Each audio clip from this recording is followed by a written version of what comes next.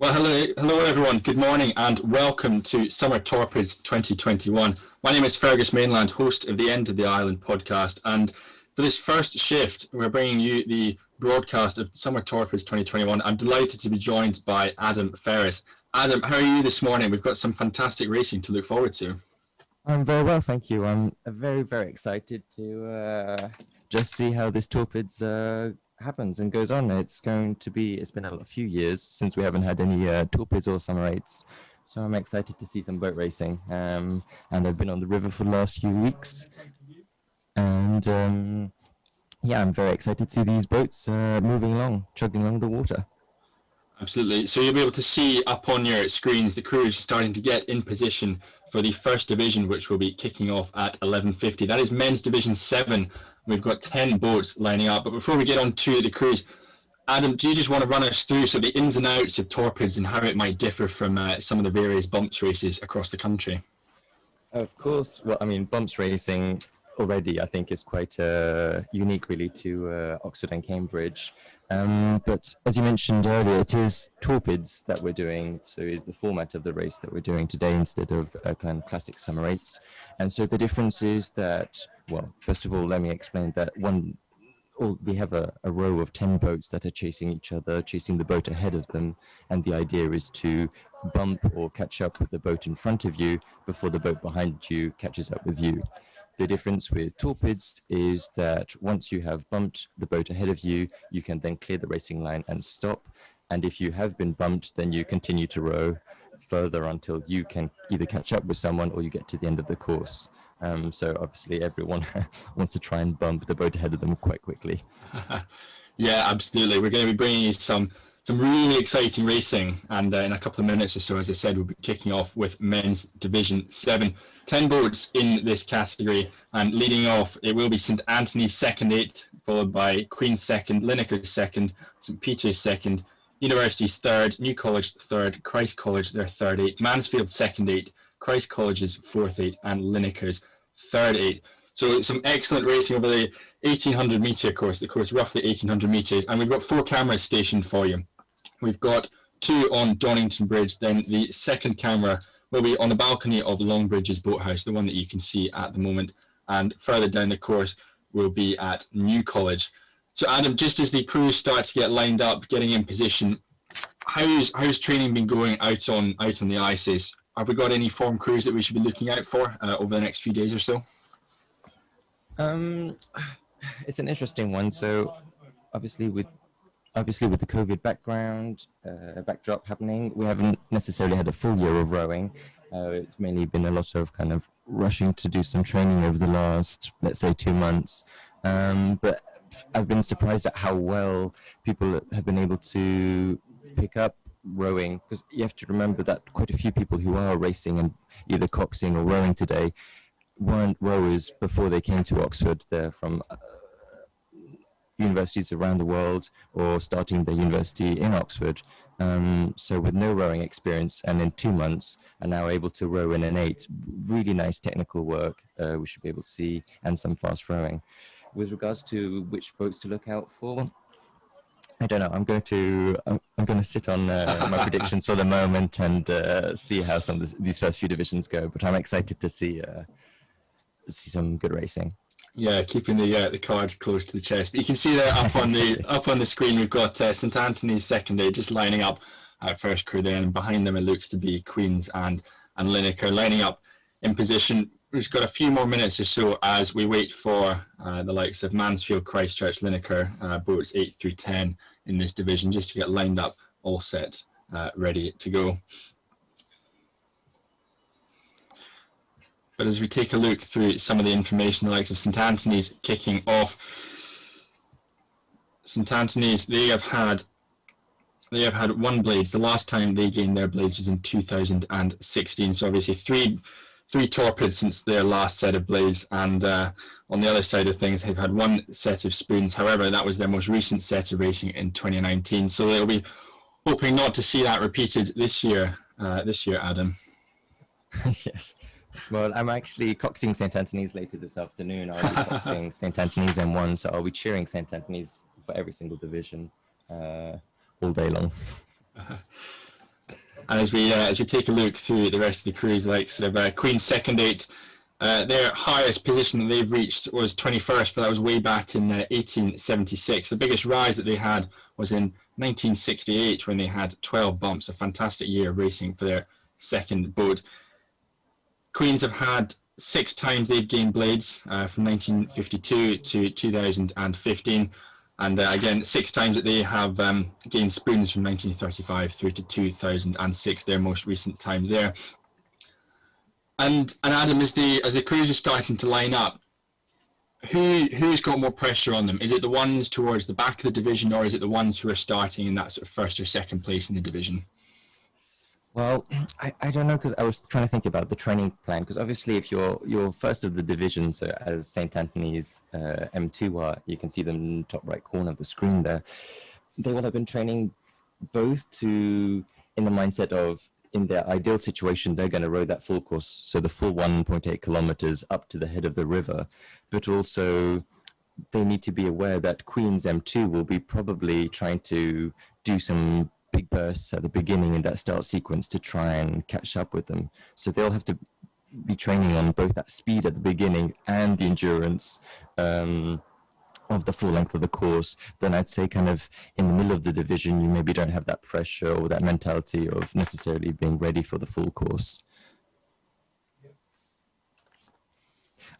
I would add as well, though, that it's quite interesting that depending on where you are along the division, you have very different start lines. So you can see along the screen, on your screens at the moment, that, well, they're not quite on their long lines yet, but this start line is quite curvaceous, really. It's not a straight one. So the coxes will have quite, if you're further down the blind lines, the coxes will have more of a difficult time on the start sequence, pointing them into the middle of the river, which is against the current, so slows you down. So they'll be starting off kind of with that extra kind of drag against them, and then trying to turn back in to be closer to the towpath on the right side of the river in front of you. And so, yeah, it's very much a cox's game in the start sequence, really. And in some situations, so a start sequence is generally, let's say, 15 strokes, and then they will stride out to their race rhythm. So the start sequence gets you up to, let's say, rate 38 or something like that. So that's 38 strokes per minute. And then you try and stride out to a more manageable rate, which is, let's say, 32 or 28 rates per minute to not exhaust yourself, because it is quite a long stretch. It's sprint at the beginning, but you want to kind of slow down to a more manageable pace for the full length. Yeah, particularly the crews further back in the division, the likes of Mansfield, second eight, Christchurch is fourth, and Lineker, St Anthony so far. But what a kickstart, what a way to start your summer Torpids for Queens and Lineker, really opening up the gap now back towards, I think, St Peter's there on your screen. And we can see that looks to be Lineker's third eight, who are 10th off, the last boat in this division. And it looks to me, Adam, as if they'll just be able to see out this course and probably hold their position of 10th for the rest of today. Exactly. It looks like they'll be rowing over all the way up to the head, the full 1.8 kilometers. On the screen now, looks like we have New College coming up Greenbank. They're about halfway up Greenbank at the moment, looking a little bit out of time at the catch, and they're crossing over the river at the moment, so they're gonna have a little bit of resistance as they row against more of the current, and they're crossing over to Univ. Who is that behind? Do you see who it is, Fergus? I think it could be Christchurch behind them, or it could be, I reckon, either Christchurch or Mansfield. We'll get a better idea as we come into view. But from a coxing perspective, Adam, what do you make of the lines that are taking so far around this bend? Yeah, so crossing over from Greenbank to Univ is always an interesting one. You want to cut across as sharply as possible, really, because the middle of that river, as I said, has the most current, so the most resistance against the rowers. So St. Anthony's M3 did a great job, crossed it as quickly as possible. The boat behind them, however, I think they just went too slowly across, and so the cox will have worn out their rowers, his rowers or her rowers. Which I was going to say, it looks to be. So St Peter's, I think, now starting to close up on St Anthony. St Anthony's already, as we said, been bumped by Queens, been bumped by Lineker. Are we going to see them bumped again by St Peter's? I think the margin looks big enough. They should just be able to hold on and see out the rest of the course. But I think, yeah, it looks to be St. Peter's closing up behind them. But closing at speed, Adam. They are, but that's 3 or 4 boat lengths in between them, and the clacker's only about 50 to 100 meters ahead of St. Anthony's. So I think so long as St. Anthony's can just get a few strong strokes in, they'll be home and safe. Although St. Peter's will obviously be pushing and giving everything they can right now. And they are, you can see, closing the gap, but I think they're just a little bit too late. So as we've said already in this division, a great start for Queens 2, a great start for Lineker. And we'll give you a quick name check on that Queens crew, who we reckon got the first bump of 2021. That would be Queens' second boat, as we said. Cox by Katie Boyle, stroked by David Behe, 7's Ben Owen, 6 Ivan McCavorg, 5 is Lorenz Olbrich, 4 Kyung Chang Park, 3 is John Searight, 2 Axel Schmidt, and their bow is Youssef Boussabane. So a great performance there from Queens 2, we reckon the first bump of 2021. And we see there, Adam, that'll be we've got New College just coming into shot, seeing off their first division. Exactly, and I think that's Mansfield on the right of the screen that have clearly bumped and just trying to stay out of the racing line. They must have bumped New College, in fact, ahead of them. Yeah, exactly. So no, it looks like St. Anthony's just escaped in the end, and St. Peter's did not get that bump at the top of the division. Oh, sorry, not the top of the division, but at the head of the river.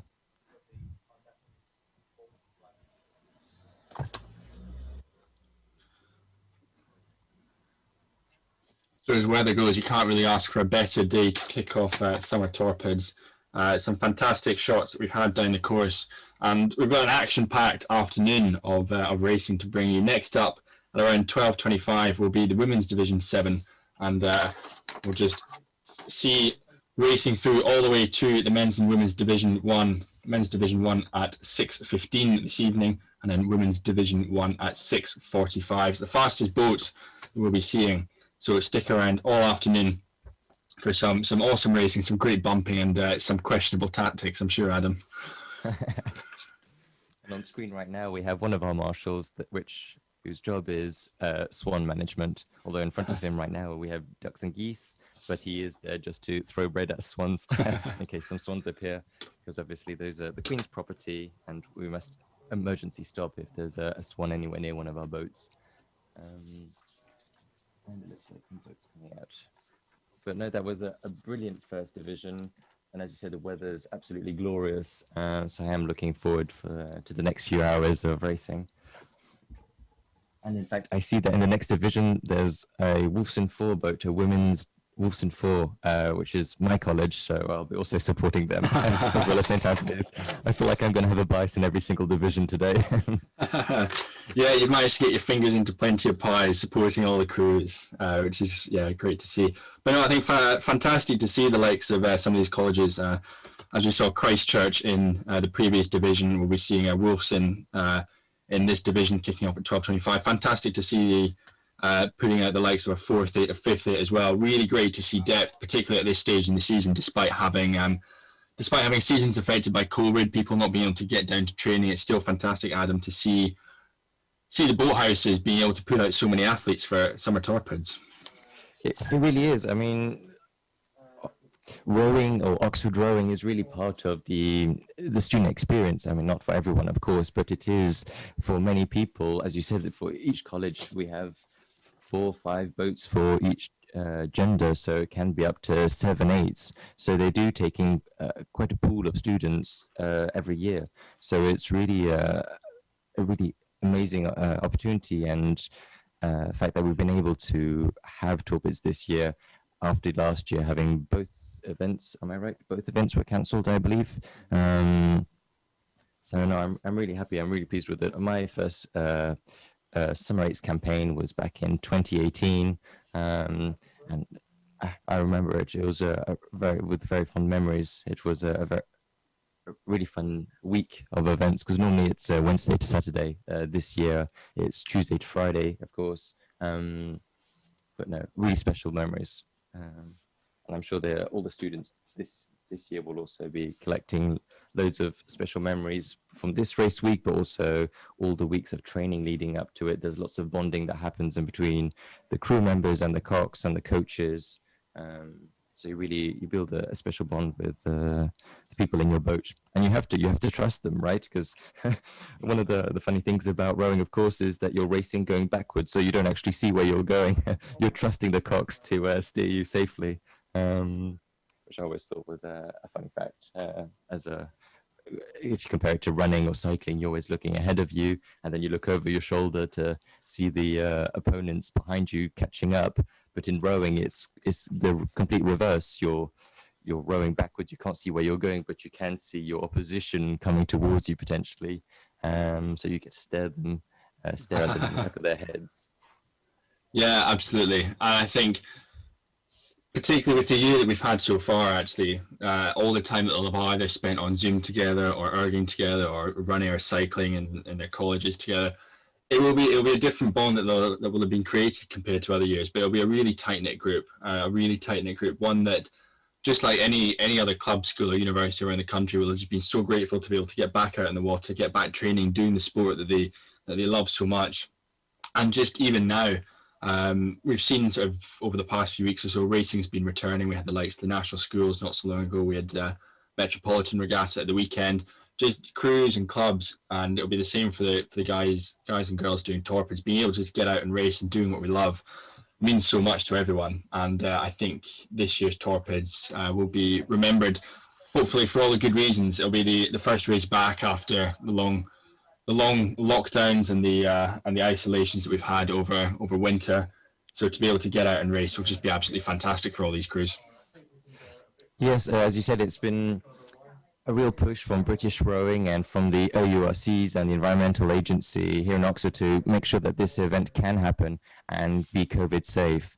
So there are some very strict rules. Of course, there are no spectators this year, which is a great shame, of course, because everyone loves to have the spectators along the towpaths shouting and cheering for their boats. But for the safety reasons, obviously, that couldn't happen.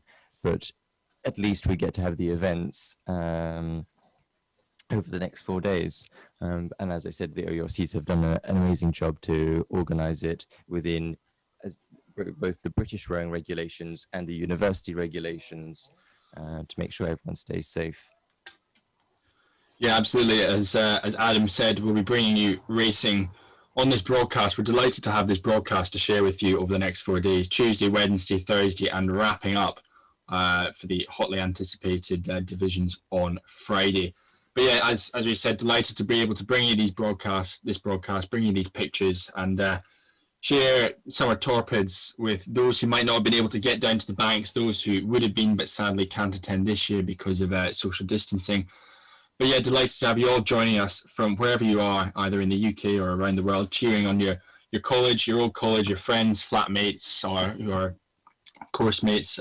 Thank you very much for joining us, and we hope you are enjoying the pictures that you're seeing over the next few hours or however long you're joining for. As I said, the next race will be at approximately 12:25, so in about 10-15 minutes or so.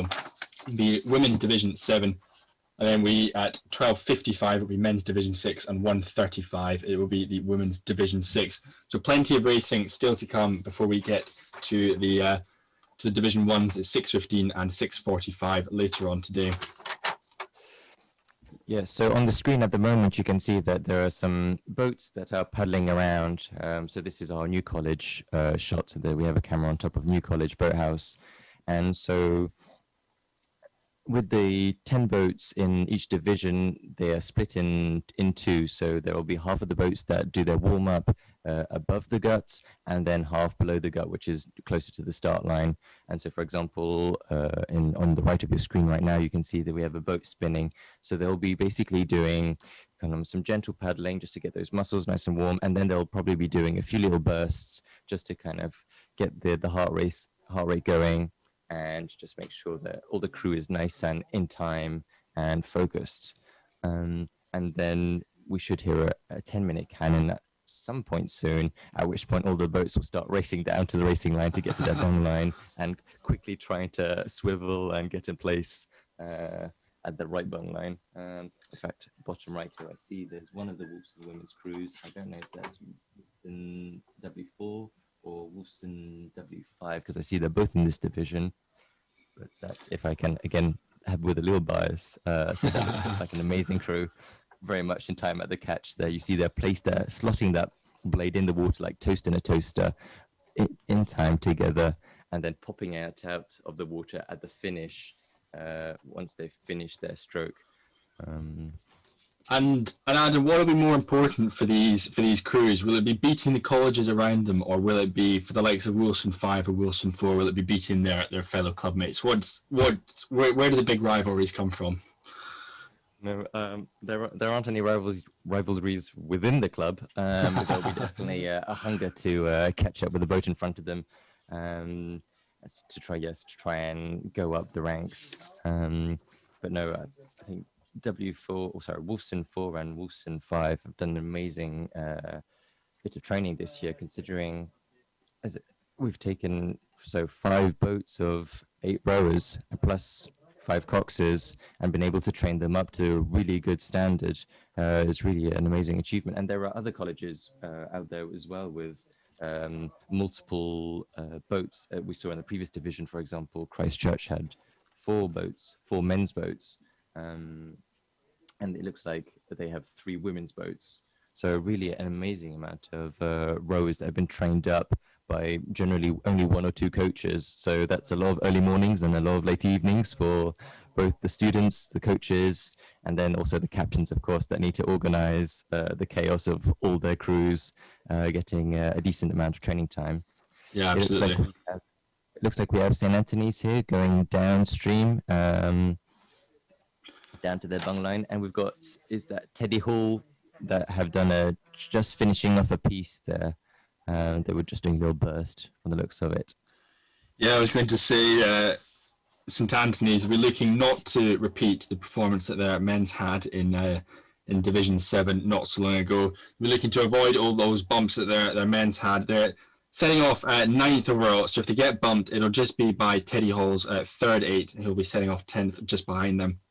But in front of St. Anthony's, starting off 7th and 8th respectively, it is the 1st and 2nd 8s from Osler House. So for those 1st and 2nd 8s, we're looking to rise through the ranks both today, tomorrow, and through to Friday's racing, just to see how far they can rise, how far they can get their first 8 towards the top of the bumps racing.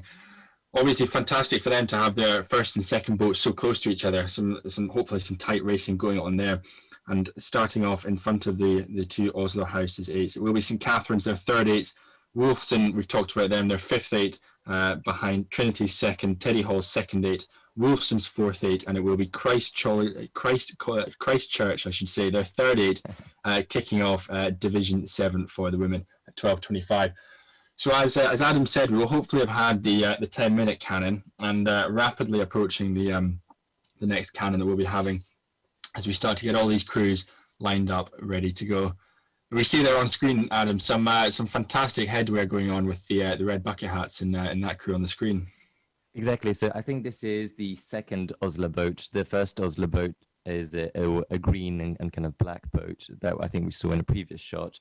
But yes, no, it's the bucket hat tradition, which I'm afraid quite a few Oxford colleges have gone for this year. But also sun protection is crucial on a sunny day like this. You make it sound like a bad thing, the bucket hat tradition.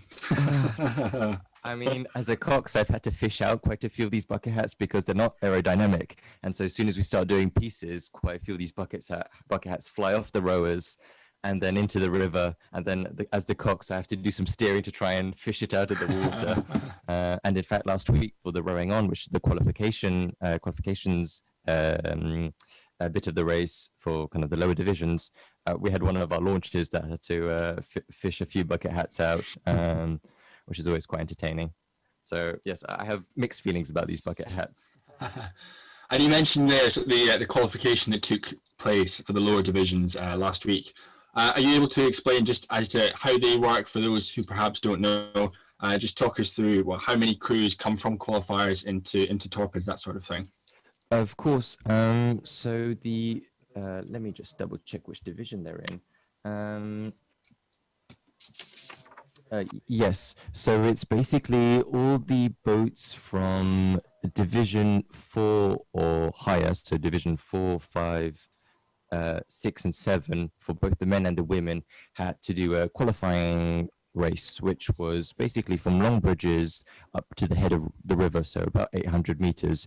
And there's a time element, so I think depending on how many boats we can fit in the whole day, we can't always have every single boat. So I think this year was only the bottom 4 men's boats and the bottom 3 or 4 women's boats that weren't able to race. But it's also just a check on safety, because as I was saying, these lower divisions, they've had a little less time on the water than the high division boats, have a little experience. Both the rowers have a little less experience and the coxes potentially. So we just want to make sure everyone is a safe boat. And so that's kind of actually the main reason we do some rowing the Friday of the week before, just to make sure that everyone can do an 800-meter piece safely. And at pace.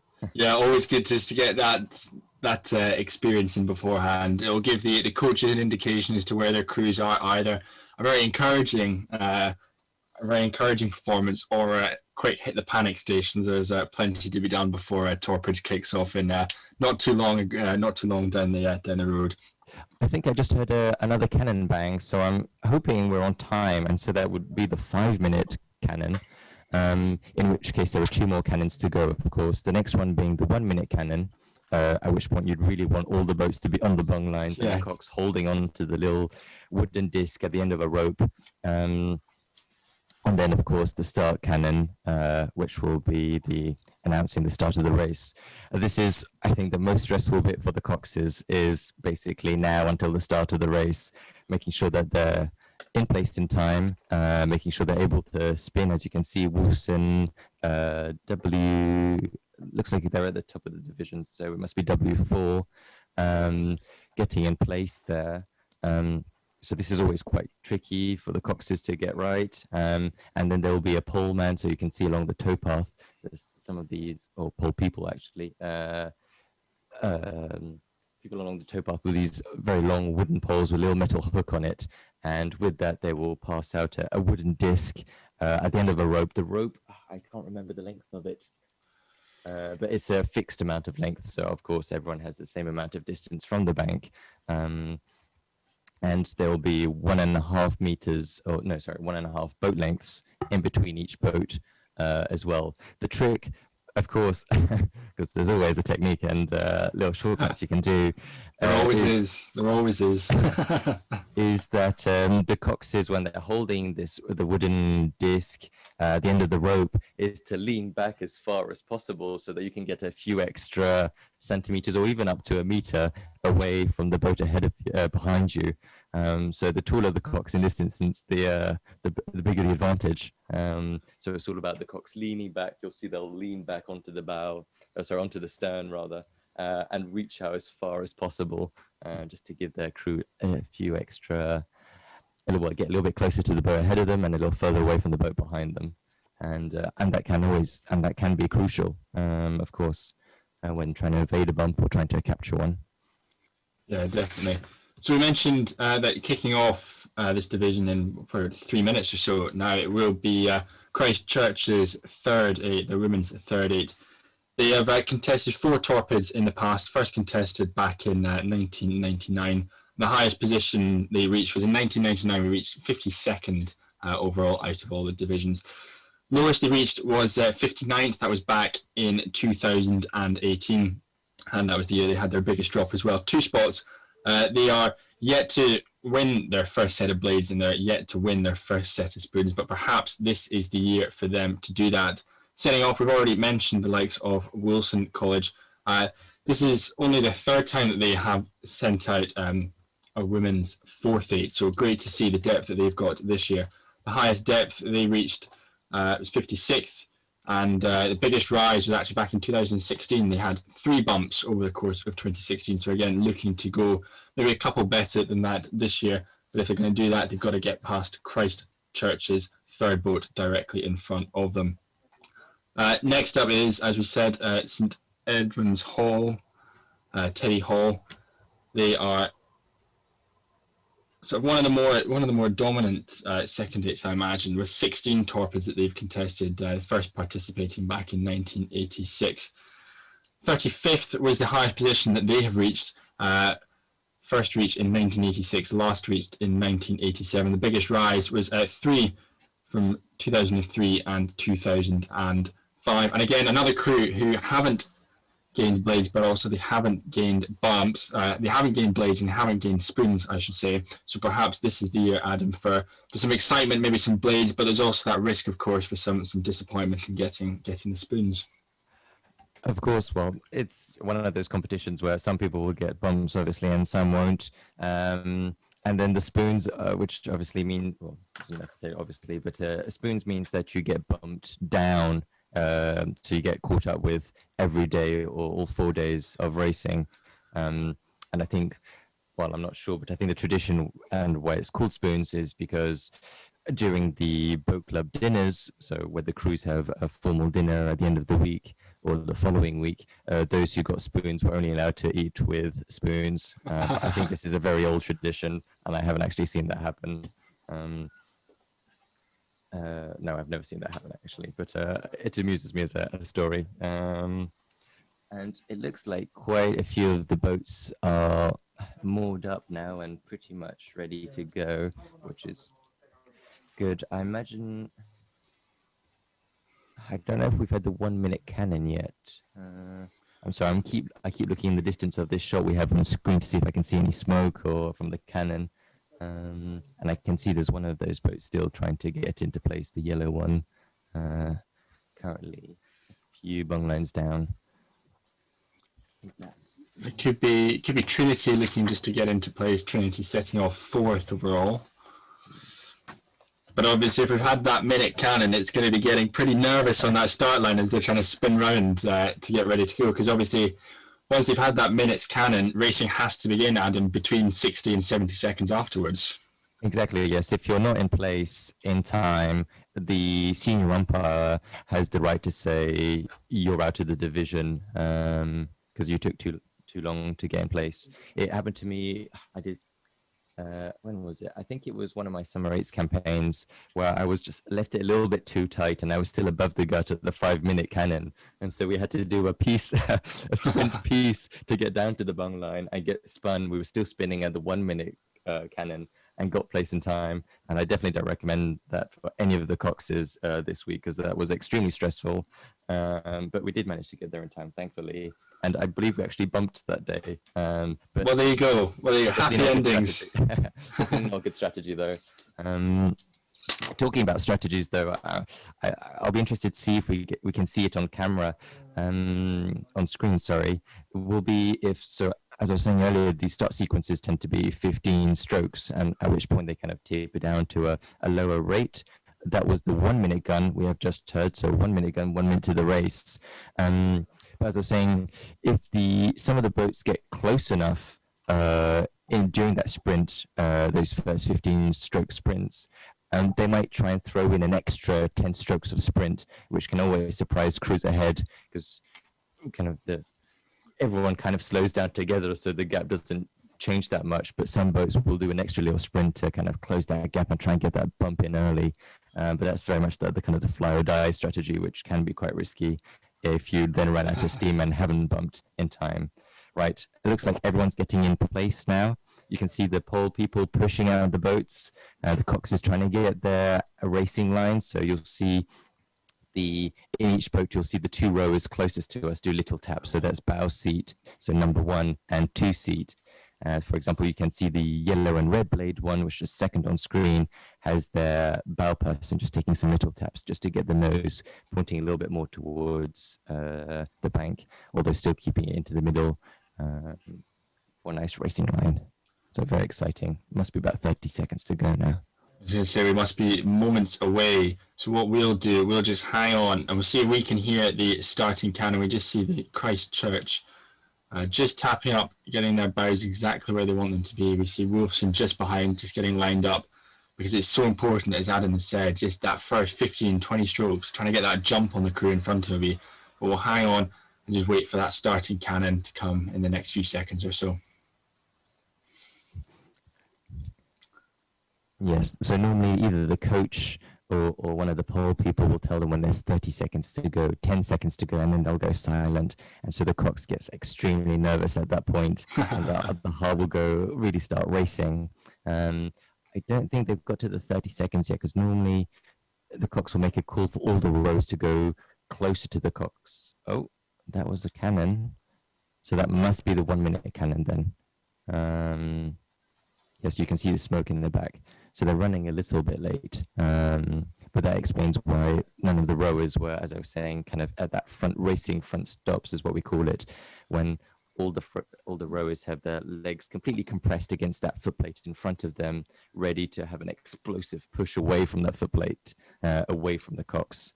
You can see Wolfson is having some trouble kind of getting the right line, but no, they've got their line now.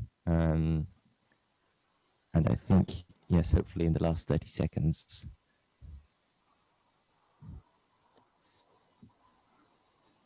Yes, nervous moments just sitting here on the start line. We see the crews further back, so the likes of Teddy Hall, St Anthony's, and the two Osler House 8s.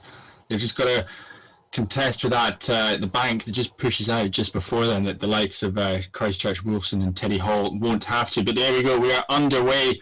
Women's Division 7. And it looks to be a clean start from Christchurch's 30, leading off the division. But coming through in third place, Teddy Hall. What a blinding start they've had, trying to come around the outside of Wilson College's 4th 8. Wilson College got to hang on. They've got to hang on in these early stages, try and push off that push from Teddy Hall's 2nd 8. We'll see as they come under the bridge, so the margins that we're working with. As Adam said, we start about a length and a half of clear water or so between the two boats.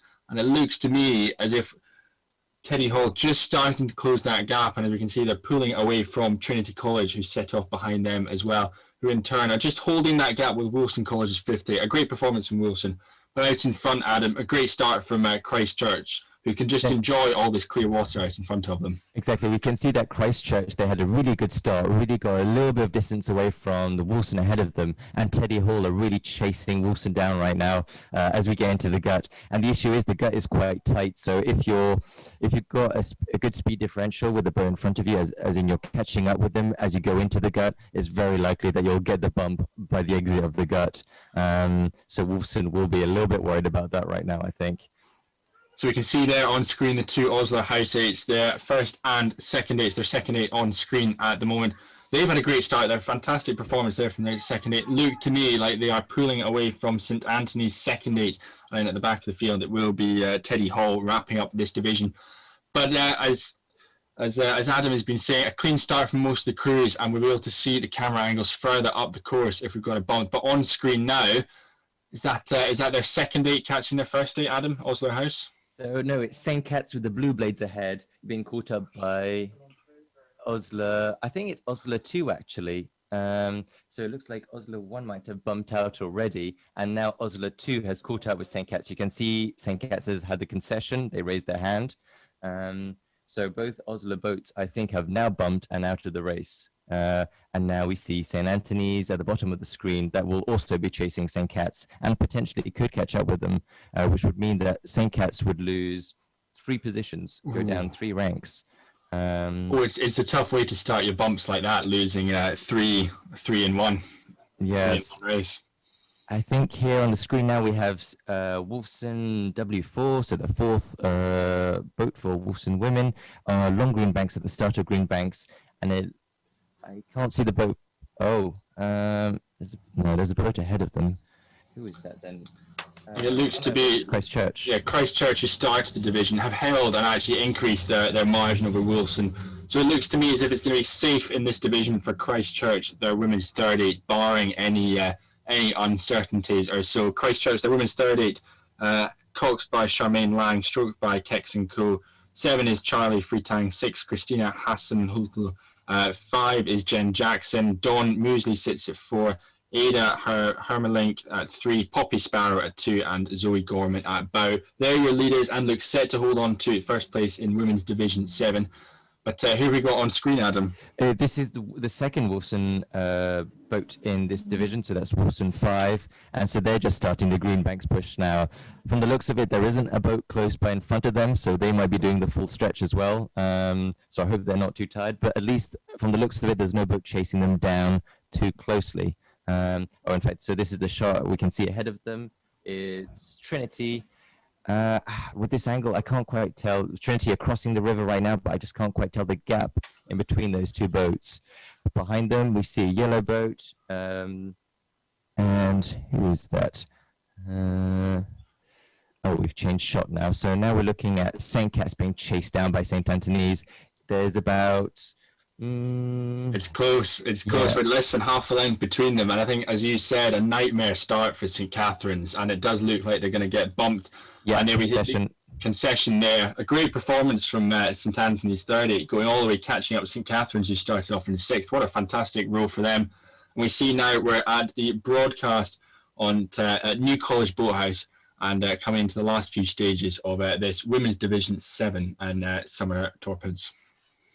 Yeah, so here we see Trinity that has just gone past University College Boathouse, and now they'll be on the home stretch. So they've got about, let's say, 150 meters, if even, to the clacker, to the end of the race. No boats ahead of them, no boats within 3 boat lengths behind them. So I think they're safe from any more bumping. Oh, and as I say that, we see Wolfson, one of the Wolfson boats come into shot. But that is, as I said, 3 boat lengths. And I think that's the top women's. No. I was going to say it looked to be the top 2 crews that we had. Christchurch is 38 and Wolfson just coming to the last few stages of this. But yeah, riding again with the Osler House 8s, we already mentioned they're fantastic. Well, depending who you ask, they're fantastic. A fantastic headwear, the bucket hats, and great to see this time actually. I think their second 8 with all 8 of them fantastically attired. Great for the photos afterwards. And we see riding again there with Wilson College into the last few stages as we come from the camera angle at New College Boathouse. And some really nice shots there of kind of the rowing technique and some really nice catches in time and then pressing away and getting the blade out of the water at the same time. It's quite an amazing feat, really, if you think about it. 8 rowers perfectly in time and in sync all the way through the rowing motion. Yeah, particularly those who have started off in this 2021 season. Whilst you may have had people who perhaps rowed at school or they perhaps rowed at university for a number of years, those beginners, those novices who started out in September time and had their seasons decimated, to be out racing today, it's a fantastic effort, and to see them having progressed so far, having had so few water sessions, is a fantastic and a real credit to the other athletes in the boathouse, but also to the coaches themselves and to the volunteers who help out at these boathouses. Here we see Teddy Hall passing Univ Boathouse. So they're on their last stretch, and with your favourite yellow bucket hats there. Yeah, so if you have a look on the towpath, you'll see that the bicycle in front is most likely the coach for that crew. So they would be kind of giving some feedback to the cocks potentially with a whistle saying the distance with the boat ahead of them. So 1 whistle blow will be 1 boat length, 2 whistle blows will be half a boat length, etc. And then you could see there was another cyclist behind with a bib, and they're the umpires. So they're trying to memorize as much information on how close or not they got to the boat in front or how close the boat behind got to them, and then reporting that back to the OURC's race desk. So there will also be a little bit of a write-up after the races for people to read as well. So we see the last few boats just making their way down in this Women's Division 7, making their way down to the 1800 metre course, completing their first run of Torpids, Summer Torpids 2021. A great effort from all these crews making it out on the river today. As I said, a full credit to the coaches and everyone involved to get them out on the river. looking ahead for the next couple of divisions at 12:55. So in about 15 minutes time or so, it will be men's division 6, and at 1:35, about 40 minutes after that or so, it will be women's division 6. Wilson College leading off men's division 6, followed by Magdalen and St Bennett's, and then the women's division 6, it will be Corpus Christi leading off Hartford, and St Catherine's Secondate in third. Ooh, on screen, I don't know if everyone has that, but we can see the changes with Division 7. So this is the men's Division 7 that we have at the moment. So this is a kind of like a progress chart. So we can see if boats have gone down or bumped up. And we can see already that one of the boats, so St. Anne's M2, has bumped down twice or been bumped twice, and so lost 2 positions. And then, so they were bumped by Queens, as we see, and also bumped by Lineker, which is the yellow line. So interesting feedback on that chart. Yeah, really exciting, really interesting to see, and we'll see that chart take shape, transform and evolve over the next 4 days. We'll have some crews doing very, very well, bumping on every single day, and we'll have others, as we've already seen so far, St Anthony's in the men's division and St Catherine's in the women's division, having probably not the ideal start they would have wanted, but still plenty of opportunities to learn over the next few days, bounce back, and hopefully rise a couple of places for them. Just having a look at that chart we just had, it looked like New College, New College M3 have now become foot of the river, which is the bottom of the division, of the last division, if you see what I mean. So they must have been, they got bumped 3 times down to 10th position. So, and that's what we call foot of the river, as opposed to head of the river, which is the top top boat of the top division. Brilliant. Yeah, Adam, certainly a position that no one will want to be in, and they'll be looking to bounce back from that as quickly as possible in tomorrow's racing. It's on one of the previous shots I saw a launch. So at the end of each race, there's a launch. Oh, this is St. Anthony's landing with bow seat doing some little changes, landing on the rafts.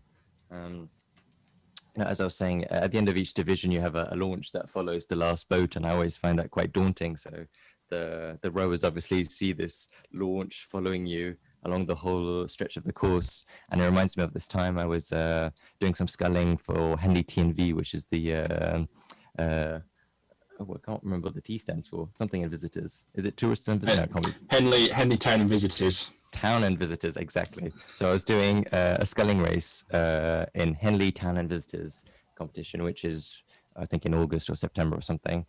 Lovely day. And so I line up with my 2 opponents on either side of me, and the race starts and they zoom off. I'm a cox, I'm not the strongest person on the river. Anyway, so they zoom off. So then it's just me worrying about my rowing and trying not to capsize, which is when the boat flips over, or catching a crab, which is when your blade gets stuck in the water. And anyway, so I'm rowing down this course, realizing I should have done more training and more endurance practice as well. And eventually I catch this massive crab. Thankfully, don't tip the boat over, but the launch driver slows down the launch and is kind of huffing and puffing. Can't believe that someone of my lack of experience is racing on the course. And eventually, so I set back up and I start racing again. And then the launch decides to follow me again. And then I catch another crab, another about 10 strokes down. At this point, the launch driver is just getting really fed up at this point, because I think the other 2 races had finished 2-3 minutes before. So I was well behind, and so I managed to set off again. And this time the launch driver decided not to follow me. The lack of confidence was that they were going to give me a good 20 strokes head start, and then decided to follow me across the course. I think that day, so the Henley stretch is, I think, a little bit over 2 kilometers, is it? Yes, the famous 2,112 meter stretch there at Henley. Exactly, and I still managed to be 5 minutes behind the second person in the 3-person race. It was not my most glorious day, but I enjoyed it thoroughly. Well, you said it yourself. You've been out coxing everything. So if we put that first and foremost as a cox, then we can maybe brush it off as that.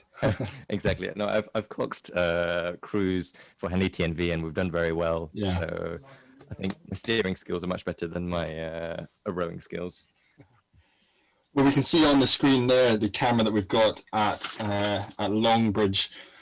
Crews just making their way up to the start of what is it, men's Division 6, which, as I said, will be kicking off in about 12 minutes' time. So in a few minutes, we will be hearing that 10-minute cannon, the first of 4 cannons, as Adam has said, the 10-minute, the 5-minute, the 1-minute, and the start cannon itself. So just running through men's Division 6, we have got Wolfson leading off, Wolfson's third 8, Magdalen College's second 8, ahead of St Bennet Hall's first 8, St Hugh's second 8 in fourth, Tiddy Hall in fifth, followed by Hartford, their second 8, Lincoln's third 8, Pembroke's third 8, and Corpus Christi's second 8. Just 9 boats racing in this men's Division 6, so it should be some fantastic racing to look forward to, because we've had some, as I said, some excellent racing so far, and I'm sure that will only continue as we head through the divisions and the 8s get faster and faster. Yes, so also worth mentioning for people who aren't used to this rowing format, even if it's an M1 or an M3, so that means kind of the third men's boat or the first men's boat, even though they're in the same division, they're all, how to say, they're all of similar level actually. So an M1 from one club might be the same level as an M3 from another club. Some of these colleges are very small, you have to remember, and then time commitments vary as well over the last 2 months. And so that's the beauty of this kind of a bumping format, where we find an equilibrium at the end of the week of the rankings that should be in place. But then next year we have new people in the boats. So the equilibrium of this year won't necessarily be the equilibrium of next year, which is why year to year we get loads of bumping, which is much more fun, obviously, than boats just staying a boat and a half length away from each other, all the way from the bottom of the course up to the top of the river. Yeah, I think you're absolutely spot on. I think it's one of the things that makes Torpids in particular such a fantastic event to watch, because, as you said, it's so competitive and year on year. So the likes of this year, we've got kicking off men's Division 1 is Oriel, but if they have a shocker of a year, then they could end up all the way down in who knows what division if they get bumped day after day after day. And it's what I really like about this is how often it can change, but how much success it means that some clubs or some crews can have. And it means you're always going to have a fantastic race. You can't back off in any of your divisions, because you never know who's going to be chasing you down in this division coming up. You never know, for the likes of Hartford, how quick Lincoln are going to be, how quick Pembroke are going to be, or how quick Corpus Christi are going to be. Particularly having had the year of not really being able to go out in the river, seeing how quick the crews are training around you, getting a feel for your competition. So it really means when you're lining up for your first race today on Tuesday, you've really got to go full guns blazing from the start, because you don't want to be caught off, I think, as you've mentioned, Adam, in your first 15, 20 strokes with those lightning quick starts that we've been seeing from some of the crews. You've got to be on it. You've got to be switched on, because if you get caught out, it has serious, serious consequences. It does. And if I can actually bounce back on something you said a few moments ago, although there are 9 boats in each division as they are set out in the start sequence, for everyone to see, there are actually 10 boats that will be racing in each division. So what happens is that the top boat of the previous division of the same gender races at the bottom of the next division. So, for example, we just saw Queen's College, Queen's M2, row past us on screen, and so they were top of Division 7, and as a consequence will be racing at the bottom of Division 6, if that makes sense. So they get a chance to actually go up quite a few positions if they manage to bump, for example, Corpus Christi M2 in front of them. So they won't have not only have gone up a few rankings within their division, but actually managed to go up a whole division into Division 6. Yeah, some very exciting opportunities or so that these crews have got. Particularly, actually, I think, as we've mentioned, particularly with these perhaps slightly less experienced crews or ones who haven't perhaps been together for so long, just the opportunity to bump up so often and get so much damage done against other crews. They've got some really good opportunities, and you've absolutely got to take them. You've absolutely got to take them. And I think, as we've already mentioned, it's the sort of racing you just cannot back off down the course.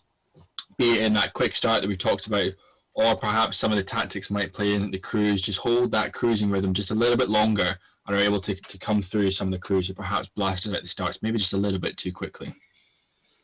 Yes, exactly. I mean, we've mentioned this a few times already now, but it is a 1.8 kilometer course. So that is quite a long stretch. Yes.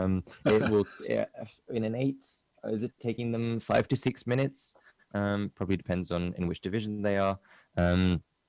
But yes, that is a really long time to be really putting down a lot of power. I did mention earlier that they kind of settle down from the high rates after a few strokes and go to a lower rate, but that's still putting down an amazing amount of power. And the rowers will really be pushing themselves to give out every single ounce of energy and muscle power that they have all the way up to the head of the river, because no one wants to get bumped and everyone wants to catch up with the boat ahead of them and kind of taste that glory of catching up with the boat ahead.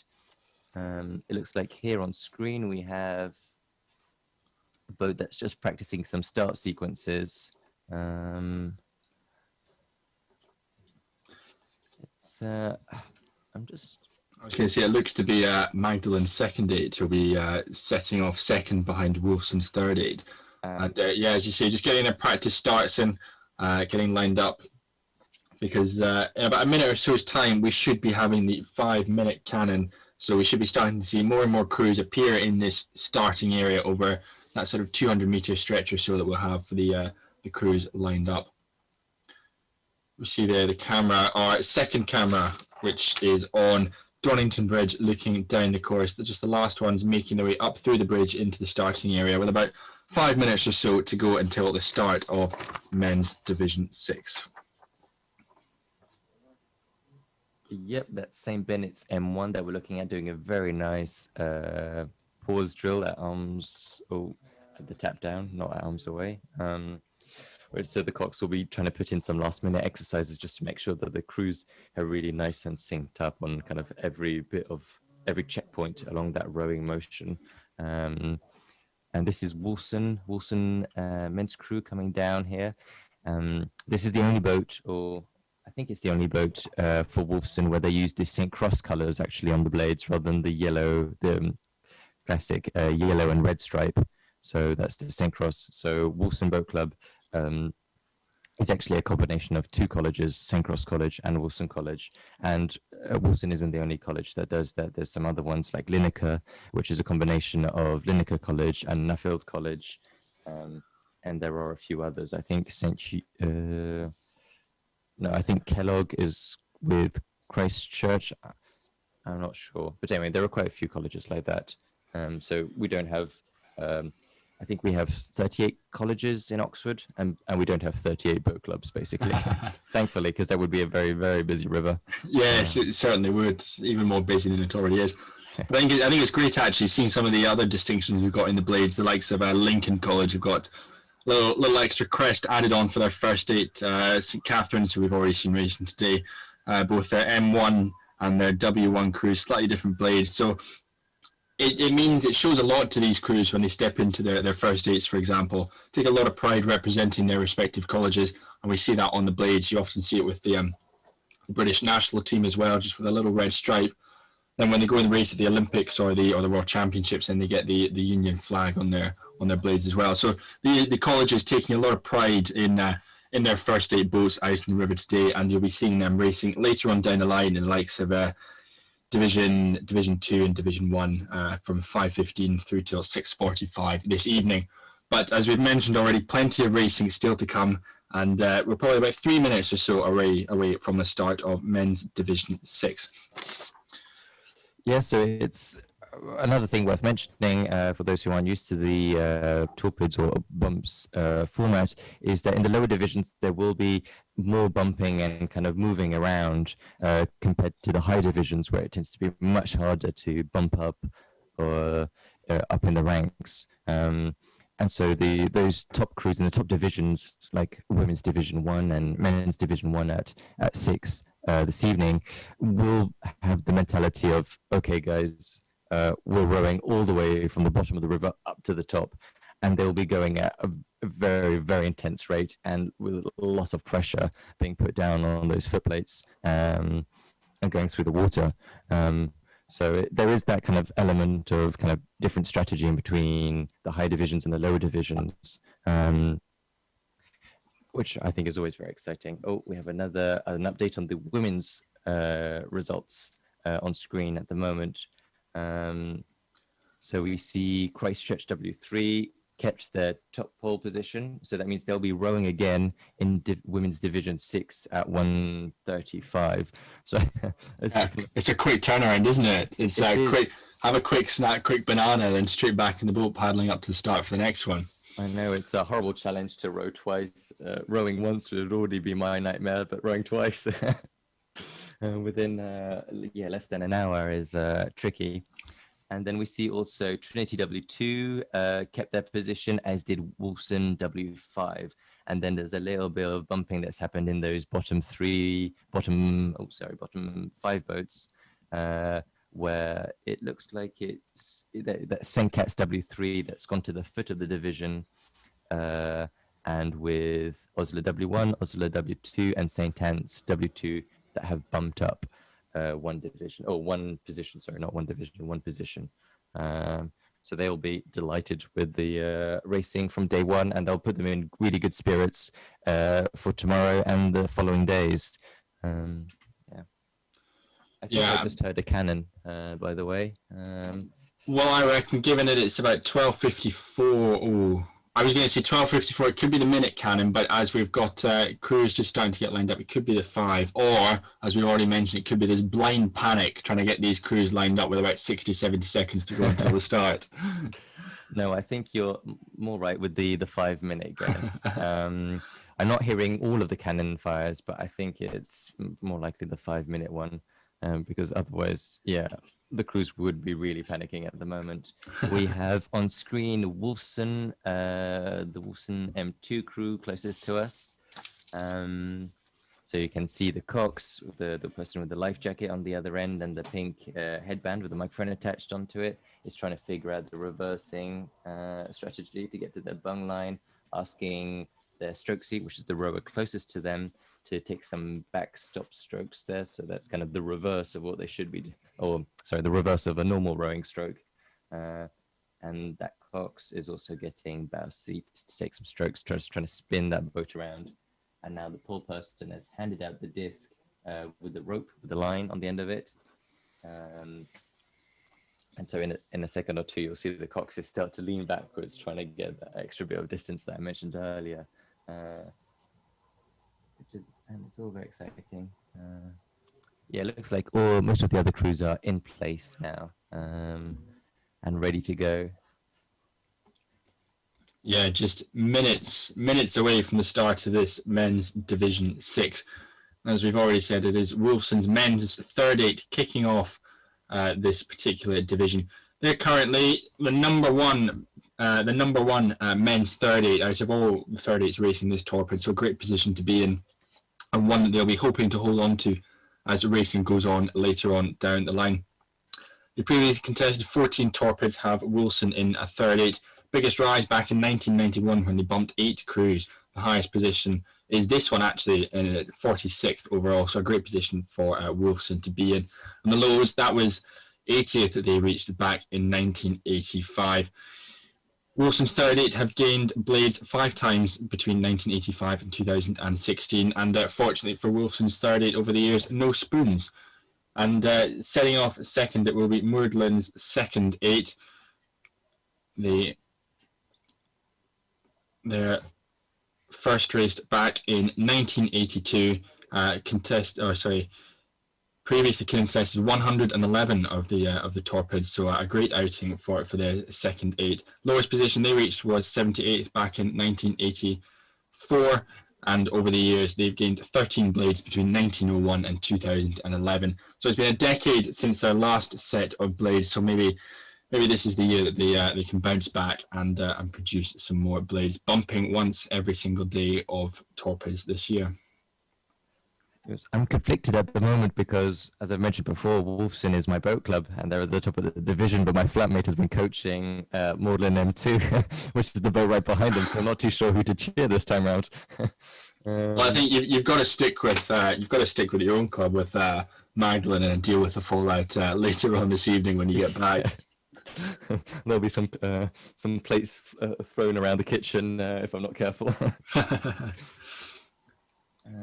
no, it looks like, yeah, as you said, they're all in position now. Ready to go. We should just keep an eye out for the next cannon. Interestingly enough, though, St Bennett's setting off in third in this division, 48th they're at, their highest position since 2009. So they'll be looking to either hold that or build upon that even further over the next 4 days of racing or so. Contested 27 Torpids, and they first raced back in 1978, and the highest position they reached was 45th. So more than capable of reaching that this year. They just need to have 4 very successful days, and then it'll be an awesome outing for St Bennett's. Obviously, their first date. So looking to see just how far they can rise. And Blades, they've had Blades 5 times between 1985 and 2019. So Blades, 18.5% of the time that they race, they get Blades. So perhaps this is another year for them to get some Blades. But as Adam has said, we reckon we're pretty close to the 1 minute gun going off. We see there the crew's pretty relaxed at the moment, just waiting for that cannon to go off, and then they'll be sliding forward to front stops into that position, ready to go and light up the Isis Strait of the Thames. This is one of those really interesting moments where, as I mentioned earlier, the cocks will be extremely stressed out and their heart will be racing, but at the same time they're telling their rowers to calm down, because you don't want your rowers to get too tense, because they'll start kind of ripping and gripping, as I call it, with their shoulders, and you don't want that. You want them to have really nice relaxed shoulders as they go through the drive. Oh, it looks like everyone's gone to front stops. It looks like the coxes have called their crews to go to front stops and get ready. But yes, no, it's an interesting moment where the cox is desperately trying to get the whole crew, all the 8 rowers in their boat to stay relaxed and kind of be in the moment. But they're holding onto a rope behind them. They're looking at the racing line in front of them. They're desperately trying to remember the start sequence. And there's a lot going through the reins at this moment, as well as getting these little taps that you can see from the Wilson boat at the top from their 2 rowers, just to try and get that racing line nice, correct. I think they've kind of drifted out a bit too much right now. I was going to say, what do you make of the angle that Wolfson are currently pointing at? Well, the current angle, they're crossing the river to land. There you go, they're spinning now. The cocks must be using their 7 seat to back it down a little bit, as well as their bow seat to take little taps. Yeah, now they're much closer to the racing line that you'd want. So you kind of want to stay as close to the bank as possible, to the tow path that you see on the right side of the screen. As I mentioned before, the current is going downstream against them. So the closer to the side of the river you can get, the less resistance there will be against them. Oh, and there goes a cannon. And they haven't gone off, so it's not the start. It must be the 1 minute gun. You can see the smoke at the back of the screen. Oh, yeah, I've got confirmation. It's the 1 minute cannon. And you can see, yeah, the boats are being pushed down now by the pole people. Some quick, nervous little taps from either bow or 2 seat, the rowers at the back of the boat, or at the front, depending on perspective, I guess. But the bow and 2 seat are, again, the rowers that will cross the finishing line first, let's say. So closest to us, the spectator at the moment on screen. So again, the coach will be doing countdown from that 1 minute gun. They'll be counting down or checking their watch, telling the cocks to key checkpoints of 30 seconds, and then 20 seconds, and then 15. And then when they get to 10 seconds, they generally go quiet because the cannon doesn't necessarily go off at exactly 0 seconds. And here they are. They go off right now, in fact. Fantastic. Looks to be a clean start from all crews in this men's Division 6 of Summer Torpids 2021. An action-packed start across the board, and it looks to be a blinding start, I should say, from that third crew, that is St Bennett's. Look to be closing in. They're going for the jump them on the start approach on Magdalen strategy. Magdalen ahead of them. Yes, they're pulling away from St Hugh's, going behind them, and it looks to be trouble already from Magdalen's second 8, Adam. It does, and they're being. Oh, we've just changed shot. Yes, so here we see at the top of the division. St. Bennett's. Did they get that concession? They had overlap, but I don't think he conceded. Bennett's have stopped rowing. So there seems to be some sort of confusion in the boat at the moment, or is that them just getting over to the side? Exactly. So they got the concession. I think they kind of might have panicked and just stopped, and then realized they needed to clear the line. And here we have, let's see who that is. That's Pembroke chasing Lincoln. So Pembroke is the boat furthest away with us with the white spoons. They've stopped rowing, so they must have bumped Lincoln 3 ahead of them. At the back of the screen, we see other boats that had stopped as well, must have bumped out. So now on screen, we have Teddy Hall that are chasing St. Hugh's ahead of them. There's a little bit of a gap there going through the gut, though. Coming in screen, we have Hartford. Again, there's, what would you say, maybe 2 boat lengths between them and Teddy Hall ahead. Yeah, it looks to be a tough margin, I reckon. But as you said, we probably got another 1,500 meters or so down the course, and they're being chased hard by the crew just coming up behind them. So I think that's going to be a great tussle as the rest of the race unfolds. And this will be an interesting moment as well for the Hartford crew in their focus of the rowers, because there'll be some of those rowers who can't help themselves but glance at Lincoln and be tracking the distance with Lincoln. And as soon as rowers start doing that, then it's you're at risk of catching a crab or getting out of time. So you really need to be just focused on your rowing, looking at the head of the rower in front of you, and just trying to lay down the power and trust your cocks. Here we have the exit of the gut, so outside Long Bridges, and so it's still Wolfson being chased down by Magdalen. That gap is about a quarter of a boat length now. And as I say, Greenbanks is an interesting section because as they come out of the gut, they'll try and do a push and try and run away from any boats that are behind them, because it's hard to do that kind of in the gut because it's so twisty. But it looks like Magdalen is holding on to them, in fact, maybe even closing that gap with them right now. Yeah, it's going to be an epic tussle down the course between Magdalen and Wolfson's 30. Magdalen's second 8, of course, as we've mentioned, chasing down their 30. So that will be, an epic rivalry that we'll be looking to track as we get further and further down the course. But this looks to be St. Hugh's chugging along nicely in the middle of the race. But what have we got going on here, Adam? So it looks like we're back down at the start of the course. And I think these are boats that have bumped out. So they've managed to catch up with the boat in front of them. They've stopped, and now because the launch following the last boat of the division has passed them, then they can just start rowing at a gentle pace back to their boathouses. Back to their boathouses, reset the game plan and try and go again tomorrow. Exactly.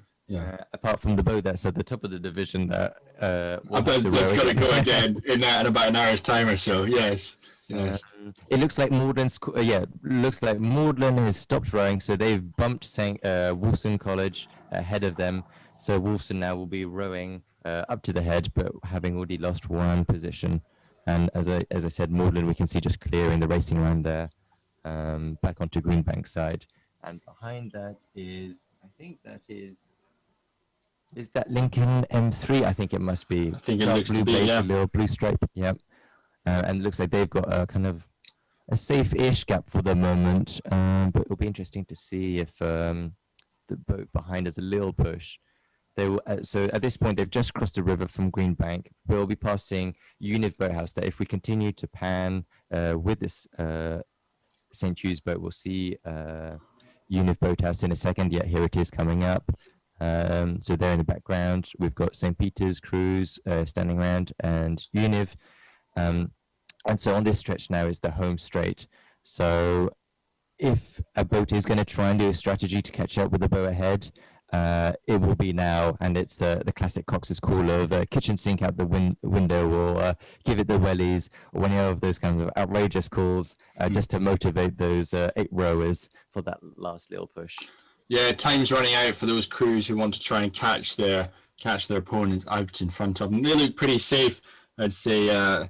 St. Hugh's looking pretty safe ahead in this men's Division 6. It doesn't look like they're going to be caught. We've got just a couple of 100 meters or so left. We've got one of the guys in that boat. It looks like they've come off their seat. They've had an absolute disaster, but managed to it looks like they just managed to get back in time with the rest of the crew. Just a couple of 100 meters to hang on, lads, and you'll be home safe and sound. it looked like their seat had actually come out, because even when the rower started rowing again, they weren't moving their legs. So I think the issue was the seat came off completely from the rails or got jammed in the rails. So that's going to be a difficult last little row. But as you said, they were kind of safe.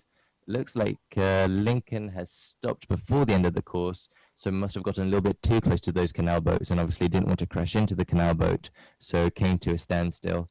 Oh, we've got 3 feet waving at some spectator, well, not a spectator, probably a coach or something on Boathouse Island. And there they go, pushing back off. So that was Lincoln, as I said, and they'll be going off to finish the course, and they've probably got 10 strokes to go, if even.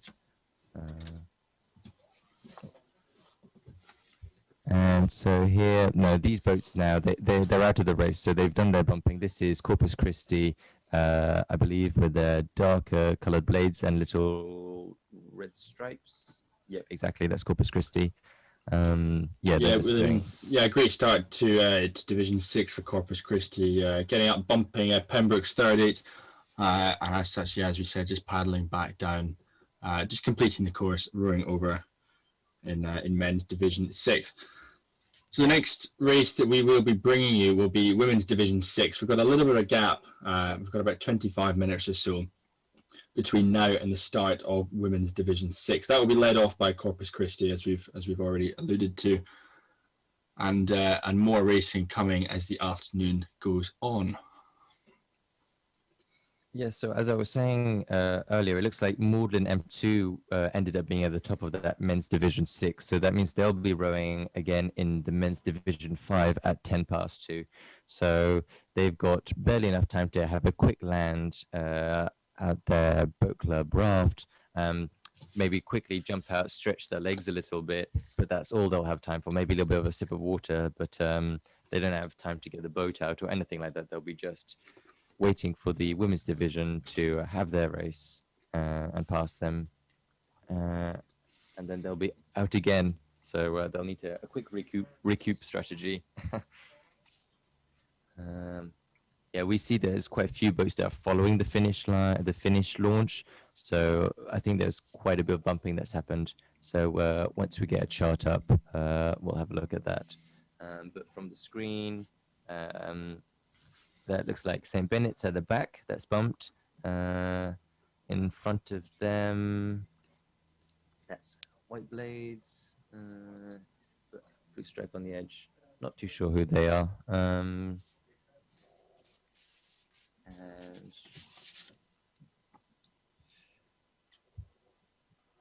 well, we'll see in a second when we get a chart up to keep you updated on all the movements within that division. But that was a very exciting division with lots of bumping happening. Yeah, I was going to say, it looks like it's Pembroke that we've got on screen, just paddling down. It is, yes. I think you're right with the exactly. So normally on the other side they'll have a little pink stripe on the edge of the spoon, and it would also make sense why some of the rowers have their pink uniforms at the back end. The Exeter unisuit of stroke C kind of threw me there. But you see, I was going to say, clearly kit in the wash today, so sadly had to find something else to wear. Yeah, and you can see a PMB on the boat there, which is definitely Pembroke. Right, and that's just a nice calm shot of the gut again.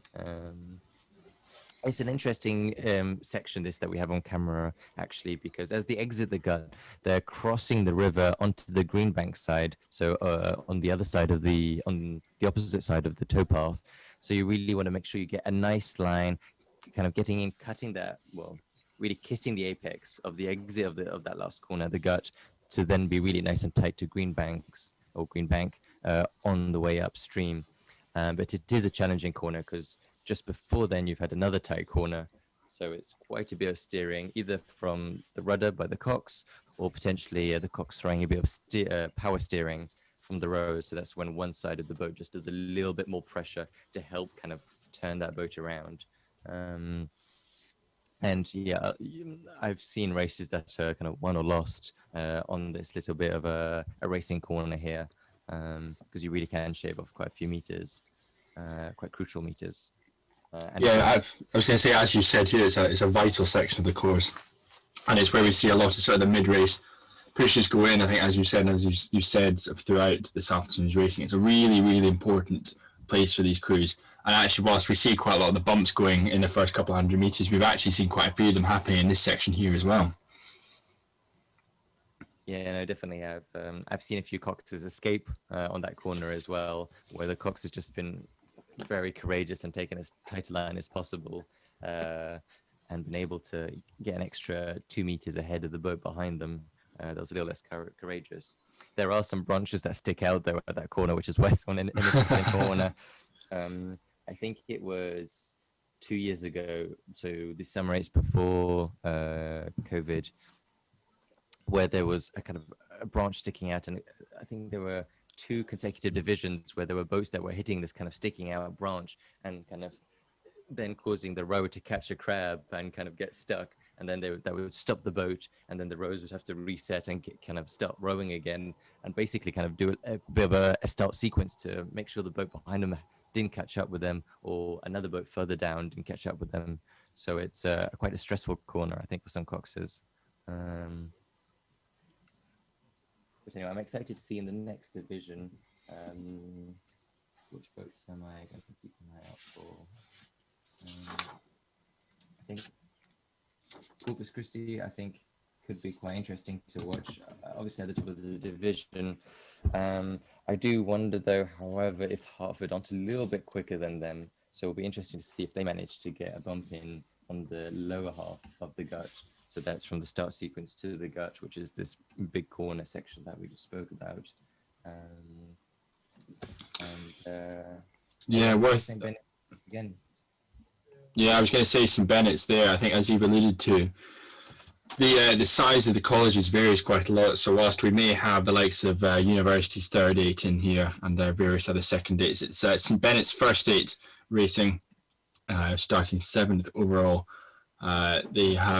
They've only contested two other Torpids before, so it's exciting to have sort of this new addition to Torpids in recent years. So they'll be looking to make a name for themselves, see how well they can do today, and they're currently ranked 34th out of all the first 8s that we'll be seeing over the course of today and also over the next 4 days. So they've got ranks to climb, do St Bennett's, and a name to make for themselves. And they're in the perfect position, sandwiched between St Peter's second and Magdalen's women's second 8 as well, to make an impression, move up the ranks. The likes of St Peter's starting just ahead of them. 10 Torpids that St Peter's have had a women's second 8. Highest position was back in 2011, 48th, and their lowest position reached in 2019 was 60th. Biggest drop was 11 places. And St Peter's women's second 8 has had blades just once in 1991. So very excited to see how they progress and get on today. The crew behind, obviously, St Bennett's first 8, we've mentioned already. Magdalen, their second 8, currently 53rd. 18 Torpids that they've had a second 8. So one of the colleges, I should say, with a deeper squad for a longer period of time. Twice they've had blades, in 96 and 2012, and just once that they've had spoons, but more recent than their blades, it was 2017 that they had their spoons, so they'll be looking to bounce back again and hopefully return for them with a set of blades at the end of the week. But we can see on the screen, just in the top right corner, crews starting to make their way up for Women's Division 6, which will be kicking off at 1:35. So we're about 15 minutes or so away from Women's Division 6, and of course, we'll be bringing you all the action as we get closer and closer, from the 10-minute cannon through to the 5, the 1, the start, and then all the racing action as it unfolds down the course. I'm very jealous of that leisure boat there that's following the 2 rowing boats down. They must be having a lovely time. Best front seat ever. And we'll see if they maybe stop at the other end of the racing starts just to watch that start sequence. But I imagine the gang of people in that boat are quite happy with themselves right now. I wonder if we can just get a shot of from the New College boathouse, having a look over to Univ Boathouse and see what kind of activity we have upstream. So this is 2 crews going down Greenbanks. We've got Hartford in front with the red blades, and St. Peter's there with the white spoons, but with the green and yellow stripes. So they're going down. Greenbank, and as they're in the St. Peter's is sixth, and Hartford is second. So St. Peter's will be doing their warm up above the gut normally, so they might be spinning in a second, whereas Hartford has to go all the way down to do the warm up below the gut, and they're being followed by St. Bennett's. We see there. Yeah, St. Bennett's, as we've already mentioned just about a minute or so ago, and Hartford just heading out of your camera shot now, as Adam has already alluded to, perhaps one of the dark horses to watch out for in this Women's Division 6. They'll be hunting down Corpus Christi, who start second overall. Corpus Christi in Women's Division 6. 7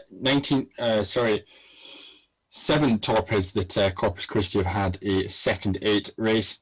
1983, the first year that they raced, and their highest position reached in 1983, the year they started, was 31st, and their biggest rise, 4 bumps, was back in 2013. And of course, that's the only year, 4 bumps, the only year that they have they've achieved blades, and looking to bounce back and win some of them. And so here on screen now we have Maudlin that are paddling down below the gut to their bung line, and they're chasing, not really chasing, but they're following. Is that University W3 potentially with the dark blue blades, or it might be Christchurch? Is Christchurch in this? No, it's not Christchurch. It must be Unif then. But not too many other boats down below the gut just yet. So they'll be just doing their warm up, as I said before, just a bit of pedaling at rate 18, potentially doing some 10-stroke bursts at a higher rate, and potentially even trying to squeeze in a few start sequences. But they'll only be doing the first 5 to 10 strokes. Yes, no, exciting, and you can see how lovely the weather is as well in that shot. Oh, and the canal boat coming upstream right now. It's I wonder what's happening upstream a little bit. See if we can get a shot of. I would be interested to see another shot of maybe University Boathouse, so from the New College camera. Yeah, brilliant! That's the New College shot. It's at this stage in the warm up, you see many more boats, including a canal boat going up the middle of the course. And so you can see that there was that boat at the bottom of the screen that was just waiting to do a start sequence there, giving them a bit of giving the boat head a little bit of a gap. Looks like they only did the first stroke or first 2 strokes. Yeah, also what's going on, you've already alluded to the swans we've had in the course. We've had canal barges, pleasure boats. Of course, they'll be out the way, hopefully, where you'd like to think for the racing when it kicks off. But it's just another dimension that adds into the warm-up that you perhaps you wouldn't get on a 6-lane course at the likes of the National Water Sports Centre, down at Eton Dorney, or even at Peterborough.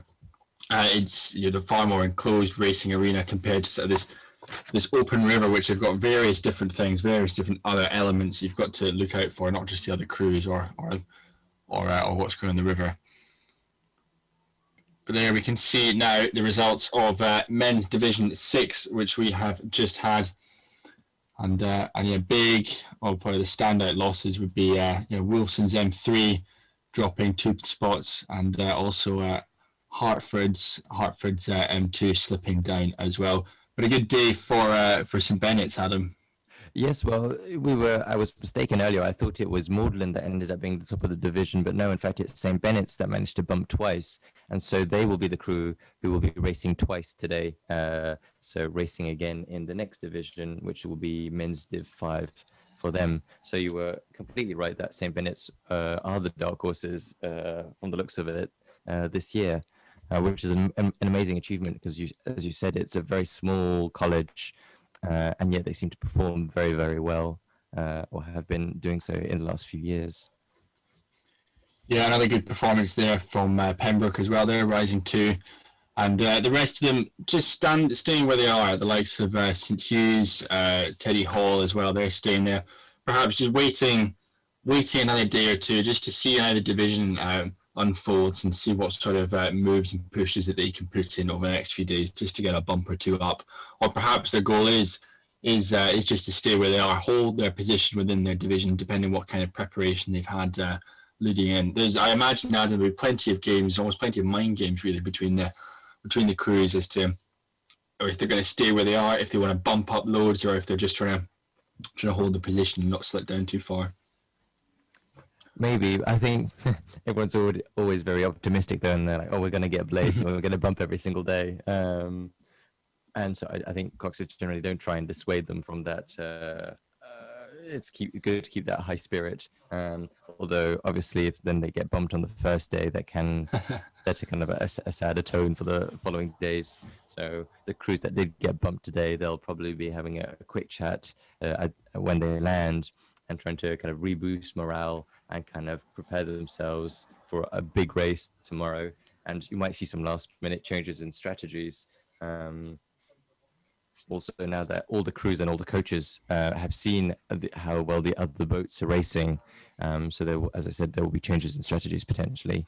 So it'll be very interesting. Day 1 is always kind of the mysterious day, and then 2, 3, and 4 kind of you have a bit of a better idea of how well the other boats are performing, and which ones to keep an eye out for, and which ones to run away from as quickly as possible off the start.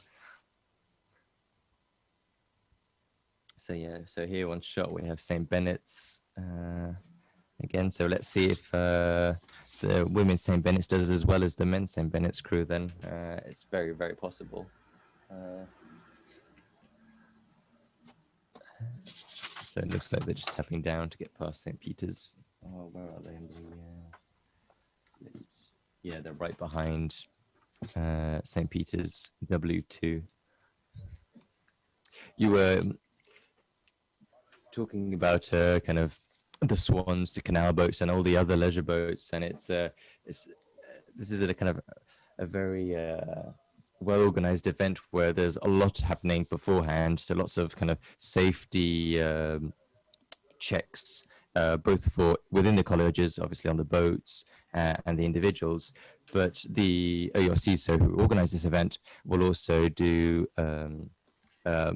marshalling debriefs or tests, umpiring debriefs, also coxing debriefs.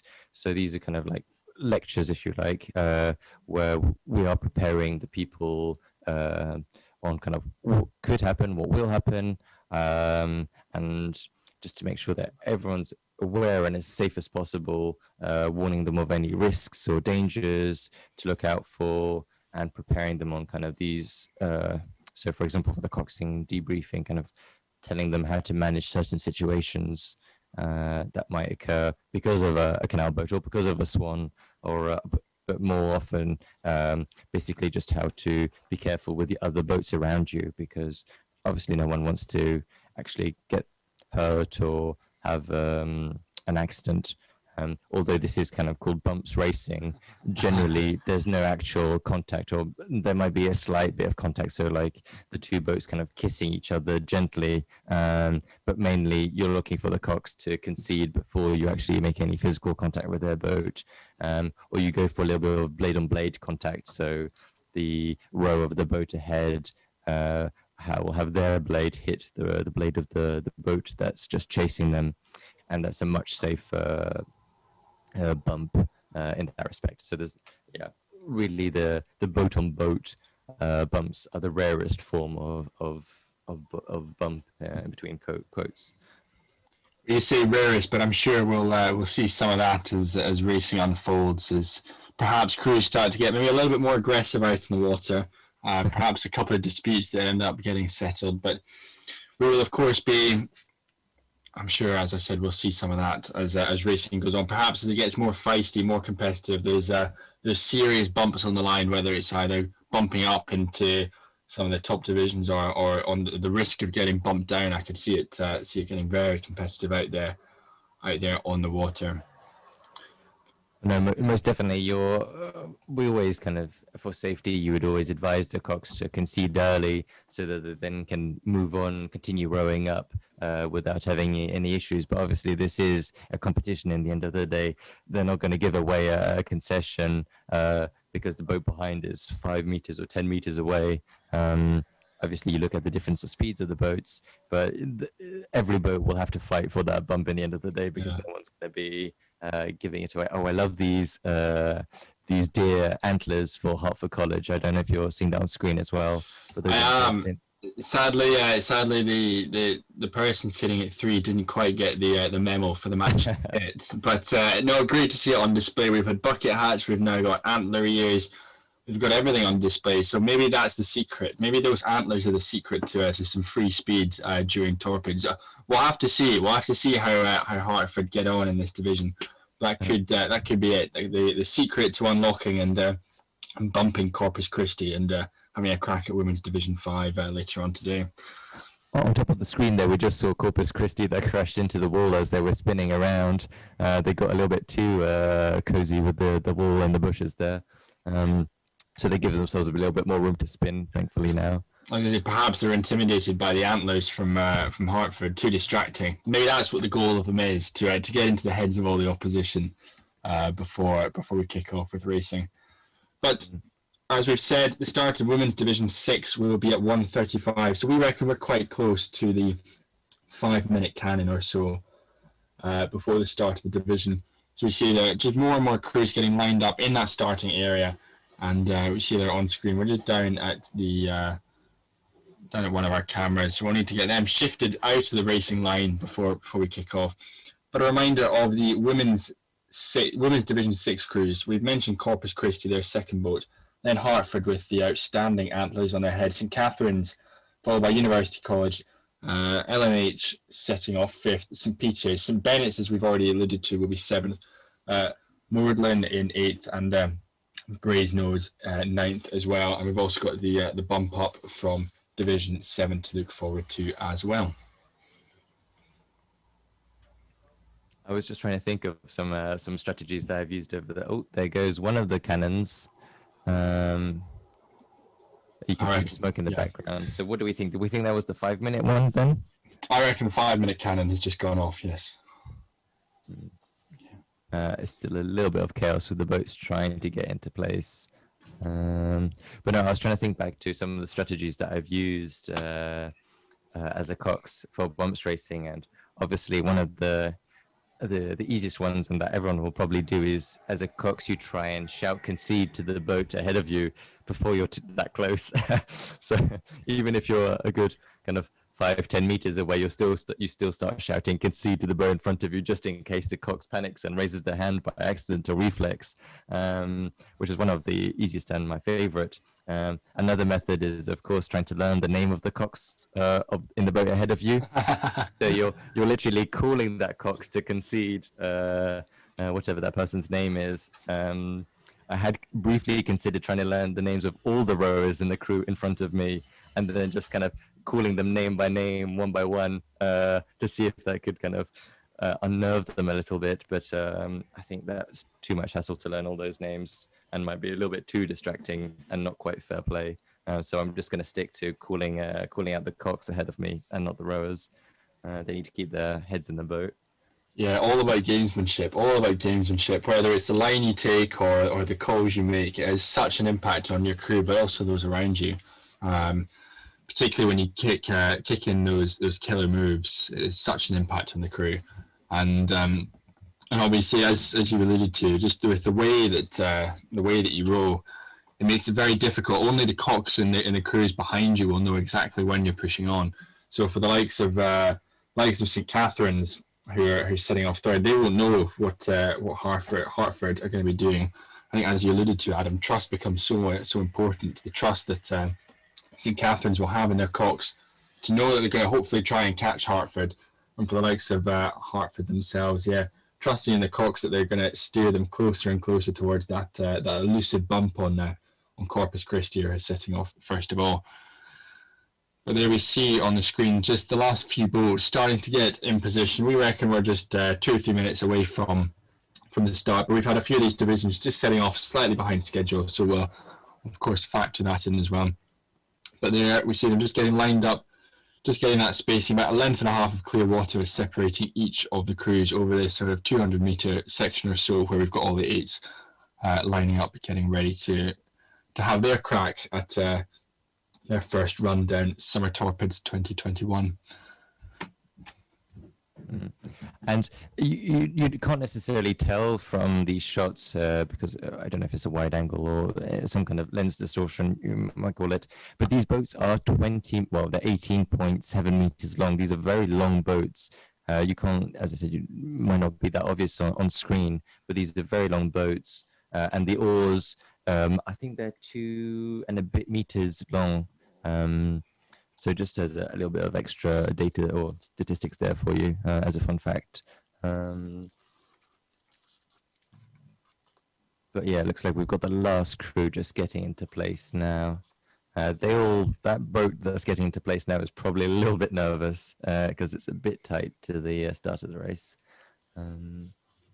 Another strategy here as I've used as a cox is obviously keeping and regards to the trust that you mentioned within the crew is really keeping the crew updated on where we are in the river geographically, kind of those checkpoints of the gut, Green Bank, Long Bridges, or crossing the river or whatever, but also the distance with the boat ahead of us. So either you have your bank rider that, as I said earlier, does the whistling, which is kind of 1 whistle for 1 boat length away, 2 whistles for half a boat length, or whatever that the crew decided as a strategy might be different. But the cox will also be trying to judge and then inform the crew, saying, okay, crew, we're only half a boat length away. Let's try a little push and close that gap. Try and get to like a quarter of a boat length away within the next 10 strokes. And they'll really appreciate that kind of feedback because, as I've said, they can't see what's kind of happening ahead of them. So they're just rowing, putting down as much power as they can and trusting the cox to keep them safe. But also they don't have their own personal visual motivation of saying, oh, we're gaining on the boat ahead of them. They can only see the boat that's chasing them, which can also be motivation, of course, if they see that a boat's catching up a bit too quickly with them. But no, there's other kind of good coxing tricks to do to really keep the boat moving. Right. And yeah, still looking at this racing line. It looks like their blades, the rowers' blades are still feather blade, which means they're flat on the water like a pancake on a plate. And so they've still got a bit of time. They'll only put their blades square in the water, which is like toast in a toaster. Sorry for the food-related analogies. It is around lunchtime. They'll only put their blades square in the water, kind of within, I don't know, from the 1 minute gun generally. You wouldn't want to put it in too much earlier because when your blade is square in the water, obviously it's catching more of the current, so it's moving that boat around a little bit more. And it also, so in this particular situation, it'd be pointing the noses of the boat out into the middle of the river because, again, the middle of the river has the strongest current, so the blades on that side will be catching more pressure, and so it kind of swivels them around a little bit. So they want to keep their blades feather blade, which is that pancake on a plate, for as long as possible, and then square blades, little taps from bow, seat, and 2 seat, and then off they go. Yes, as you say, we've just ticked over 13:35, so we're into the last couple of stages before we kick off for Women's Division 6. A reminder of your rundown: we've got Corpus Christi, Hartford, St Catherine's, University, Lady Margaret, Home, St Peter's, St Bennett's, Moordland, and Brasenose. And obviously the crew bumped up from Division 7 as well. So some fantastic racing coming in the next, I assume, sort of minute or so.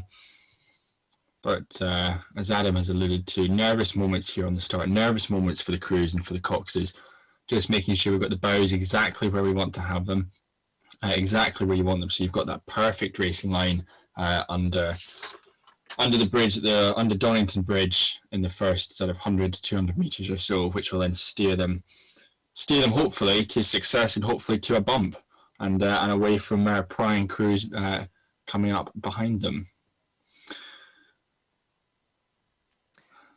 Yeah, so the racing line, to clarify for people who are either just tuned in or still kind of not too sure, it's really sticking as close as possible to that towpath. There should only be like a pencil case distance in between kind of the bushes of that towpath side and the blades of the rose on that side.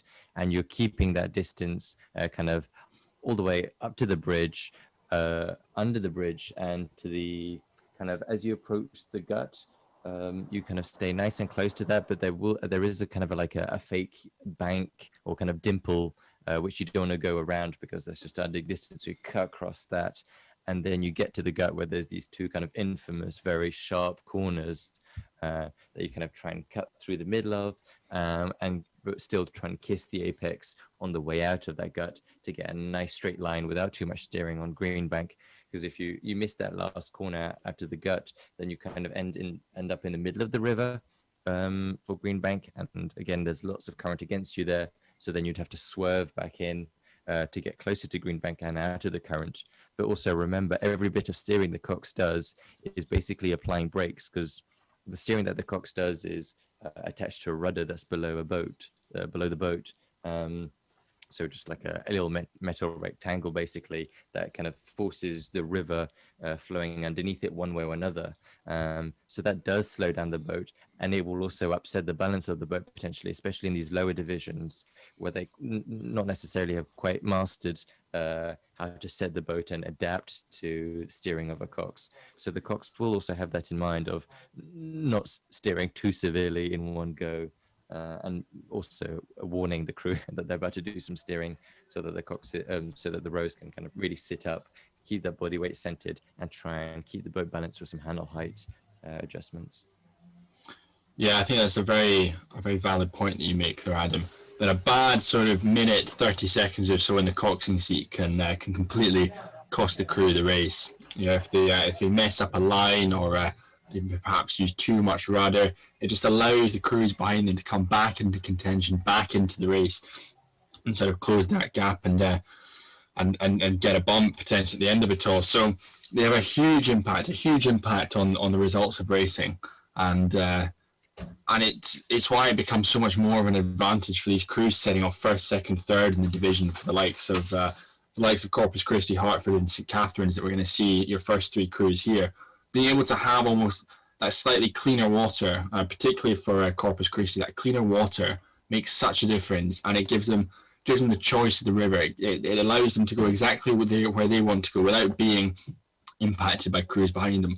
All they've got to do is just keep communicating with their Cox, their stroke man or their stroke women, their seven women. Keep communicating with their Cox to let them know exactly where Hartford is behind them, so that they're able to either position themselves in the river, just to maybe send a few puddles down, just a little bit of dirty water down towards Hartford, a little bit of gamesmanship that we'll start to see come into fruition. But yeah, the role of the Cox, Adam, it's vital, absolutely vital, and as we said, can have a huge impact on the outcome of the race.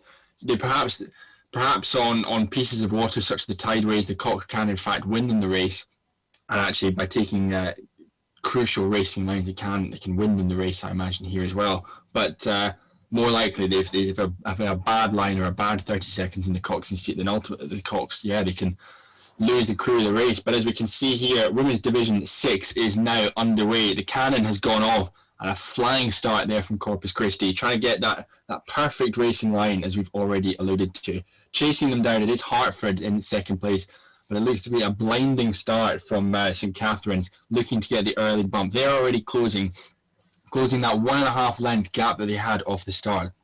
Fantastic start from St Catharines as they head under Donington Bridge or so. They're already pulling away from the likes of University's third eight, but closing behind them, it is Lady Margaret Hall, closely followed by St Peter's. I think we're going to have a fantastic tussle, Adam, between those three, University, Lady Margaret Hall and St Peter's, as we head under Donington Bridge towards the gut. No, I think you're completely right, and it looks like there's also a little bit of a battle with the four bottom boats, or the three bottom boats, sorry. But here we do have St. Cat's, which are getting extremely close to bumping Hartford right now. We can see the Hartford Cox looking over his shoulder. trying to see if they can still do a little bit of a push to get away. He's thinking about conceding from the looks of it. There he goes, raising his right arm, remembering to raise the left arm, good, the other side of the boat. So now St. Cat's have bumped up, and Hartford will now try and row on, either trying to bump the boat ahead of them, which is Corpus Christi, or just trying to make sure that they don't get bumped again. It looks like University College are chasing them. So it looks like Lady Margaret Hall, they got up, they caught University. Lady Margaret we see just before the camera angle changed, just pulling into the side of the bank to allow the rest of St. Peter's, St. Bennett's to come through. University still in contention despite having been bumped. They're either looking to catch Hartford out in front or just stay or keep the competition at bay further and further down the line. We see there looks to be St. Bennett's coming through. They've got a tough challenge on their hands to try and catch up with the likes of University College and St. Peter's as well. St. Peter's have had a fantastic start, and there we see just coming into your shot. It is Brasenose, their second date in Torpids 2021. Look to me like they are wrapping up Division 6 so far. Adam, I've already said it, but it's a fantastic shot down the gut with those 4.8s. We see a couple of them tucked into the side, but what an advertisement for college rowing in Oxford. No, yeah, exactly. This is really brilliant coxing, although you do see that some of those boats were kind of going into that kind of fake bank there, which you kind of want to cut across, really, because otherwise you're just doing way too much and you're adding distance. But no, there are 10 boats in that division, all coxing really nice and safely. And, you know, as we saw, a few bumps. As soon as they get that bump, they're showing their hand and clearing the racing line, and it's very well going very well. And so yeah, so for the moment, from the back of the division, we can see Brasenose still rowing, but ahead of them is St. Bennett's Hall, which would mean that Magdalen W2 have bumped out. We also saw St. Catherine's bump out a second ago. In fact, they're rowing back into the river now, and also rowing in. That looks like it's LMH with blue blades and yellow. Were LMH in it? Yes, they were. So LMH have bumped out. So that's 3 crews that managed to bump out before the gut, which is obviously what everyone wants, because you want to do 20 strokes and be done. Yeah, race plan executed perfection there. I mean, to race the shortest possible distance, but it keeps the legs fresh, of course, for racing down the line. We see they're just coming past the Long Range Boathouse in front of us there. But it is such an impact, Adam. If you're able to get your crew out in about 300-400 meters without having to race all the way down this 1,800 meter course, what a morale boost that gives you. But also, which is what a competitive edge it gives you for the rest of the divisions, knowing that some crews, they might have had 1,800 meters worth of racing, but you've only been racing for 200-300 meters. What a difference that makes. Yeah, exactly. It's the morale boost of that for all these. So another thing to add is, so when there are torpids year on year in normal situations, so there'll be a few people in the boat that have already done bumps, but this year, especially because of the year and a half of 2 years of lockdown, because of COVID, there's a majority, if not everyone in that boat, who's never done bumps before. So this is their first experience of rowing potentially and of an Oxford bumps race. So they would have been extremely nervous and kind of potentially a bit confused as to what was going to happen. And now they've had this first day, the success on the first day, and now they can relax a little bit more and come in tomorrow, jump in the boat, and they'll be, as I said, just much more relaxed and calm about the whole event. And just focus on powering down, putting down that power, and loading up their spoons as they go through the water. So, you know, bumping on day one is a really good morale booster, and probably, one of the most effective ways of kind of having a good week, really. Yes, we see they're just coming past the canal barges. We're back at New College Boathouse. We see their Hartford just finishing off their piece. So a comfortable margin that they've got over the rest of the field as well. So it'll be a nice, easy final few hundred meters or so for their row out. From what I've seen on the screen so far, I believe that St. Catherine's W2 have bumped out. I believe University W3 has bumped out. I believe LMH W2 has also bumped out, as well as Magdalen W2. And this is purely based on the fact of the boats the order of the boats now on the upper half of the gut, and the boats that we're seeing that are still rowing up to the head of the river. So, for example, here St. Peter's we see. So if they're still rowing in the race, then that means they haven't bumped the boat ahead of them. It does potentially mean that they got bumped, but that we can't say. The boat ahead of them, is that... Oh, there is another boat still rowing ahead of them, though. Dark blue, so maybe that is UNIF, so maybe they haven't bumped after all. Yes, we see the crew's just in shot. We've got Hartford, what we reckon to be University, then St. Peter's, as Adam has already alluded to, and then coming into shot, it is St. Bennett's. They set off 7th, but I think we can see there on the screen, what, 1, 2, 3, 4, 5 boats, and be able to confirm all the results, all the bumps, all the movements that have happened in this division. Shortly after racing has wrapped up, we'll be able to bring that graphic up on the screen. But just coming into shot now, it is Brasenose, their second aid, followed by the umpire's launch. So once they row over the course, they will wrap up the women's division 6. And sorry, if I can just cut across you. If we look if we keep this same shot without moving the camera, we can see the clacker on the left of the screen there by the boat, the little white pole with kind of like a white arm sticking out there. And we'll see in a second as the boat passes it, they drop the clacker and that makes a little sound so the boat knows they're finished. And then they have to bring it back up again for the next boat. So I just point out, so that's the finish line. So where the boats are past that is basically just like a parking area where the boats will spin and wait for the end of the race, and then they can row back down. So the next division that we will be bringing you will be in about 20 minutes time or so. That is men's division 5. And we will have St. Hilda's, Lincoln's second aid, Balliol's second aid, Trinity's second aid, Brasenose second aid, Regent's Park, New College's second aid, University's second aid, and also Merton's second aid as well. So as I said, that's going to be coming down the racetrack in about 20 minutes time or so. So plenty of opportunity for the crews to get warmed up, race ready, and ready for their first crack at Summer Torpids 2021. We've had some fantastic divisions so far, 4 divisions so far, and plenty more racing to bring you all the way through Division 5 through Division 1. And as we've already mentioned, we'll have Men's Division 1 at 6:15 tonight, and the Women's Division 1 will be the last race of the day at 6:45. Hotly anticipated racing there in Division 1. And we see there, just on the bottom of your screen, the bottom left-hand corner, just the rest of the crews who bumped out early on, just making their way down the course. We see there Lady Margaret Hall, LMH, just finishing off their row down the course, and I'm sure they'll be closely followed by the others as well.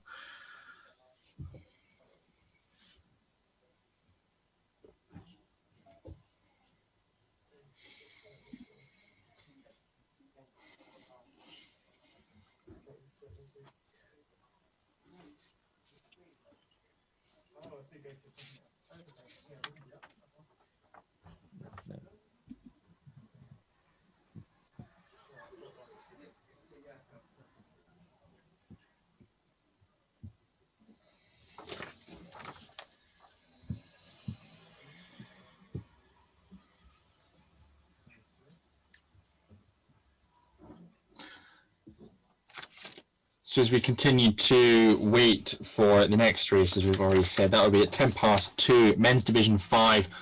We'll continue just to pan through all the shots to see the crews warming up for their crack at Summer Torpids 2021. A huge thank you to everyone involved with the broadcast to bring this together, to allow us to share Summer Torpids with you. We hope you're enjoying your broadcast wherever you are, whether you would have been on the banks supporting your college, your friends, your family, or your alumni college, or whether you're around the world as well, tuning in perhaps for the first time or perhaps an experienced Torpids viewer. Thank you very much for joining us, and we hope you're enjoying the coverage and the pictures that we are bringing you over the course of the afternoon, and of course over the course of the next 4 days as well.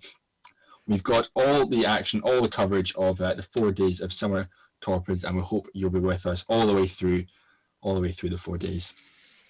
And I would also just like to add that we'd like to thank First Sight Media, of course, who have set up all these cameras and who are broadcasting this whole event for you today. So that's First Sight Media, who very kindly jumped in the boat, pardon the pun, and helped us out here today and over the next 3 days, of course. Yes, because I mean I'm in the technical room at the moment, so I can see all their screens and all their setup, and of course there's the 4 cameras along the river. So they've done an amazing job and brought a lot of equipment for us to help us bring the whole event of Summer Torpids 2021 to your screens.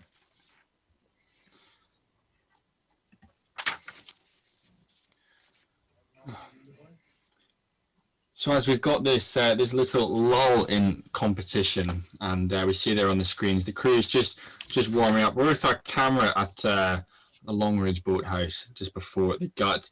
What I'm going to do is I'm going to say thank you very much to Adam Ferris for joining me for the first few divisions or so of Torpids 2021. It's been fantastic to have your knowledge, your insights into Torpids. And Adam, best of luck for the racing that you're going to have over the next few days or so.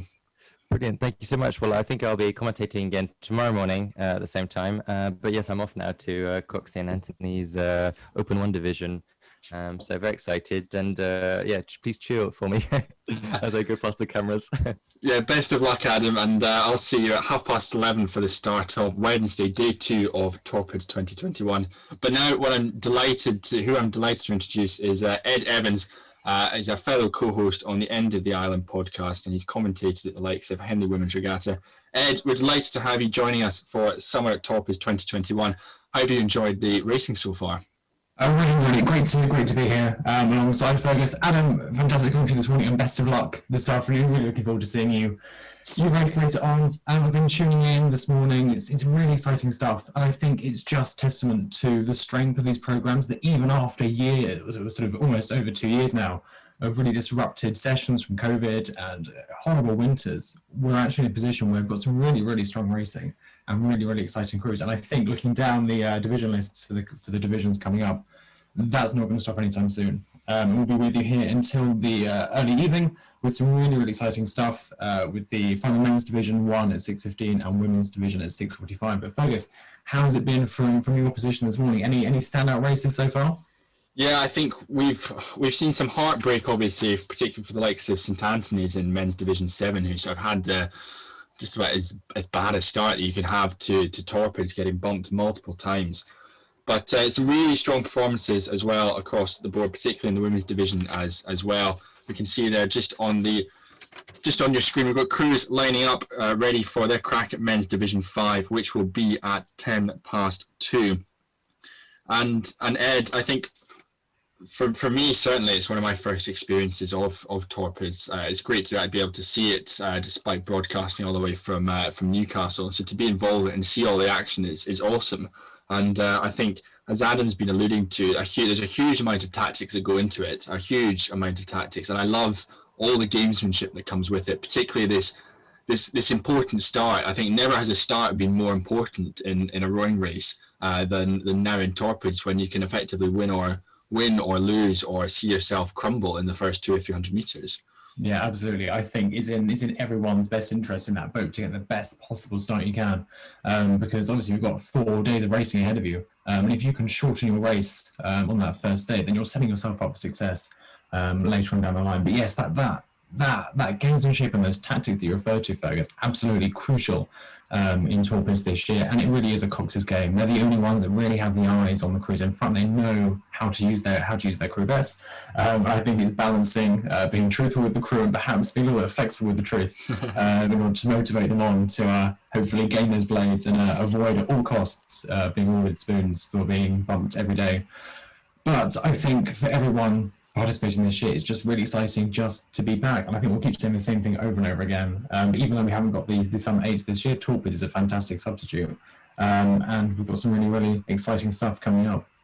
So the crew we can see on screen at the moment, it is St Hilda's. They will be setting off leading men's division 5.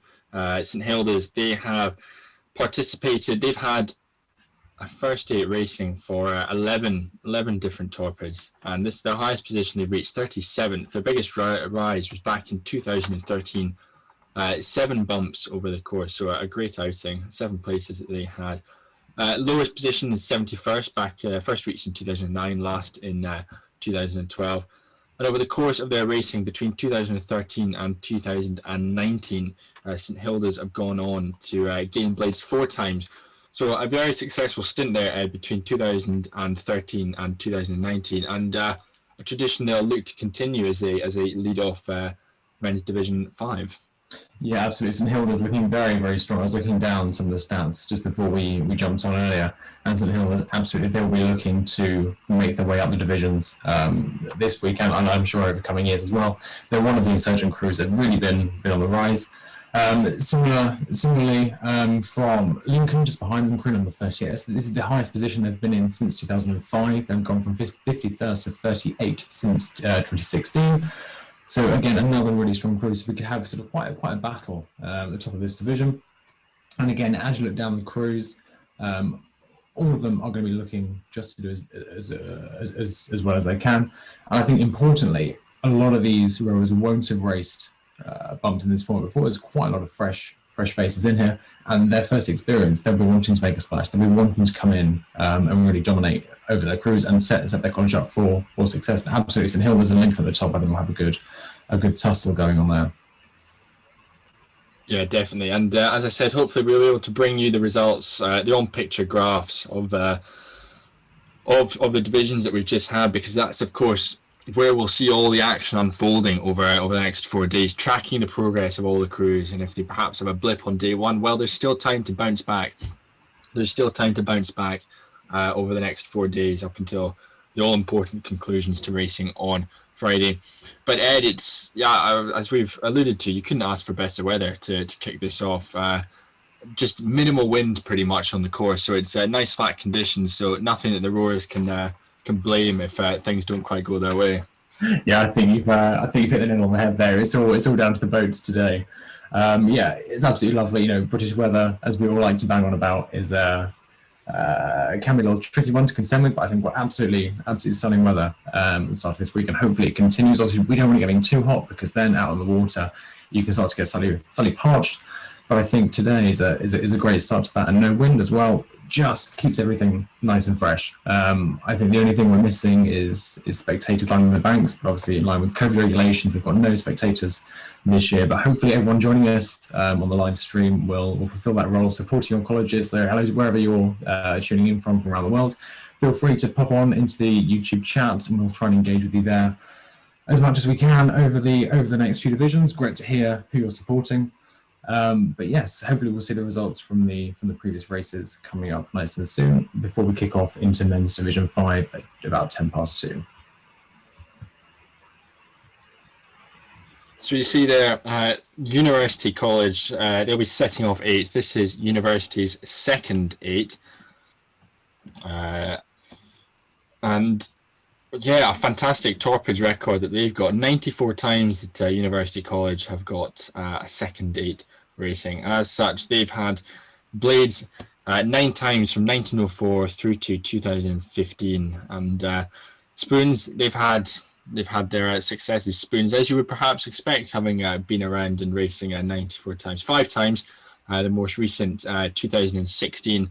So they're building a tradition now where they're missing out. We see there on screen at the moment, Regent's Park lining up. They'll be setting off 6th overall, and just arriving at the start. Plenty of time. We reckon we're about 10 minutes or so away from the start of men's Division 5, and yeah, bringing you all the action as it comes down the course. And just to carry on what we were saying there about University, the second group from University there, Fergus, they've only been participating since sort of regularly since 1996, so quite quickly they've built up quite a reputation. When you compare that to sort of the Balliol second 8, they've been competing since 1873, so a big difference in terms of the longevity of these crews, but despite that they're still able to hold their own. I think that's testament to the coaching of the staff here, some of whom have been around for longer than me and you've been alive, Fergus. They know Torpids, bombs, and the ISIS inside out, and that's real the real power behind these crews, the knowledge that they can impart to their corpses, either before the race or during the race, either with calls or with whistles from the bank, just enables those crews just to really maximise their potential. And I think there's that Balliol crew coming down now we were talking about just a second ago. Some nice fetching red bucket hats there as well. I am a fan of some coordinated crew dressing. Well, that makes two of us. Said Adam didn't quite fancy the bucket hats, No. but I'm a big fan. I think particularly when they all match up, it looks particularly good. Particularly good for the social media pictures afterwards as well. There we see Balliol. They'll be setting off third behind Lincoln and ahead of Trinity. Trinity's second date. Interesting to see the majority of those crews racing in men's Division 5 will be second dates, apart from obviously St Hilda's leading off the division and Regent's Park as well. They're going to be your first dates racing, and I said the majority. The rest of them will be second dates, and that's the same with the Women's Division 5, which we'll be seeing later on down the line. We've got one third eight, so a great performance there from Wolfson's third eight to get up to the top end of the Women's Division 5. Great performance from them. But we'll move on to them. We'll talk with them later on down the line, because right now we're about 7 minutes or so away from Men's Division 5. We see the last of the crews just heading up to the start line from our Long Ridge boathouse camera position. And there we see the results from Division 6. Women's Division 6, Corpus holding strong, Corpus holding strong at the top of the division.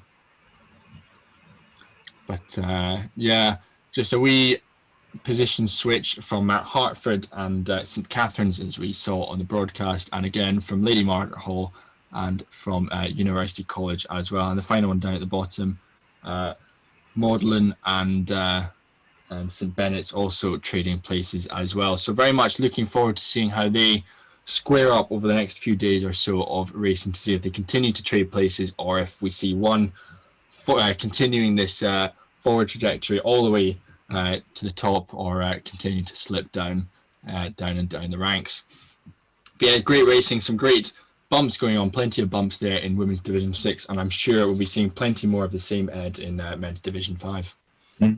Yeah, absolutely. It's worth noting that it's usually in these lower divisions that we see a lot of the regular bumping action. As we move up, there tends to be sort of less excitement there.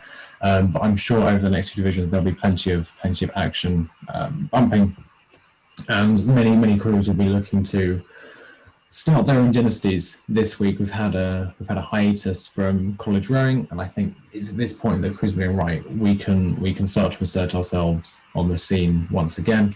And moving forward, it'll be interesting to see who comes out of this week as winners, not only heading up the river, but winners in terms of getting their blades and the respect of the colleges around them. Yeah, the start area filling up nicely. All the crews coming up ready to race. Yeah, men's Division 5. We reckon about 5 minutes or so away from racing. So we should be having the 5-minute cannon not too far away, and we see the crews spinning, getting lined up, and as we already said, about a length and a half separating all these crews, which we've said it makes such a difference, particularly for the crews at the back, for the likes of Merton and University College. A big gap and far more course to cover compared to the likes of St Hilda's and Lincoln leading off Division 5. Yeah, absolutely. Like I said just a few moments ago, it really is in everyone's interest to keep their part of the race as short as possible. For those heading up the division, like St Hilda's and Lincoln second crew, that's easy because they already have many meters less to row down the course. But obviously your aim is to shorten the course for yourself as much as possible, so bump up as quickly as you can, so that you can conserve as much of your energy as possible as you head later on into the week. And hopefully, if you employ such a tactic, you can keep that energy in reserve and use it to bump up all through the week and really gain on those crews ahead of you. So Regent's Park, we've mentioned them a couple of times just in this warm-up and this bit before the starting cannon goes off. They have raced 33 Torpids, their first date. First race back in 1978. and 2006 was the start of their current run of continuous participation. Highest place was 39th, reached in 1979, and last reached in 1980. So it's been a while since they reached those heights of 39th, and lowest position 73rd, and they've had two blades. They've had one in 1991, one in 2012, and two spoons, one in 1981 and one in 2015. So we'll keep an eye on them, a close eye on them as racing unfolds. They're actually looking like, I think, Ed, as you've already mentioned, one of the resurgent crews, on very much on the rise in 2019. So looking to see how they bounce on in 2021. Absolutely, I think we can sort of just see now crews starting to line themselves up. St Hilda's right at the top of this division, at the bottom of your picture. I should say, coached by Jack Pryor, will be looking to keep as much distance as they can between themselves and the crews behind them, and hopefully sandwich up into the division ahead. Obviously, this is St Hilda's first boat, so they'll be looking to climb as quickly as they can to make it into the high divisions, where they'll be surrounded by more first eights from their co-colleges. But I think we are now, Fergus, just a few minutes away from the start of the men's 5th division.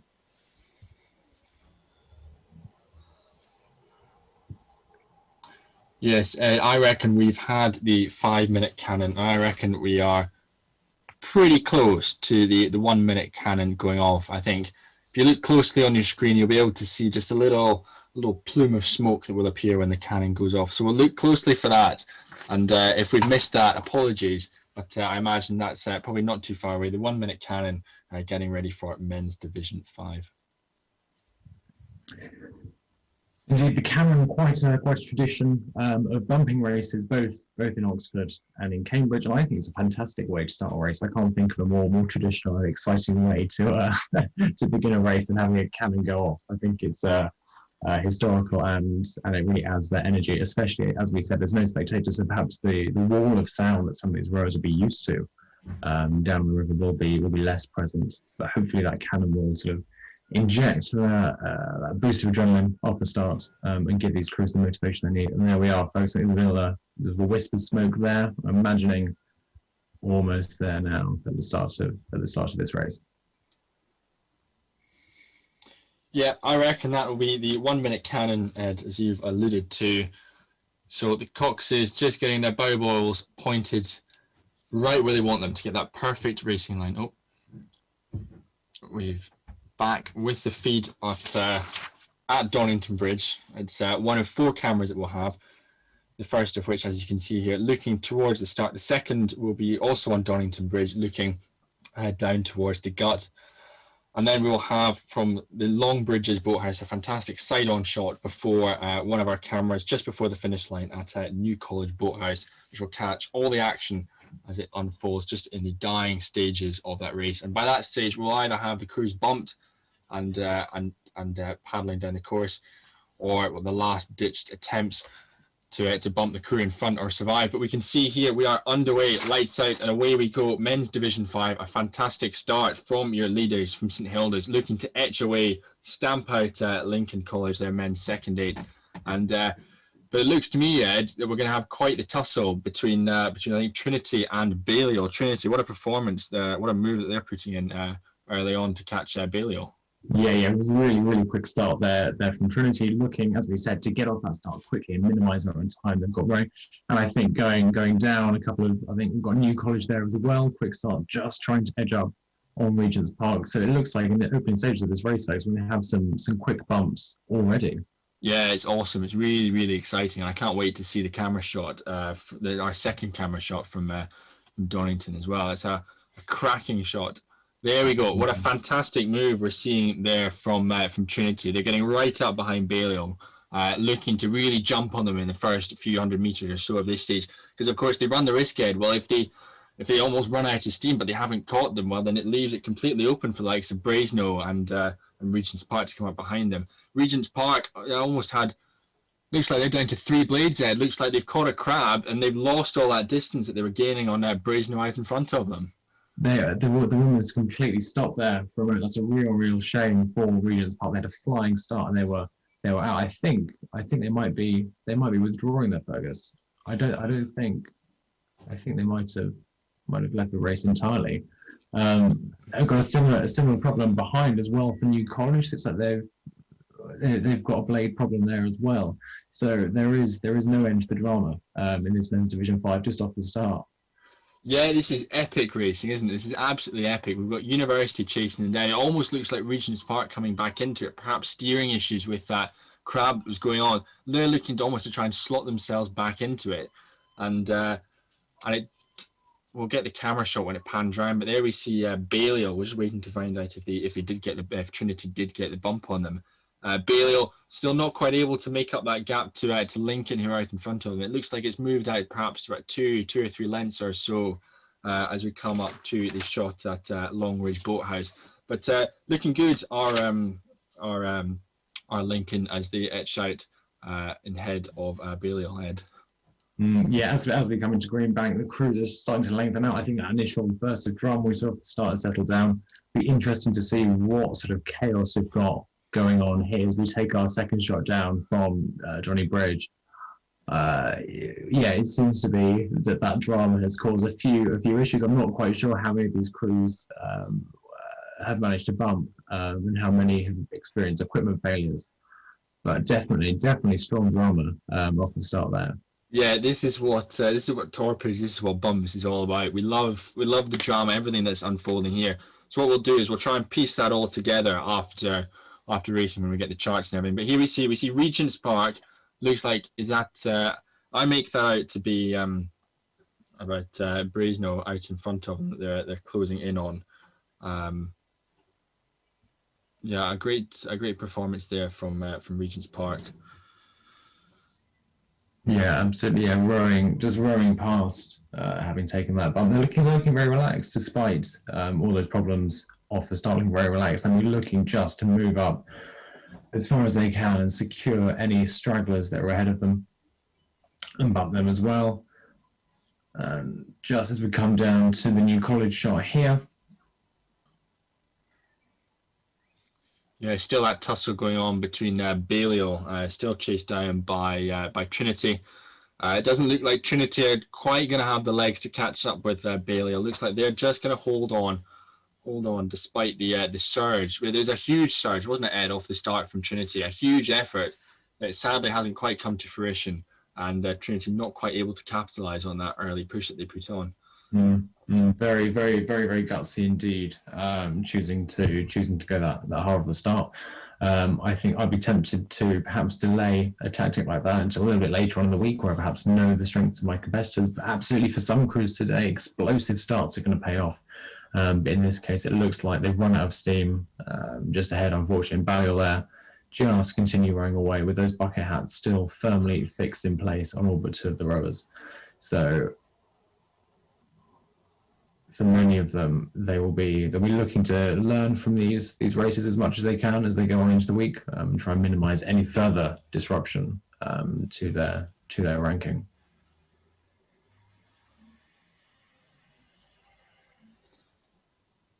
So we see there coming to the last few hundred metres or so for our leading crews out in front. It's been a dominant performance from St Hilda's. They continue to lead. No one's going to catch St Hilda's with their blue and white blades out in front. But it does look to me, Ed, perhaps I was too quick to judge Trinity. Just getting right up behind Balliol there.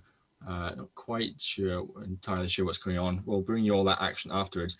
But holding on to second place, it does look like Lincoln will hold second place in this division.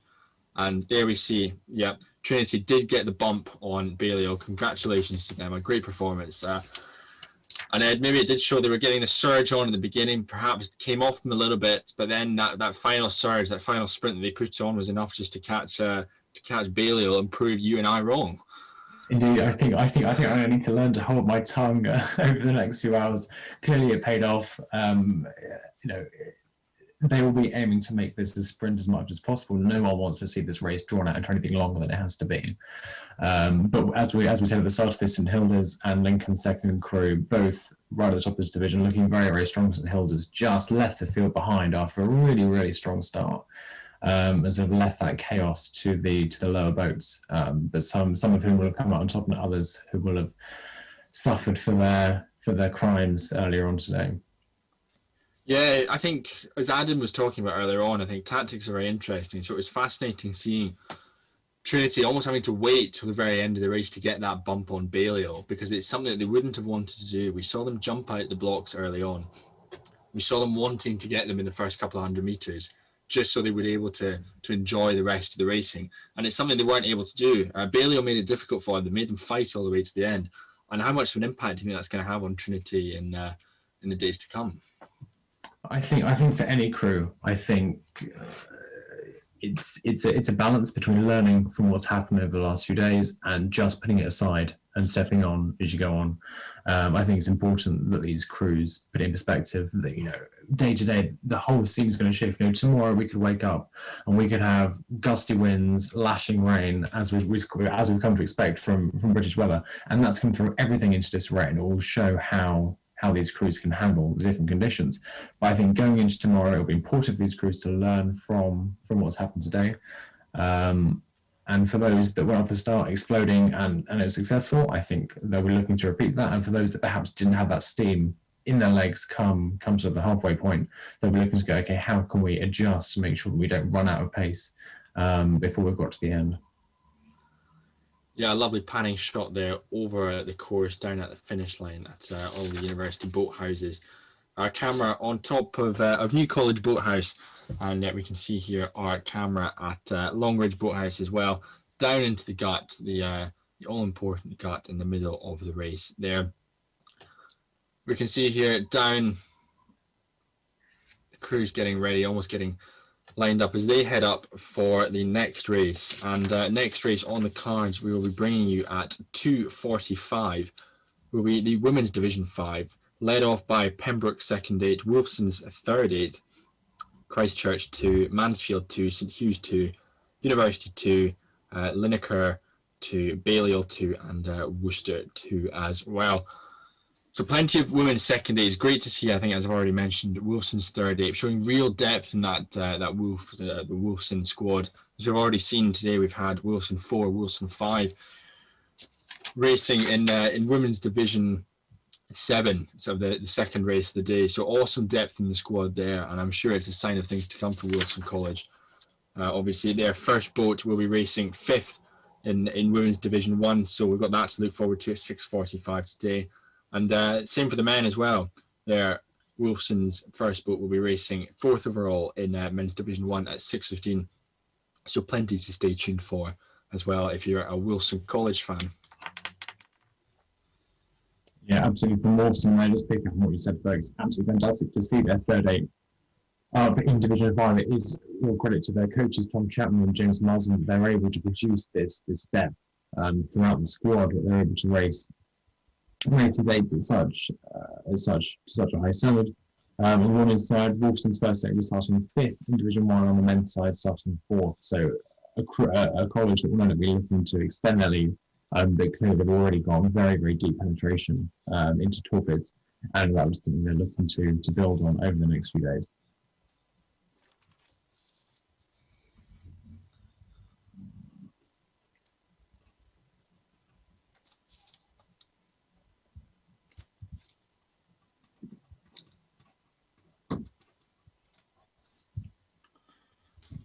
So just as we wait for Women's Division 5 to get underway at 2:45, just a little heads up of what's coming up over the next few hours.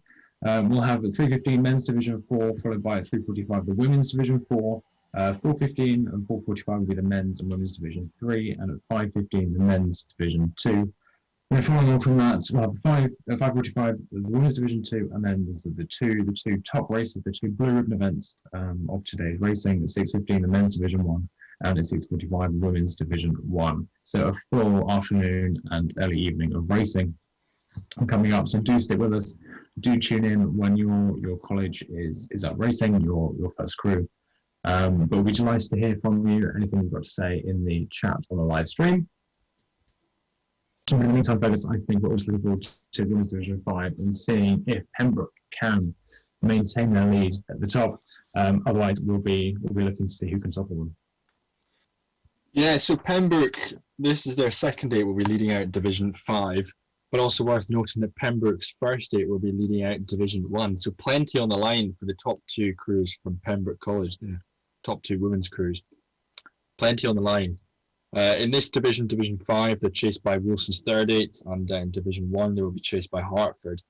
So it's a big day for Pembroke College, a big day to stamp their authority early in both of these respective divisions. In Division 1 to hold the headship for the full week, and Division 5 just to see how far they can climb up out of Division 4, hopefully for them, into Division 3, and just see how much progress they can make over the week. But what a start that would be, Ed. Yeah, setting up a win in Division 5 up into Division 4, it would set out a really good start for a Blades campaign. Yeah, absolutely it would. And I think from an outsider looking in on Pembroke's programme, maintaining the headship, a synthesis might put down to Fluke, but if their second crew, some at the top of the 5th women's division, can hold on to their position and perhaps even advance it, then that will just demonstrate a real depth in their programme. And hopefully something that they will be looking to build on. Pembroke second eight at the top, number 37. They've managed to gain 3 blades over their time in Torpids and 2 spoons. I hope they'll be looking to build on their blades. No one needs to be stuck with spoons, of course. They only began competing in 1986, so relatively new boats to this event. I think just as we look up on our screens now, we can see the 43rd crew of the women's side moving down. Monica 2, they are a rising crew in this division, coming up from 50th position in 2016 up to 53rd today. They've managed to gain 2 blades over their times racing and absolutely no spoons at all. So this is definitely a crew to keep your eye on to see if they can really stamp their authority over the division. Yeah, really strong position for Lineker to be in. An outstanding sort of past couple of years they've had since 2016, as you've alluded to. We see there on screen, just getting ready for their warm-up. It is Balliol with blue and red blades. Looks like they're just getting ready, practicing some starts as they head under the Donington Bridge in towards the starting area. They're just getting ready for that action-packed start. And then we see, starting off 9th in this division, it will be the crew from Worcester's second eight, with their bright pink blades as well. Yeah, the Balliol crew that we saw just coming down just a moment ago, again, another really strong crew to keep your eye on. They've been competing for a while, and they've never suffered the humiliation of being awarded spoons. They've gained 4 blades over their time. So again, a crew to keep your eye on.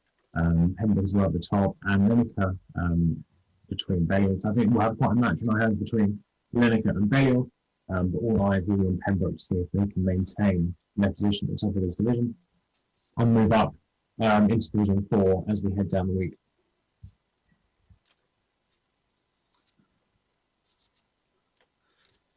Yeah, Balliol back on the screens there, lining up for another one of their practice starts. Balliol starting 8th overall.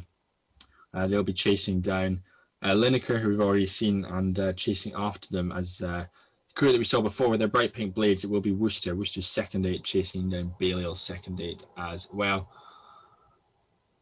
And then the thing that my coach at school used to tell me, it used to be whenever you hear that attention, either the cock says it or the umpire says it, attention, you always just want to lock your blades in, make sure you're fully buried with the collar pushed right up against the gate, just so you can get the maximum amount of force going down at once. You're not ripping the blade through, you're buried all the way through to the back end, because that first stroke, particularly in bumps racing, is so important to get away so cleanly. Yeah, it is. I think we saw some of the problems that some of the crews had at the start. In the men's division 5 just a moment ago, but I think your point about that very first stroke is absolutely correct. None of these crews want to be ripping it through the water. You just want to be getting that boat moving enough so that over the next few strokes you can start building up the speed and the rate. A fairly tidy start, I think, from Balliol on their practice start there. But once the heart rate's going, it'll be interesting to see whether they can maintain that. And if any of these crews are to suffer a poor start, it'll be interesting to see who can capitalise on that and who can potentially recover as well.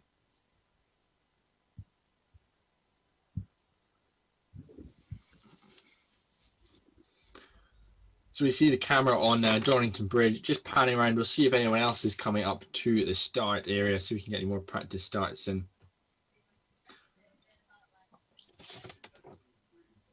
So we see there, this looks to be University College just coming up to the start line.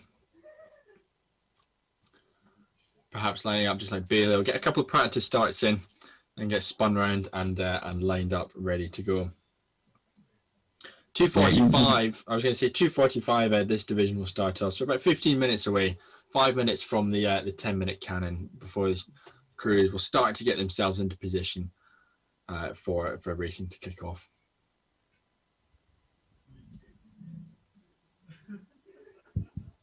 Yeah, as we were saying earlier on, conditions was looking absolutely idyllic today. So a few wispy clouds in the blue sky. Perfect weather for these rowers to be rowing on the first day of summer Torpids.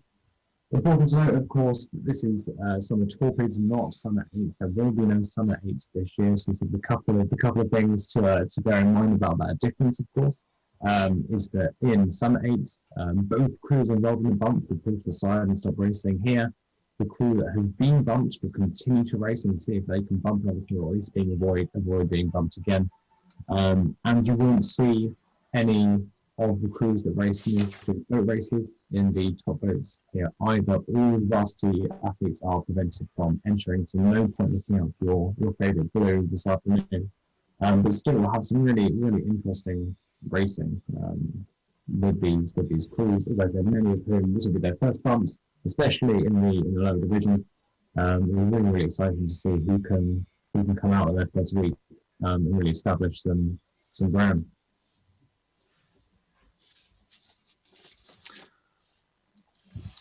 So you see there, just heading into the starting area, it is Pembroke Secondary. They will be leading off this division. And I think closely following them, the next crew into your camera shot, it will be St Hugh's with their blue, white and yellow tips on their blades as well. So Pembroke, as we've mentioned, looking to stamp their authority on this division, jump out of Division 5, and for them hopefully racing in Division 4 tomorrow. But that's all to play for. We've still got that to look forward to down the line. And there we see on your screens now St Hugh's, their second date as well. Looking for a good performance there. They'll have Mansfield in their sights to bump them, and chasing down St Hugh's will be University's second dates. So we'll look out for those tussles in about 15 minutes time or so. Indeed, you just see St Hugh's Pembroke there just negotiating each other's presence as they do their warm up.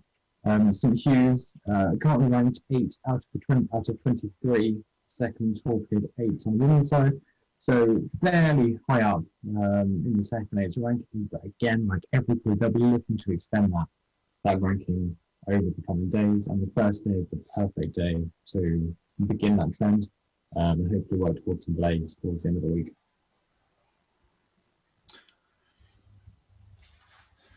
Yeah, and I think it is worth noting as we see on screen at the moment that it's a live body of water. There's all sorts going on. We see the pleasure cruise is coming down towards Balliol as they're warming up. Sorry, not Balliol. But yeah, plenty to contend with, plenty to deal with, and you got to make sure you stay out of those. Otherwise, your Torpids campaign comes to a very quick close. Yeah, a very quick close before it's even begun. Unfortunately, if you are having a little bit of a tussle with the pleasure cruiser, a problem perhaps throughout most of the time on the ices, and again, and similarly for rowers in Cambridge as well. You know, these are very active, very lively rivers. And it's the Cox's job not only to steer their crew to a successful racing line, but also to keep them safe and make sure that they don't come into any unwanted contact with any of the other boats. Some of these Coxes, again, won't have had much experience in the seat, but I think there's no better way to improve that than being thrown in at the deep end. So it'll be interesting to see who has the best tactics and whose tactics pay off as we see the start of Women's Division 5 in just under 15 minutes' time.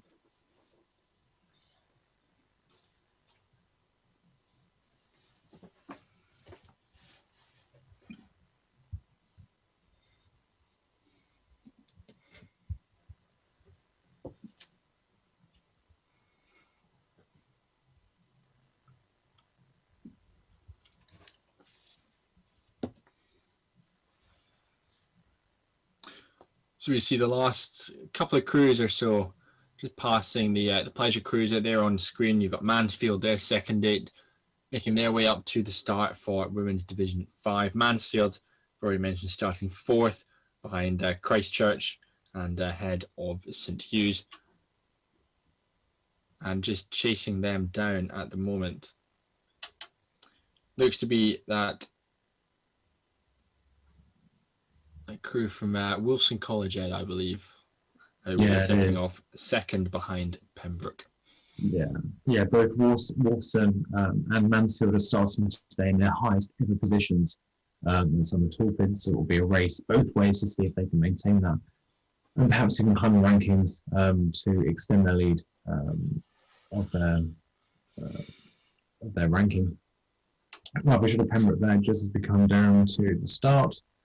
All these crews, of course, on the way down will be doing little bursts, little starts, just to get themselves revved up for the race and to make sure that as soon as that cannon goes off, they can be straight into the race and really utilise all that training that they've put in over some pretty cold, dark and miserable winter months and put it all into action today on this first day of the Summer Torpids 2021. Ed, what do you make of the crews at warm-up strategies? We've had Pembroke, one of the first crews up, getting into position, spun early, sat, and they're now sat for the next 10 minutes or so. But you've got the likes of Wolfson just rocking up. You've had Mansfield just turning up as well.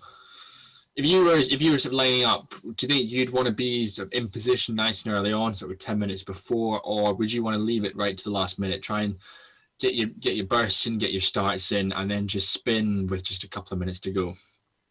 Well, you know how I like to be awkward focused, so I'd like to go somewhere down the middle. I think sitting at the start for too long is very nerve-wracking. You sort of get stiff. It's not a cold chase that might not be such a problem, but seeing crews come down and sitting there stationary, it can be a little bit nerve-wracking. But again, you've got exactly the same problem if you're turning up seconds before the start. You know, are we going to make it? Are we going to get disqualified? Is the chief umpire going to come over and tell us off? That's not good either. I think you want to have enough time to set off and complete the warm-up that you and your crew have rehearsed, but not get down too early so that you're watching everyone else come down, when in reality you just want to be in your own boat and psyching yourself up for what's to come over the next sort of 2 or 3 minutes as you row down the course. So by my making, I make that Christchurch, their second date, just coming through. As we take a look down the course towards the gut, it does look like Christchurch, last crew to make their way up to the start. So as the clock turns 14:35, I think we're just probably on time for the 10-minute cannon to go. So at 14:45, 2:45, we will have the start of the Women's Division 5. There we see Christchurch passing the division, top of the division at the moment, Pembroke, Division 2. Sitting behind them, we see the likes of Wolfson, and Christchurch will slot in behind Wolfson to be the third boat off in Women's Division 5. I'm waiting to see if we've got any repetitions of the bucket hat coordination that we had in the men's division focus. I haven't seen any so far, but I'll definitely be keeping my eyes out as we carry on. So yeah, we reckon about 10 minutes away now from the start of the 5th Women's Division of the day. Just a quick rundown of the starting order. You've got Pembroke second 8, Wolfson's third 8, Christchurch second 8, Mansfield second 8, St Hugh's second 8, University second 8, Lineker's second 8, Balliol's second 8, and Worcester's second 8 in 45th position at the bottom of this division.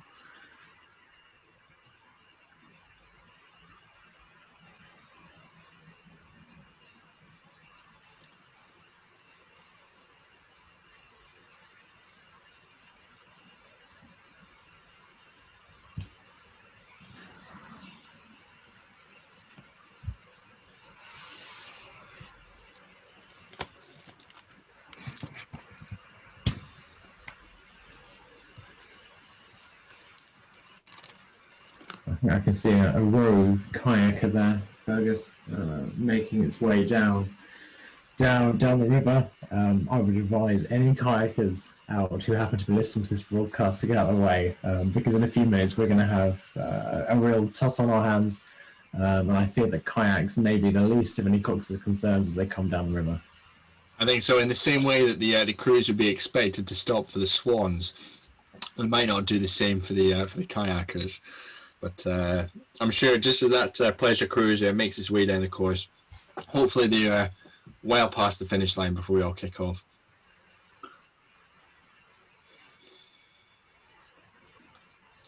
Yeah, probably about 7 minutes or so now until the start of Women's Division 5. And then looking down the line, as Ed has already alluded to, 3:15 we will see Men's Division 4, which will feature, I believe for the first time today, Green Templeton, their one and only men's 8, and the return of Wolfson, again their second 8. We've had plenty to talk about with Wolfson today. Oriel College, St Peter's, Christchurch, St Anthony's, their first 8 make an appearance, which of course Adam will be racing in. St Catherine's and St Edmunds Hall, they will be your 9 crews racing in Men's Division 4 later on down the line. But we're now about 5 minutes or so away from the start of Women's Division 5. I reckon we're quite close to the 5-minute cannon going off. There we see, Ed, the results of Division 5 up on the screen. Yeah, indeed. I think we've got a bit more action in Division 5 here. You can see a lot of movement there, especially from the lower rank boats. I think this, for anyone wondering what was going on off the start there of that last division, this should start to clear things up. So Regents, I think, have moved down quite a few positions. Unfortunately for them, that start really didn't pay off. They got caught up a little bit. Similarly for some of the other crews, it would be interesting to see how they recover over the weeks. Anything in that results page that stands out to you, Fergus, is particularly dramatic? Well, I think as we saw in the start of Division 5, there was that huge crab. I'd say you'd almost go bigger than a crab. Maybe almost go lobster, really, for Regents. And they just ended up, as you said, Ed, over on the side of the river. We thought they'd potentially got a bump, but no, of course they hadn't. Disaster of a crab there. And we just saw all the other crews just come straight past them. So similar almost to St Anthony's that we had in Men's Division 7. It's just not the way that you want to start bumps. So they're straight down. I mean, an absolute shocker. So now they've got to go away, rebuild, regroup, and come back tomorrow and hopefully start making up some places, because they set off well. They had a really, really good start. And then just the boat stopper of a crab that was caught just took it killed their boat speed. And when you're racing something like Torpids, it's the last thing you want to see happen. Yeah, absolutely. I think that would be the real test of Regents over the week, is how well can they recover from this, not only in terms of their ranking, but in terms of their psychology. It'd be very easy to go away this evening and be really down about that, something went wrong, it just got us all down. But with the real sign of a strong crew, if they can come back tomorrow and say, you know what, we've learned from that, we're putting it behind us, we're going to have another strong start, as we did today, but come back and not trip up after the first few meters and go and keep going. Because I don't know, I wouldn't like to call myself any kind of fortune teller for this, but I think had fortunes been aligned for them, I think we could have had a really strong race there. I completely agree with you, Ed. I completely agree with you. And yeah, gutting to see Regents Park not quite have the result that they wanted to. But hey, that's Torpids for you. That's Torpids racing. And I think, as you said, they've got to go away, regroup, and see what happens. Otherwise, it could be a very costly spiral, very costly downward spiral that they end up in, just slipping further and further down the divisions, which is not what you want, particularly in a race like this where you're just bouncing back after a season decimated by COVID-19. You want to bounce back and actually have some happy memories of racing to look forward to. But if it's just disaster after disaster, then it's not the race, not the promised race that you would have been looking forward to. Yeah, I think those memories and those shared experiences between these crews are a huge part of what makes bumps and bump racing in general so special. Many of these rows are going to come away, and even if things don't go their way, they're going to have fantastic stories that are bound together over the years to come. But as we look now, I think most of the crews are in place here for the 5th women's division of the day. The watching the screen on the right-hand side, Pembroke second 8 will be looking to maintain their lead over this division and hopefully move up. Just behind them, Wolfson's third 8, as I've already said, really, really strong from Wolfson, managing to get their third 8 up this high. This is the highest ever position, in fact, that Wolfson's third 8 has been. It's the same story for Mansfield, second 8, a couple of votes back. This is their highest ever position.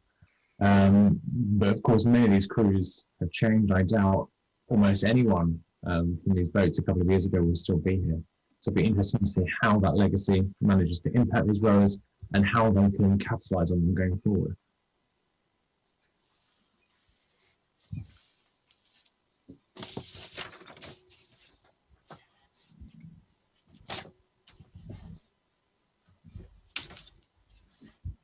So I think now just a couple of minutes away from the start of the women's 5th division. All the crews are in place.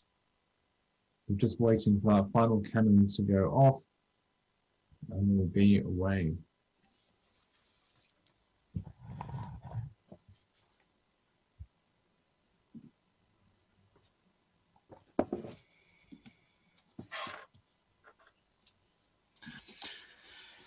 Yeah, looks like that's the smoke just starting to come across your screen. So I reckon, Ed, as you say, as the crews just get pushed out into alignment, about a minute or so away from racing kicking off. So while the crews, they may have found their perfect lines, that perfect slot down the river, tucked into the bank, they're going to have to reset, just reset their lines now, make sure they're pointed exactly where they want to go. Because that first 20 strokes or so, it's pivotal, absolutely pivotal, as we've kept banging on throughout this broadcast so far, but rightly so, because we see so much of the action in those early stages, up towards Donington Bridge, but also round towards the gut as well. Such a crucial part of the race. Yeah, absolutely. I think we've already seen that those first few strokes really can make or break your race, and these coxes will be looking to get away as cleanly as possible. Of course, unlike in your, I think we're away for the women's 5th division. We missed the final cannon, but a strong start there from Pembroke. But I think an even stronger one from Christchurch. A flying start coming up on Wolfson's third 8. We could see a very early bump coming here, battling the wash from those 8s ahead of them. I think Christchurch had a very strong start there, folks. Yeah, brilliant start, and. But I think from Pembroke, they'll be happy with that. They'll be really happy with that, looking just to row out all the way down the course.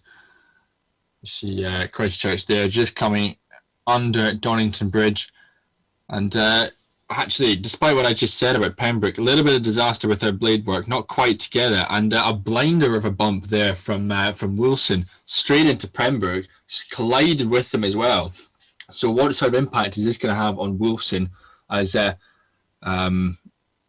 are they going to end up getting in the way of Christchurch? We see them frantically trying to get out of the way, but there's disaster all over the place, really. We've got Christchurch walloping into the back of Wolfson. It's all kicking off. We see tempers flaring there, Ed, in the Christchurch boat. Everyone's shouting. Everyone's emotions all over the place in this early stage.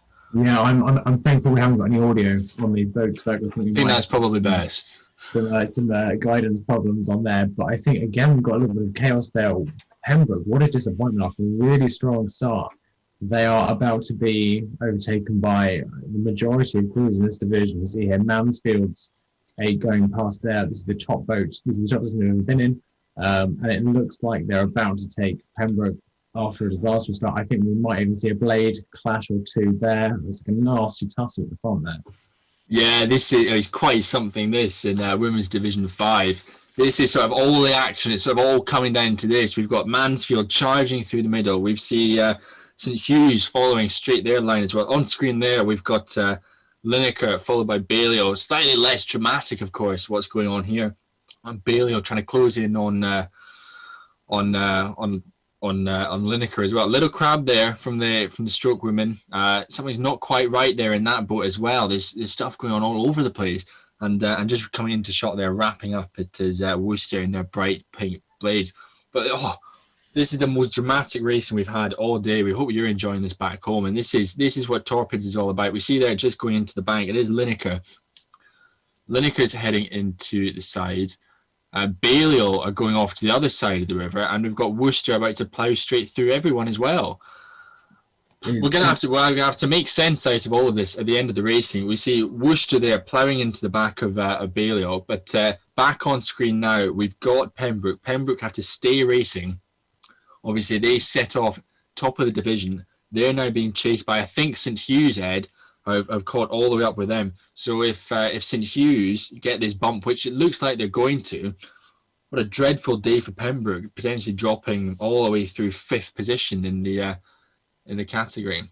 Yeah, Pembroke looking fairly flustered there as they were encroached upon by St Hughes, and no surprise after the drama at the start there. St Hughes pulling into the side at this point.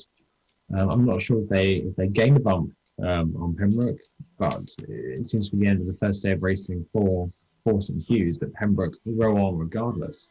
Yeah, Pembroke, they've got to carry on. They've got to carry on despite these bumps that they've been having all over the place. We see the umpires launch coming through, trying to make sense of what on earth is going on in the opening stage of this women's Division 5. We've got crews left, right, and centre. Some bumps, some not, but. Big day from St Hughes. Big day from St Hughes. They're able to capitalise on all the chaos that went on. Straight up bump Pembroke, and I think it's going to be a really promising result there. We see on screen at the moment it is Lineker there at second eight. Looking strong, Ed, at Lineker's second eight. Yeah, I was just thinking about looking very powerful. It's nice to have these close-up shots of the crews. Very distinctive blades. We've got there, but yeah, looking very, very powerful. As they went into the bank earlier on, their stroke woman looked to be in some kind of pains. I'm not sure whether there's an issue there, whether it was just our camera angle, but they are continuing their campaign up the river now. Again, as we've said, any crews that are able to capitalise on the chaos of those opening sequences are really it's really gonna pay off for them. Whereas those that haven't are going to struggle over the coming days. And it's just a sea of devastation really out there. Just crews all over the place who have been bumped in that chaos that unfolded in the opening stage of this Division 5. Pembroke, they are soldiering onto the finish line because of course they have to, leaders of Division 5 right at the beginning, but not the race they will have been looking for, and it's not a performance that will be inspiring their club mates who'll be setting off first overall in Division 1.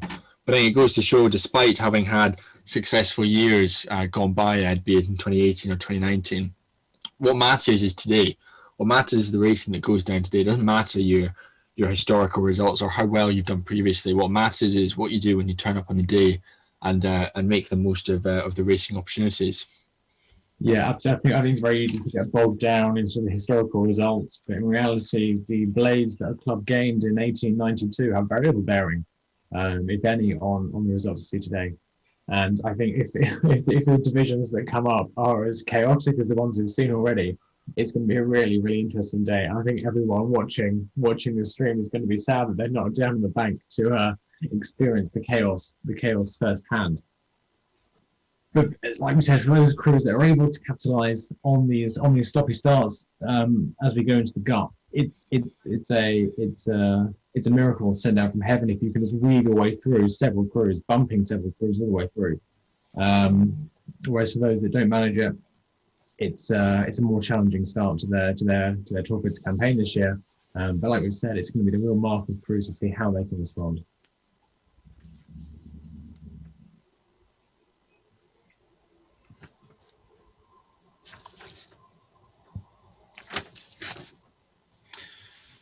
So there we see Pembroke's women's second eight coming up to the finish line of their crack at day one of Summer Torpids 2021. You see from the camera position on the roof of New College Boathouse, we've got plenty out enjoying the racing. Whilst we may not have spectators, we'll have all the athletes down at their respective boathouses cheering on all their club mates, trying to get the most out of them whilst out on the water. Coming through there, it is Lineker. Lineker's second eight with their yellow blades, and they're coming into the last few hundred meters or so. And there we see the umpires launch. And Ed, what I think looks to be, I think, Balliol chasing down Lineker.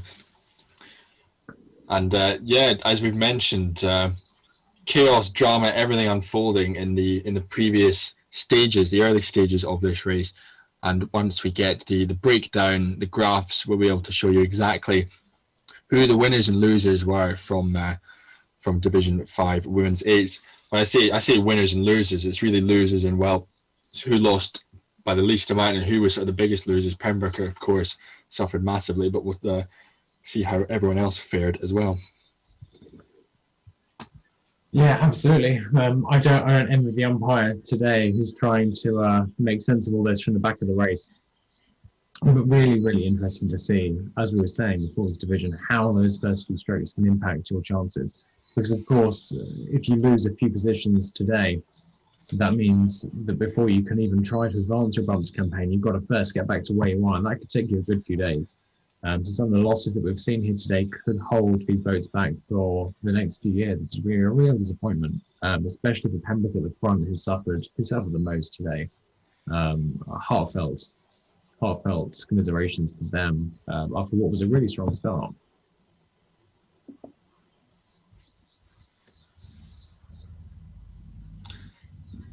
So the calm after the chaos, Ed, as we look back up the course, isn't it? Yeah, indeed. You know, just a few minutes after we were watching absolute carnage unfold, we just see the peace and tranquility restored to the ISIS, which is always nice to see, and that sets us up nicely for the next division that we'll have coming up at 3:15, which is Men's Division 4, headed up by Green Templeton. Green Templeton's first 8 at the front.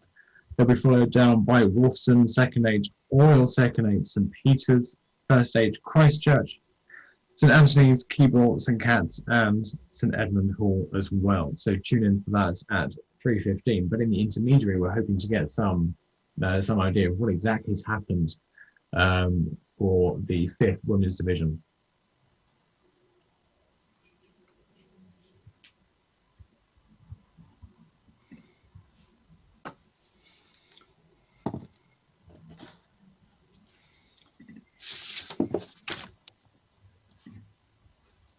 So just looking as the sort of initial results start to feed through, Wolfson in the Women's Division 5 seem to have taken the headship away from Pembroke, and Hughes' second 8 have bumped up as well, as have Worcester's second Women's 8. Balliol have fallen back to the bottom of the division. Unfortunately, a little tussle between Balliol and Worcester there. But just as we wait for the rest of the results to come in, and we hope to make sense of that chaos, that carnage that we saw off the start.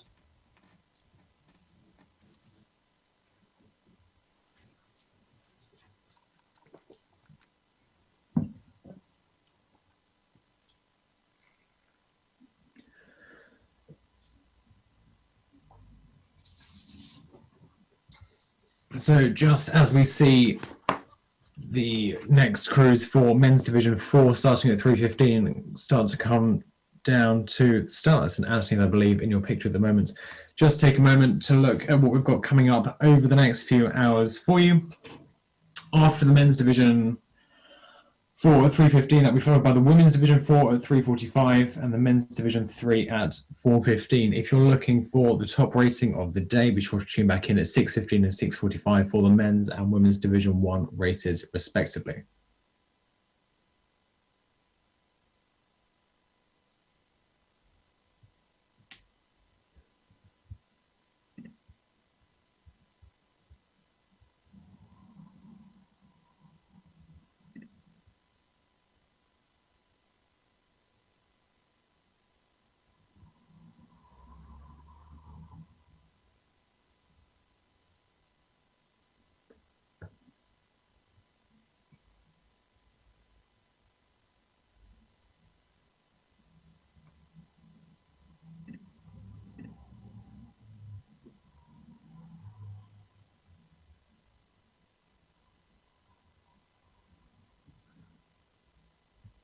So just as we wait for the final results to come in for the Women's Division 5, let's just take a moment to look back at some of the successes that some of the crews have had today. And as I look back down my sheet, I think one of the big successes that we've seen today is from Bennett's first men's 8, who have managed to ascend from 48th position up into 43rd. They'll be racing in Division 5 tomorrow, coming up from Division 6 today. So a huge, huge day for them. Disappointment for some other crews. Hartford's second men's crew have dropped a couple of places, as have Cat's third women's 8, who have dropped down to 63rd position, having started today in 60th. So it'll be interesting to see how those crews can recover. And as we've been saying all day, it'll be the real mark of a crew to see how they can recover from what potentially could be a very disappointing first day. But this is Torpids. Everything is to play for. And we're all really excited to see how the rest of today unfolds, and of course how the rest of the week unfolds.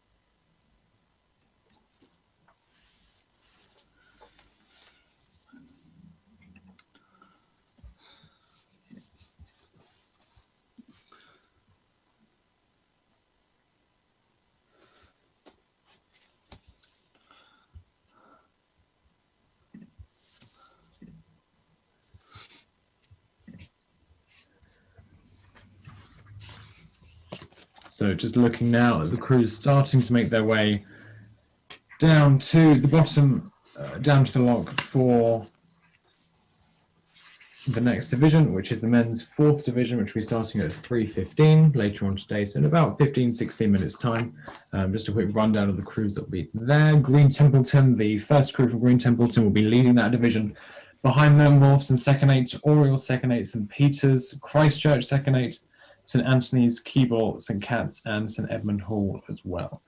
Oriel, of course, have been fairly dominant on the men's side for the past few years. This is their second 8, not right at the top, but it'll be interesting to see whether that's culture that Oriel have managed to breed even over quite an extended period of time, manages to stick with these crews, these lower crews, if they can propel them forward to ascend up the divisions. Green Templeton, of course, another one to watch. This is their highest ever position at Torpids, even if they are ranked 27th out of 32 first Torpids. Be interesting to see how they managed. Wolfson's second 8, of course, having a very, very successful last few years. They're now ranked 2nd out of 23 second Torpids, just biting at the heels of Green Templeton. It'll be interesting to see whether we have another chaotic start, and if so, who can capitalise on it, or of course, do we have a more clean start, who manages to get out quick and maintain their distance. But about, yeah, like we say, 15-16 minutes now until the start of the men's 4th division.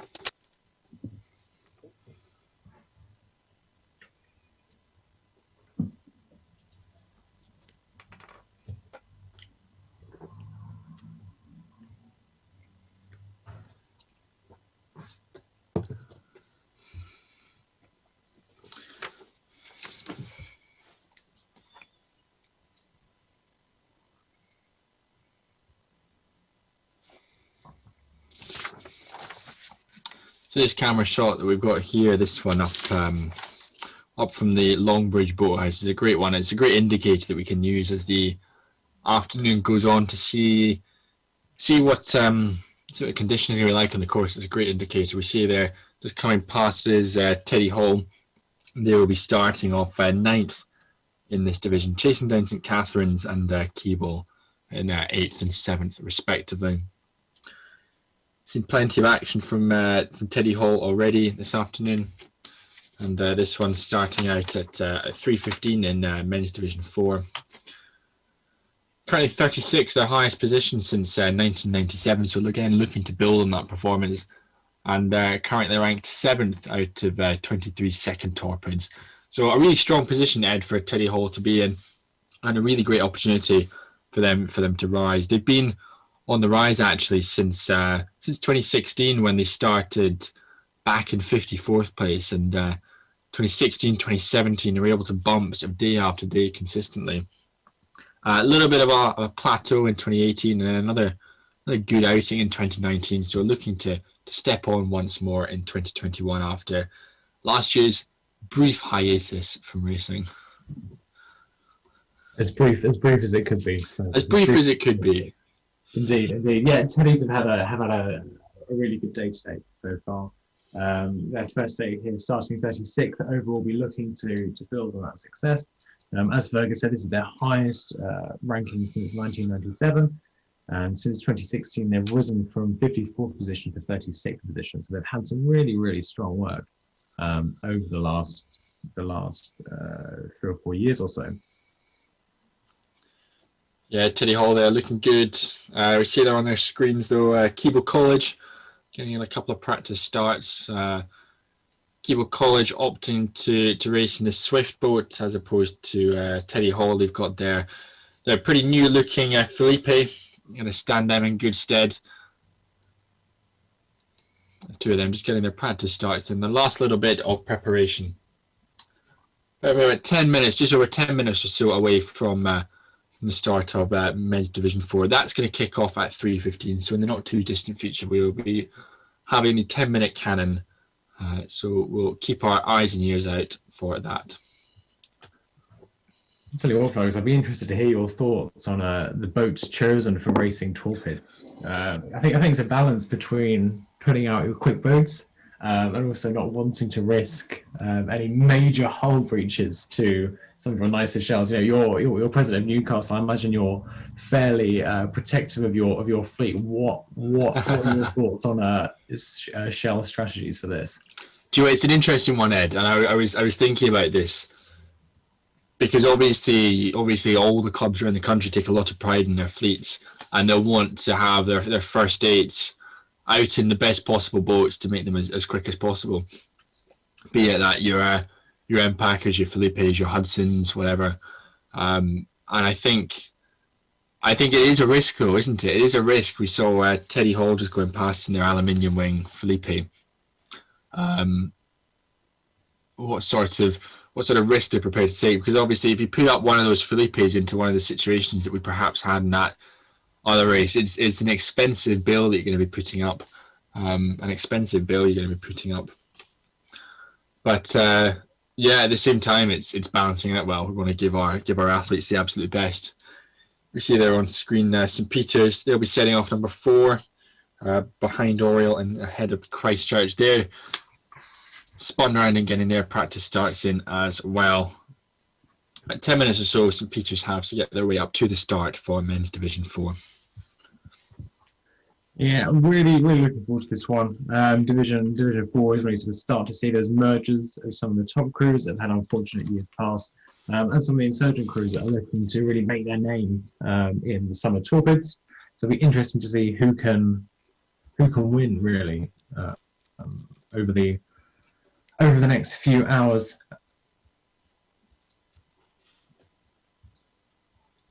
As we said, we've got just coming up on the screen there, we've got the list, the start list here. Oriel, of course, in there. Oriel have been fairly dominant, and Oriel is the only college to have achieved the double headship in the Torpids, having both the men's and women's crews at the head of the river in 2006 and 2018. That's something we're looking to continue. Oriel obviously starting right at the top of the men's first division later on this evening at 6:15, and on the women's side they'll be starting 4th at 6:45. They'll be trying to move back up and hopefully secure another headship for themselves. A double headship, I should say.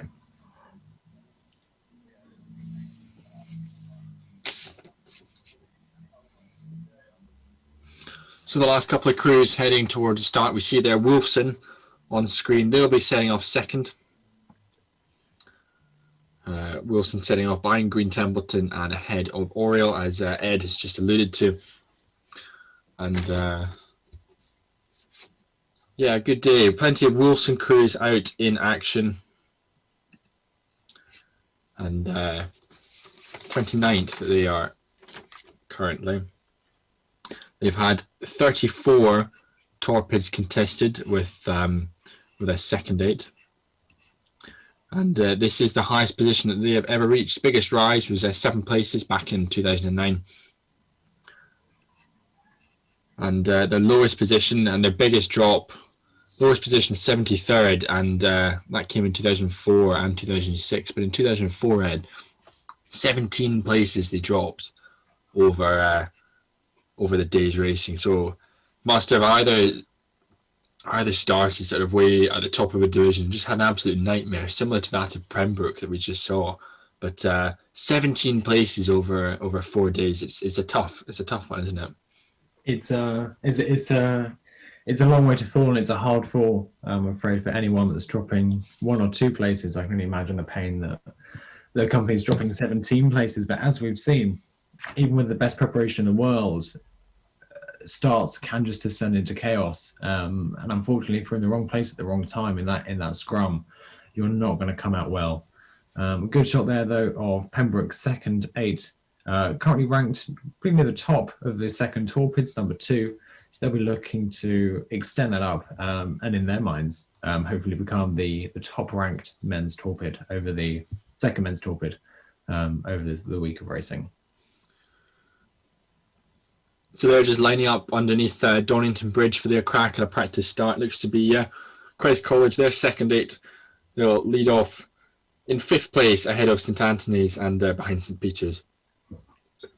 Just coming through, though, Wolfson College, the purple and white blades.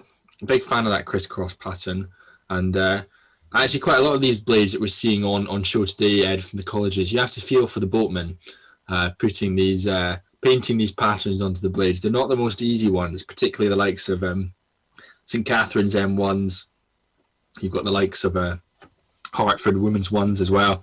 Some difficult patterns to get onto the blades for the boatmen.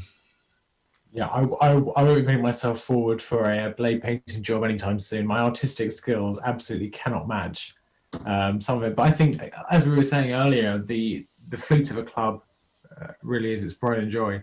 That extends to its blades. You know, when you're going to big regattas around the country, or again when you're entering into Torpids in the summer, you're looking to paint your club in the best possible light, and having nice, shiny, recently painted blades is a fantastic way to do that. So congratulations to all of the boatmen and boat managers that have managed to construct some fantastic patterns on the blades of these boats. We're about 5 minutes now away from the start of the men's 4th division, starting at 3:15, headed up by Green Templeton at the front and Teddy's Hall at the back. So it'll be interesting to see how the ranking shifts as we go through the race, and just waiting for those results of the previous women's division to come through properly. But looking now, Fergus, we spoke about Pembroke having a fairly dreadful start, and they've fallen from 37th position to 42nd position. So they've fallen right back down towards the end of their division. Some of the winners, of course, Wolfson Women's 3 have managed to make it to the top. Mansfield Women's 2 have managed to ascend a couple of places. There's a bit of a crisscross at the bottom between Worcester and Balliol's second Women's 8. Univ have ascended by a place, as have Hughes. But wait for that graphic to come up on screen just to show that a little bit clearer. But I think the real story there is the second Women's 8 from Pembroke have fallen right down to the bottom of their division. After what was looking to be a really hopeful start from them, they just got caught up in that initial chaos. And unfortunately, they weren't able to recover. Cox, Emily right there, and coach James Scott will be wondering what went wrong, and meeting later on this evening to try and prevent something like that from happening later on in the week. So by our estimations, we are 4 or 5 minutes away. We reckon if we haven't already had it, then we're probably pretty close to having the 5-minute cannon. Just as the crews get spun lined up in their respective starting positions.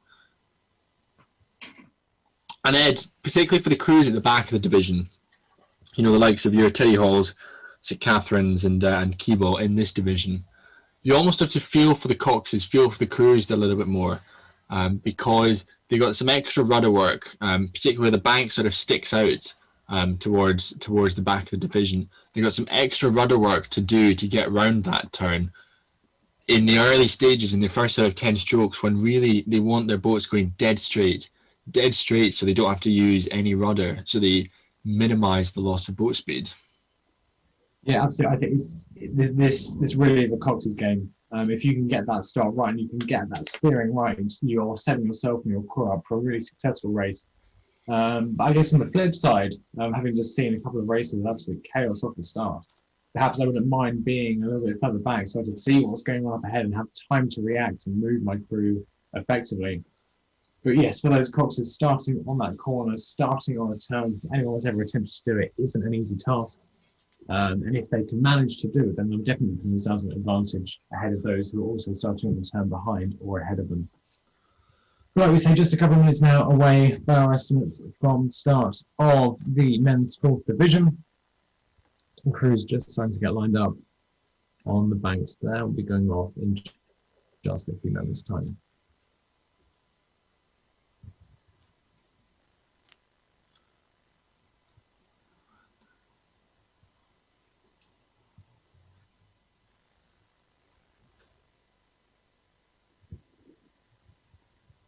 Just taking a cursory glance down the Awesome Bumps live chats that we've got going on YouTube. Some discussion about the legality of sitting from the towpath. We're asking all spectators to stay away and enjoy from the comfort of your own home this year, just to make sure that all the athletes, coaches, and support staff are staying as COVID secure as we can. It'll be interesting to see how these crews deal with not having that wall of sound cheering them on. Douglas, you've got experience racing with that wall of sound. How big of an impact do you think not having spectators there is going to have on some of these crews?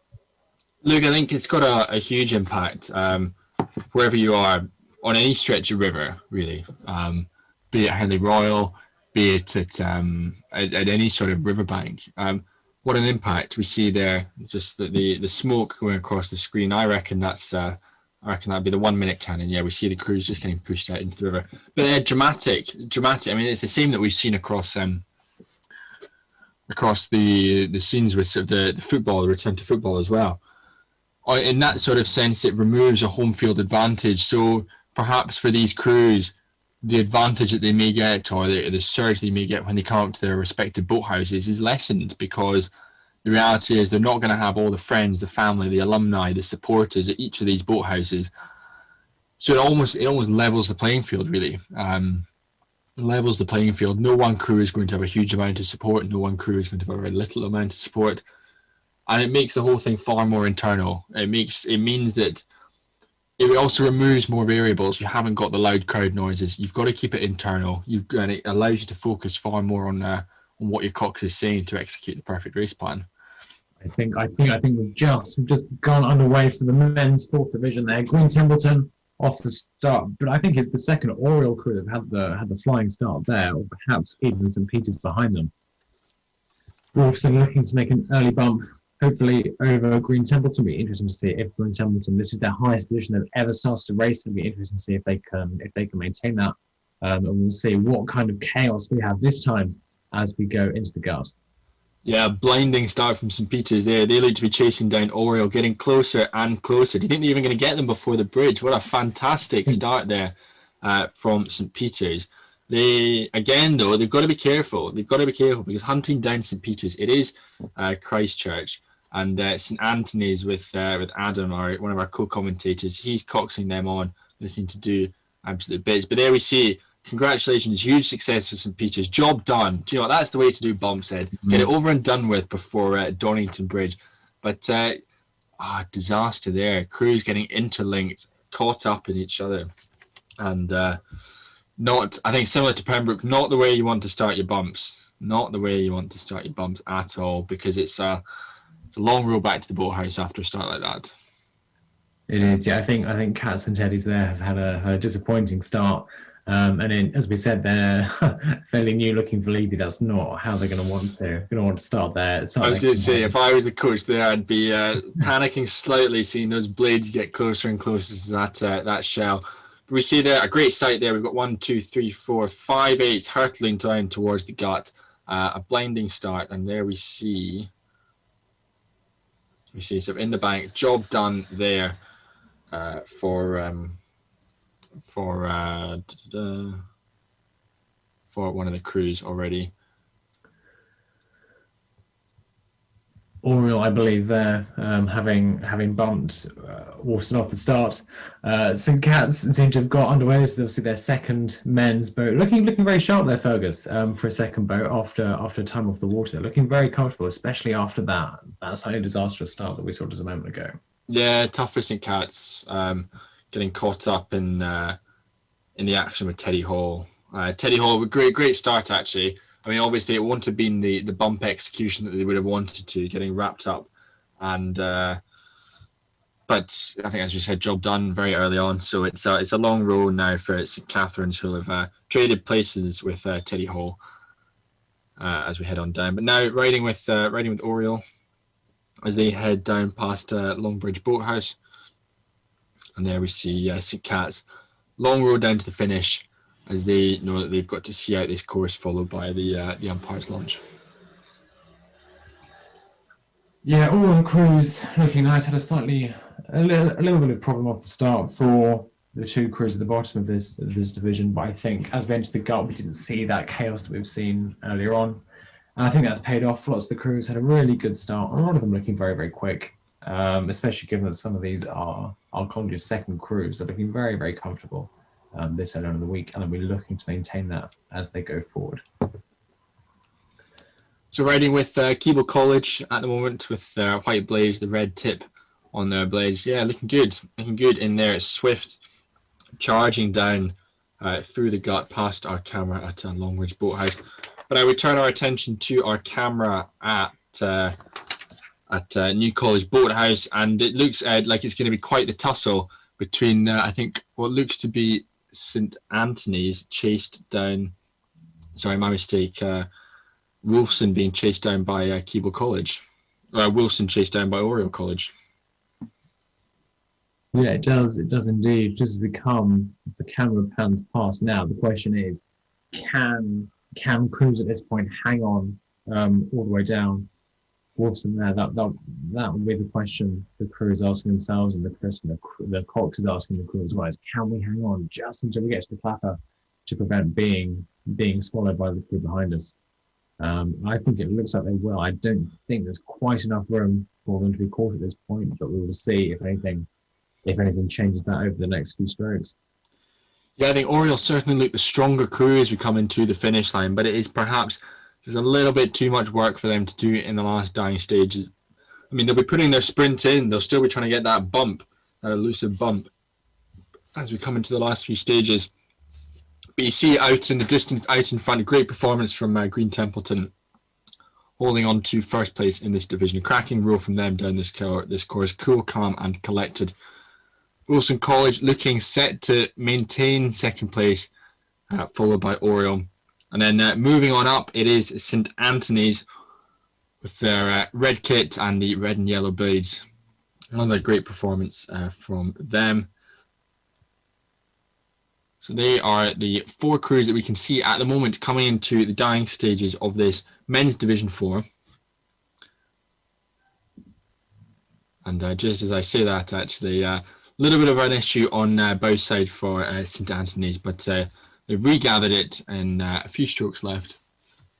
And there we see, just in the bottom left-hand corner of your screen, Keble College coming through, rowing over this men's Division 4 summer Torpids race. Yeah, if you're going to have any kind of issues, do it a few strokes from the end of the race. That's where I'd be suggesting to do it. I've got a good shot there of Teddy's. They had a little tussle with Cats earlier on, and just as the sort of first results are coming through, Cats and Teddy's have switched places. Keble second crew have maintained their position, as have St. Anthony's. Christchurch and St. Peter's have both moved up a place, while Oriel unfortunately have fallen down a couple of places. And as we said, Green Templeton just maintaining their position at the top of this division. But we'll wait for those confirmed final results to come through.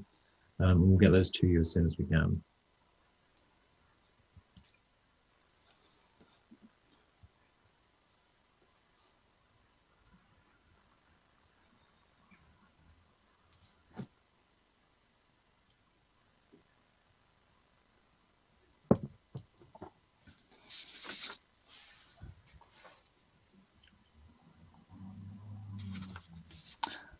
And yeah, returning to that shot, the peaceful tranquility after all the action that unfolded. Another epic tussle, actually, Ed. Some great challenges, some great showdowns going on in men's Division 4. Next race will be women's Division 4. It's going to kick off at 3:45. Racing now every half an hour. We'll bring you a division every half an hour or so. And we're starting to see some colleges making their debuts in this division with the likes of Exeter. They'll be kicking us off. Queen's as well. And the likes of St Anthony's returns. We see Merton, Oriel, Somerville College makes their debut. Regent's Park we've already seen today, and New College again we've already seen. So great to see some new faces, some new colleges racing over the course of today. Women's Division 4 kicking off 3:45. So just over 20 minutes or so, we will bring you the next division of racing for the Summer Torpids 2021.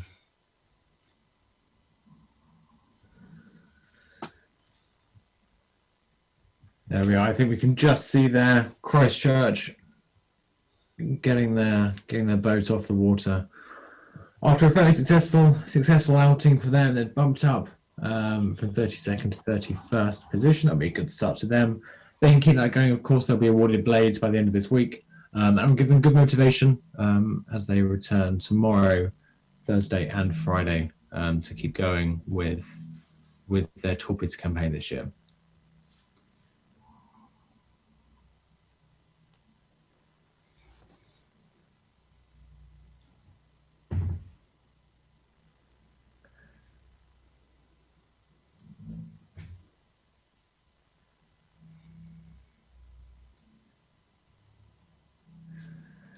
Yeah, there we are. Just back to that shot.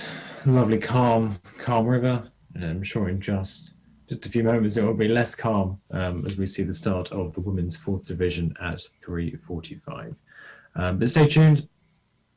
Do let us know in the chat in YouTube who you're rooting for, and enjoy, as we've said, enjoy the action from the live stream at home as we continue to rampage through this first day of the 2021 Torpids at Oxford University.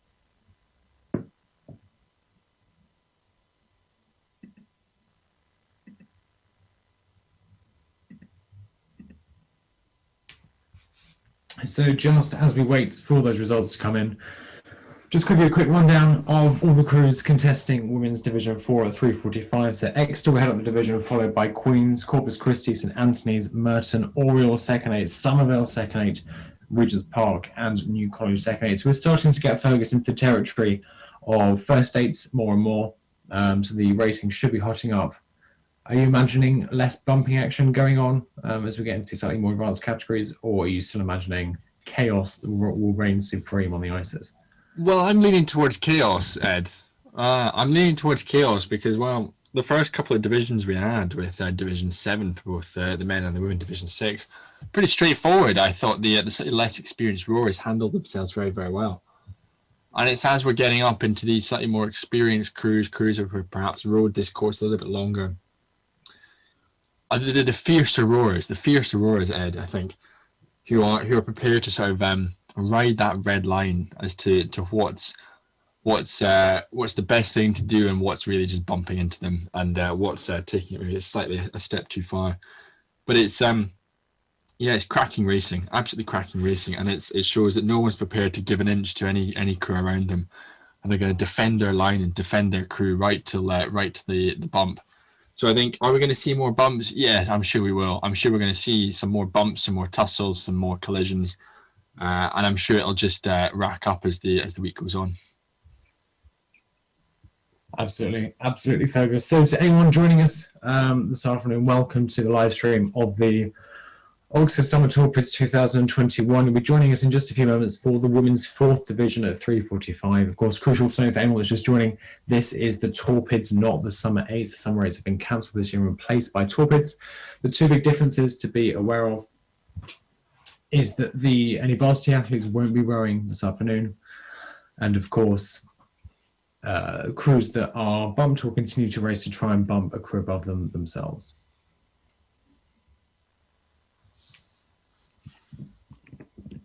So we see up on screen we've got those Division 5 results for Women's Division 5. See there, Pembroke slipping. We've got a big day out for the likes of University College. Bad day to be Mansfield. Had a long slip down. And the same with Lineker as well, slipping a couple of places. But good performances from the likes of Balliol and Worcester. So lots going on as we saw. St Hugh's managing to hold their position just fine, but lots of change going on in Women's Division 5 as we talked about earlier on.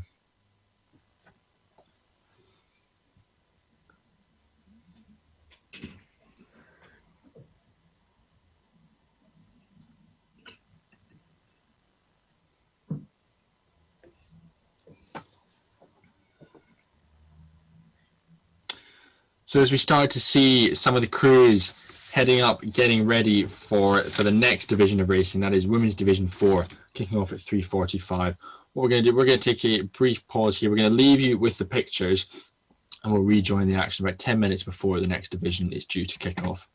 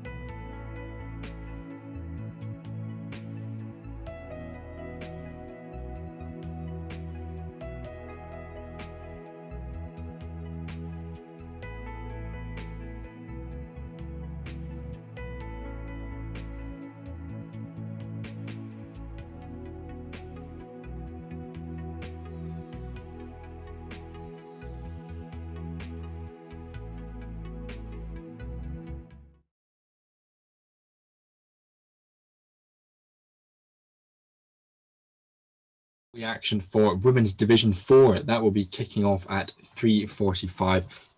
We've had a fantastic afternoon of racing so far, from Men's Division 7, Women's Division 7, all the way through to where we are at the moment. We've had drama, we've had all sorts of chaos, we've had plenty of bumps, and we've had plenty of demotions as well.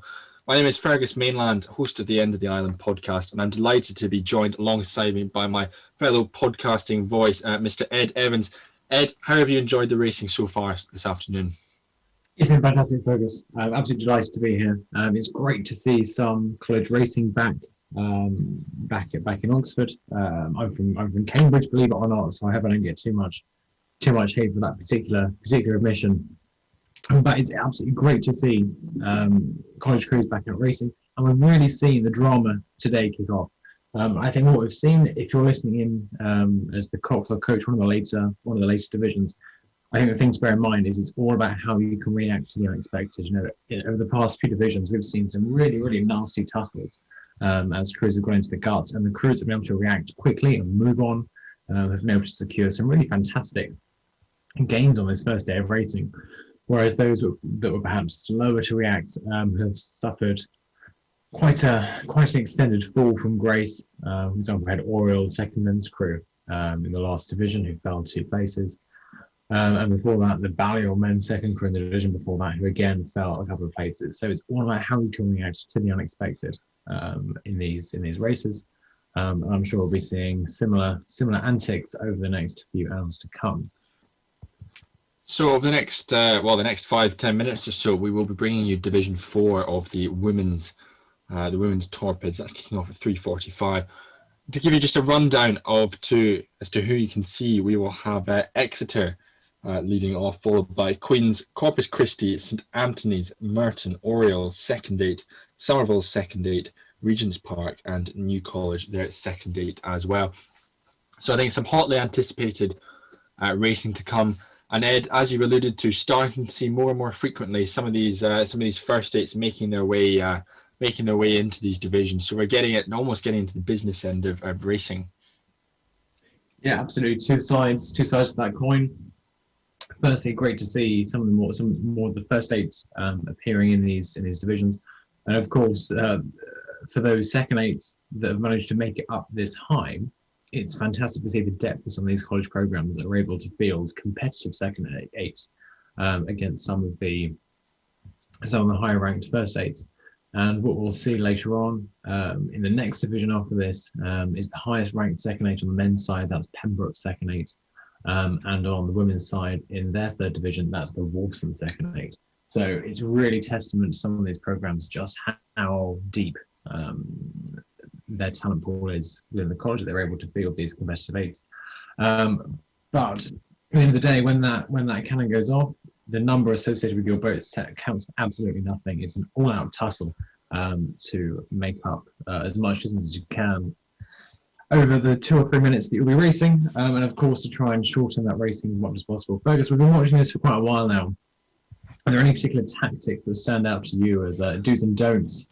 Fergus Mainland's guide to bumps, if you will. My guide to bumps is someone who's probably quite new to bumps this year. I would say what's worked well and what worked, I think the perfect display of that was I think St Peter's in one of the earlier races that we saw. And they jumped out, they got their bump straight away in the first couple of 100 meters or so. And we saw the celebration, the elation with the crew. They were like, yeah, job done. Because I think that is job done. I think to conserve your energy and to do well at Bucks, what I've noticed is if you're going to do it, if you need your bumps, get it early on. Because otherwise, I think you start almost playing mind games with yourself, thinking, we haven't caught the crew in front. Why haven't we caught the crew in front? What can we do to catch the crew in front? What are they doing that's stopping us from catching them? And equally, well, what impact is this having on the crew behind us? So I think getting your job done nice and quickly is really effective, a really effective thing to do. But also, so I would say from my side of things, if you're going to do it, that's probably the way to do it. But obviously, if you're leading off a division, you just want to row your own race. You don't want to worry about what's happening behind you, because otherwise you end up like Pembroke, like we saw earlier. I think we've alluded to them quite a lot, but they're such an example of what happens when you almost get distracted by what's going on behind you, crews coming up behind you, chaos going on, getting sucked into that, and then ultimately you making your own mistakes and just paying the price for that. So it becomes such an internal thing, Bumps, focusing on your own rhythm, focusing on your own crew, but just being aware of what's going on, not letting it impact you, but being aware of what's going on around you. But after that sort of long winding answer, Ed, to your question, I do think the best thing to do, get your bump in early, conserve your energy for the rest of the days, because believe me, it's 4 long, hard days of racing that you could ultimately have with a roller coaster of different emotions, depending as to how well it goes. Yeah, absolutely. I think St. Peter's earlier on, their first men's crew, a testament to the Fergus mainland technique. They got out quickly, they delivered a decisive blow within those first sort of 30, 40 seconds, really bumped, and that was them done. And then rode back to the boathouse in a nice, relaxed fashion, which means they'll be able to go home tonight, relax, and come back tomorrow refreshed. That's how you're going to do it. If not, well, then you've just got to battle. It's an all-out scrap battle to see who can take their places. But just now, as we look down, we can see some of the crews for the women's 4th division starting to line up, and I reckon we've got just a minute or so until we kick off. Just a rundown again of who got racing. So it's Exeter, Queen's, Corpus Christi, St Anthony's, Merton, Orioles 2nd crew, Somerville 2nd crew, Regent's Park and New College 2nd crews. So Exeter at the top, we're looking to hang on to their position at the top of this division and hopefully move up, whilst the rest of the crews here will be looking to take positions from those in front of them and use this first day of bumps to give themselves a really good start to move forward. I think, Ed, we're very close to the 1 minute cannon going off. We see the crews haven't quite been pushed out yet. So when that cannon goes off, the crews will just get pushed out from the bank, make their last little adjustments getting lined up. And that's when it's on, as they say. You see they're sitting at the top of the division. What looks to be a Felipe, their aluminium winged Felipe Exeter, looking good in their red all-in-ones and their red blades. And as Ed said, they will be chased down by Queens. It's blue and white blades, the horizontal stripes there, the blue and white. So look out for those, chasing down the red of Exeter.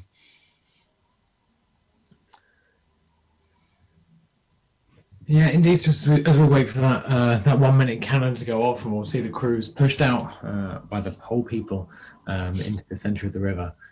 Just a quick reminder of what we've got coming up over the rest of the afternoon. So this is Women's Division 4 at 4:15. We'll have the Men's Division 3, followed by the Women's Division 3 at 4:45, and then the Men's Division 2 at 5:15, and half an hour later, the Men's Division 2. The Blue Ribbon events today, the Men's and Women's First Divisions, will be at 6:15. And 6:45 respectively. So do make sure you're tuning in for those if you're looking for the sharp end of racing this week. But I don't believe that the racing here is going to be any less dramatic than what we've got coming up towards the end of the evening. Fergus, is there anyone that you've particularly got your eye on in this race, or is it just I can't think of the phrase?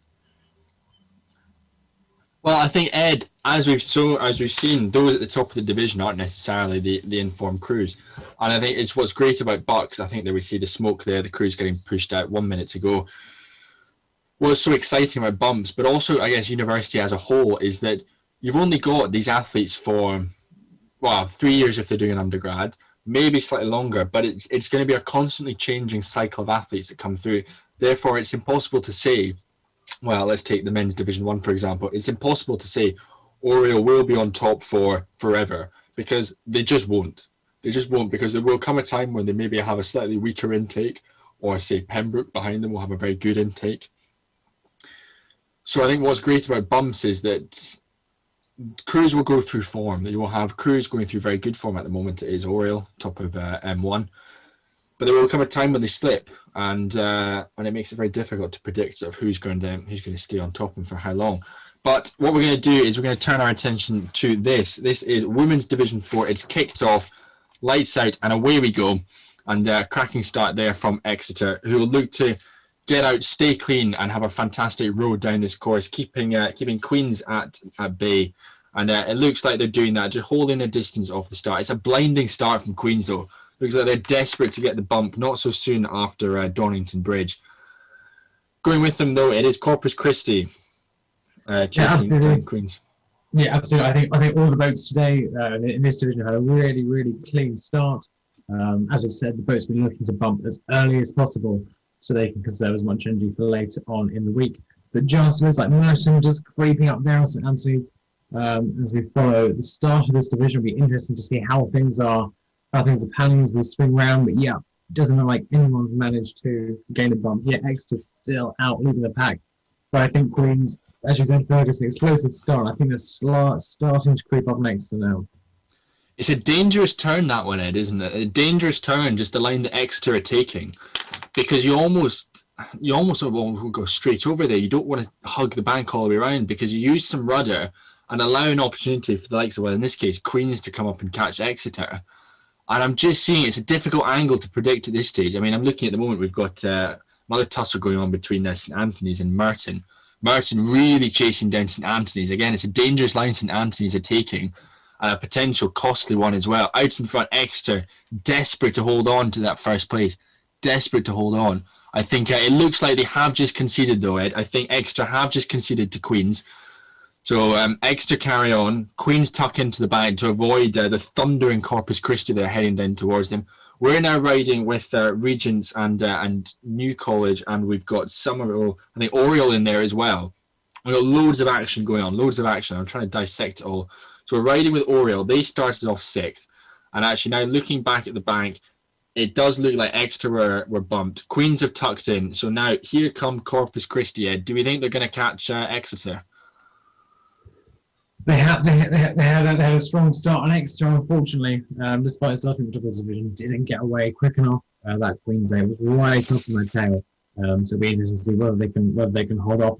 St Anthony's there chasing off as well. Whether they'll be able to catch the race leaders is another question. It'll be interesting to see how far we are away as we pan round here. Corpus Christi definitely look to be chasing up there. I'm not quite sure as we move down what's happened here between New College and Oriel's second crew here. Looks like New College, Ed. I reckon they got the bump. So we see they're just pausing there, and we see Oriel. I think a disappointing day for Oriel if they've been caught by New College. Oriel started off in 6th, riding there with St Anthony's, who are still trucking on. But I think it's been a particularly good day, I reckon, for the likes of Somerville. Great day for Queens catching Exeter, and great to do it just as they head into the gut as well.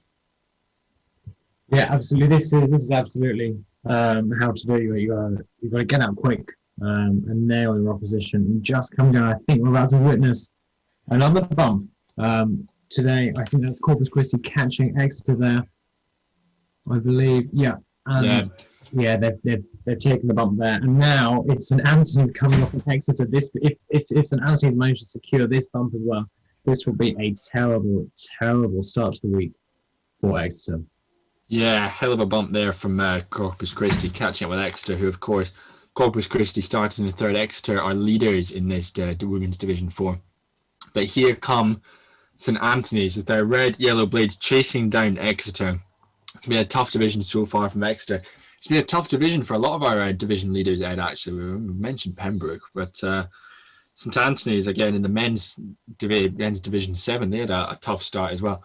So the question now for Exeter is how long can they hang on? Can they regroup in these last few hundred metres or so? Can they hold off the charge that's coming from Corpus Christi? From St Anthony's? Because if they can't, well, that's going to be another devastating bump, slipping them down from 1st to 4th in this division. Yeah, absolutely. I think Exeter looking a little bit put out there. No surprise at all after their start. Their start, in fact, was looking very good, but I just don't think they could quite match the might that Queens and Corpus Christi brought to the table. St Anthony's closing up now on them. Do you think they're going to make this bump, Fergus? It's looking tight towards the line. I don't think they're going to make it at this point. It's looking tight, but my judgment over the past couple of divisions hasn't been so good in this last couple of 100 metres. But I think it would be a safe bet to make that Exeter they should hold on. But it's a big, strong rhythm there from St Anthony's as they charge down. Big, strong rhythm as we come into the dying stages or so of this Women's Division 4. Yeah, Exeter looking very, very powerful, looking very composed, no doubt. After a very successful start to them, but yes, they're very composed as they come through. But I do think Exeter are going to hold them off.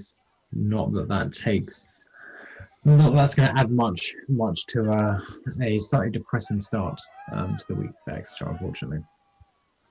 I'm watching, what a sprint finish there from St Anthony's. What an epic finish. I think it's some questionable steering there from the Exeter cocks, wobbling all over the place in the last sort of 100 metres or so. That's not what you want. You want a clear, calm focus from your cocks. I mean, it looks like they just managed to hold on there, Ed. We'll get final confirmation shortly afterwards.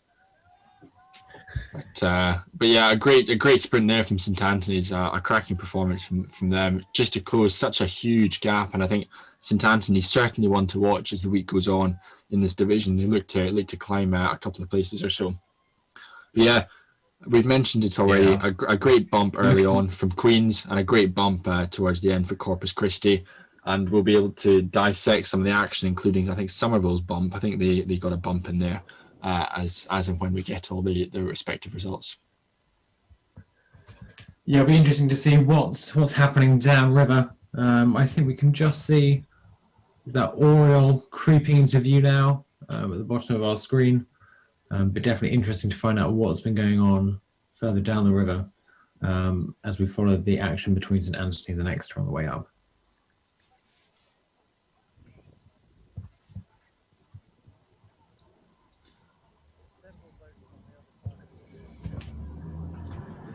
So as we watch Oriole come up to the line, that brings an end to the women's 4th division of the Summer Torpids this year.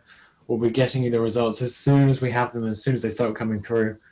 But now we start to look ahead towards the next division. But Fergus, what are your initial reactions to the women's 4th division? Women's 4th division, bad day to be Exeter. And it sounds brutal, but yeah, tough day at the office, and I think similar to Pembroke, not the way they will have been wanting to kick off their respective divisions. So back to the thinking boards, perhaps a new strategy for tomorrow. But yeah, a tough start, but promising, very promising from the likes of Queens, who move up to 1st in this division.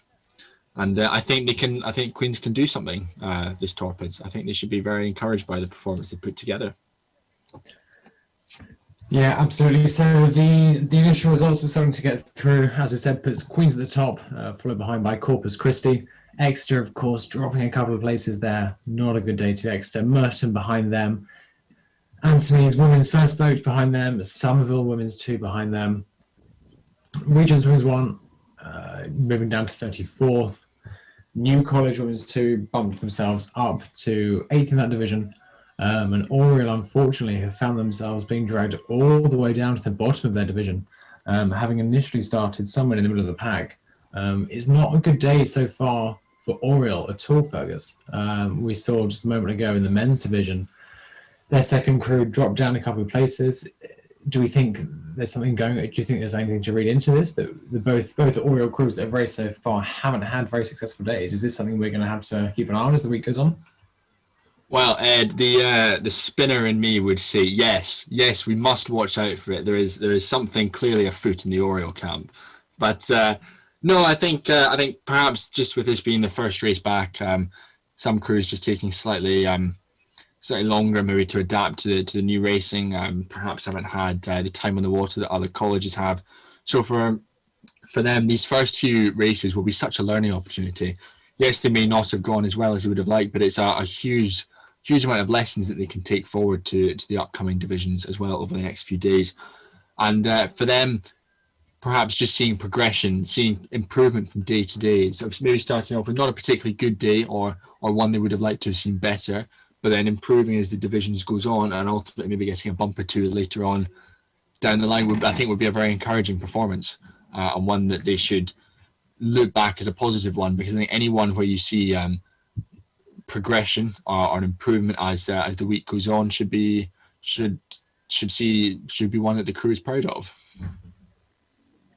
Yeah, absolutely. I think it's important to note that for quite a lot of these crews and these athletes will be the first time they're racing, potentially. in these boats, and keep an eye on some of the names that you see here today. They absolutely could be moving up to boats higher up the divisions, perhaps even moving on to university teams. So if you're deep into the rowing knowledge field, keep an eye on these names. Because they might start appearing in blue boats and reserve boats in a few years' time. But now, that's the end of the women's 4th division. We'll wait for that graphic to come up just to demonstrate exactly the drama that's taken place. But now we can just see the men's 3rd division boats starting to descend down to the bottom. The men's 3rd division starting at 4:15. So in just over 15 minutes, you'll have Lincoln, Mansfield, Queens, Pembroke, Second Aid, St Anne's, St Hughes, Somerville, Nica, and Worcester lining up to contest this 3rd men's division. Pembroke, of course, Pembroke second boat, ranked 22nd overall in the Torpids. This is the highest ranking second aid by quite some way, actually. I think that really is testament to the depth in the Pembroke squad. Obviously, their first crew currently ranked 2nd behind Oriel. They will be looking to supersede their Oriel opponents later on this evening at 6:15. That'll be the men's 1st division, and at 6:45 the women's 1st division.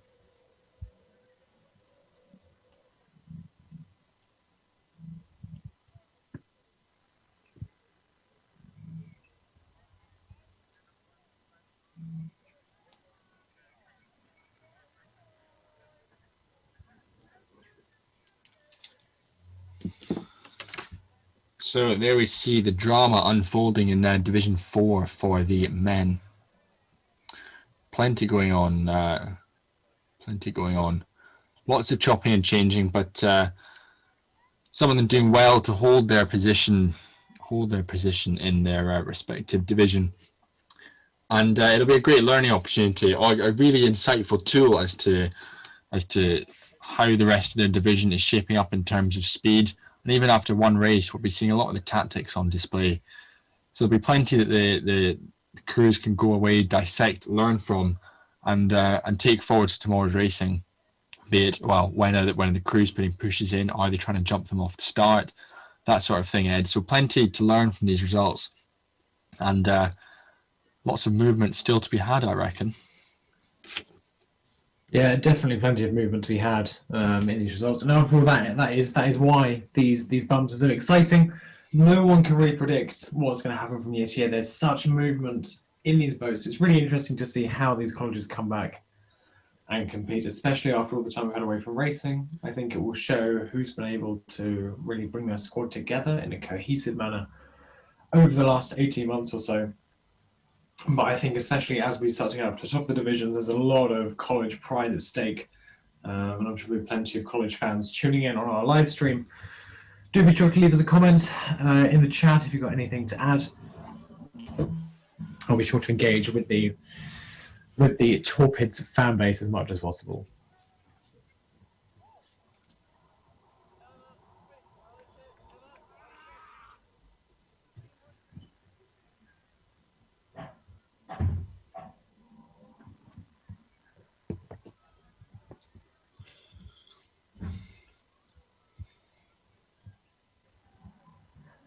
So just as the men's 3rd division crews make their way down to the start, just worth reflecting for a moment on the different awards and trophies up for grabs this week. The headship, of course, goes to the men's and women's crew who finish at the top of the 1st division. Oriel are the only college to ever have secured a double headship. That's when both the men's and women's 1st crew are at the top of their division. For most other crews, however, they'll be looking to secure blades. That's where they bump a crew every day for the 4 days the bumps are going on. The opposite of that is spoons. That's when a crew is bumped every day, so they move down the division every day. And if you manage by some miracle to be bumped and bump every day, you can expect to get spades. Legend has it that spades have only been achieved twice, but no one so far has been able to identify for me exactly who has secured a spade. So anyone out there who has some intimate knowledge of the spades of Oxford, let us know. We'll be interested to hear which clubs have secured spades and at what point.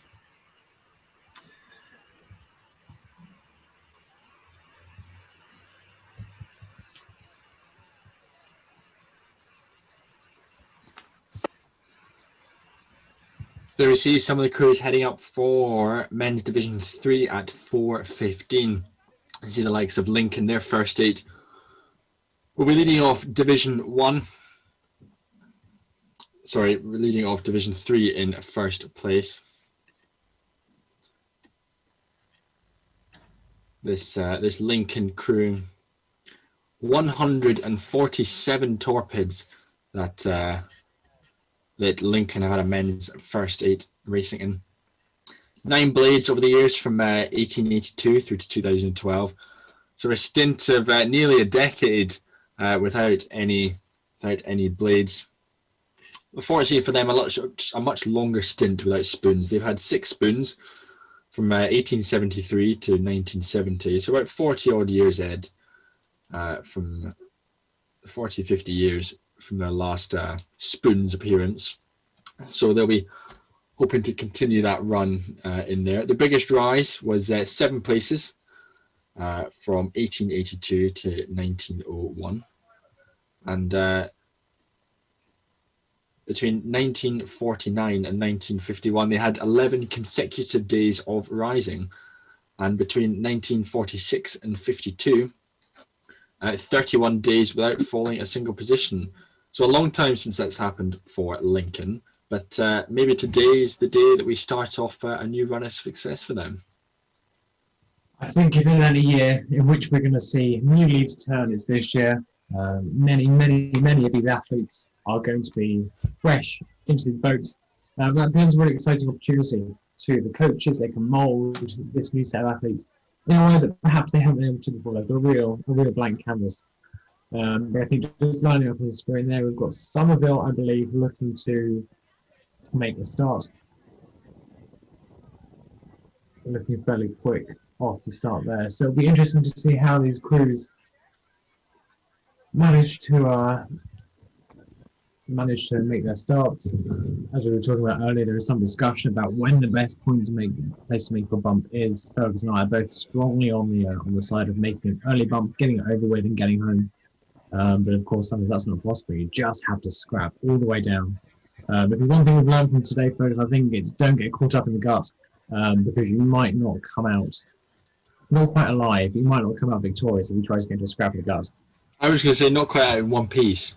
Yeah, we haven't had any breakages yet, but I think we're probably not far away from one. Particularly some of the lines that these coxes are taking are brave, I think, to say the least. Gutsy, yeah, gutsy.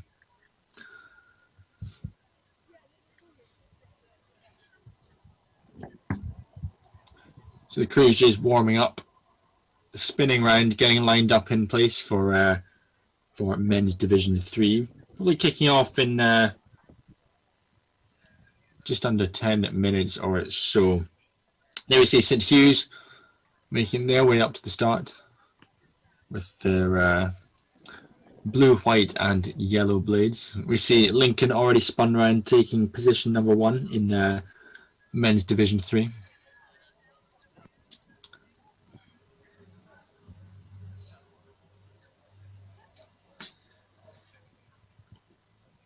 So just as we wait for the crews to get themselves lined up on the bung lines, we wait for those cannons to go off that we're all looking forward to seeing.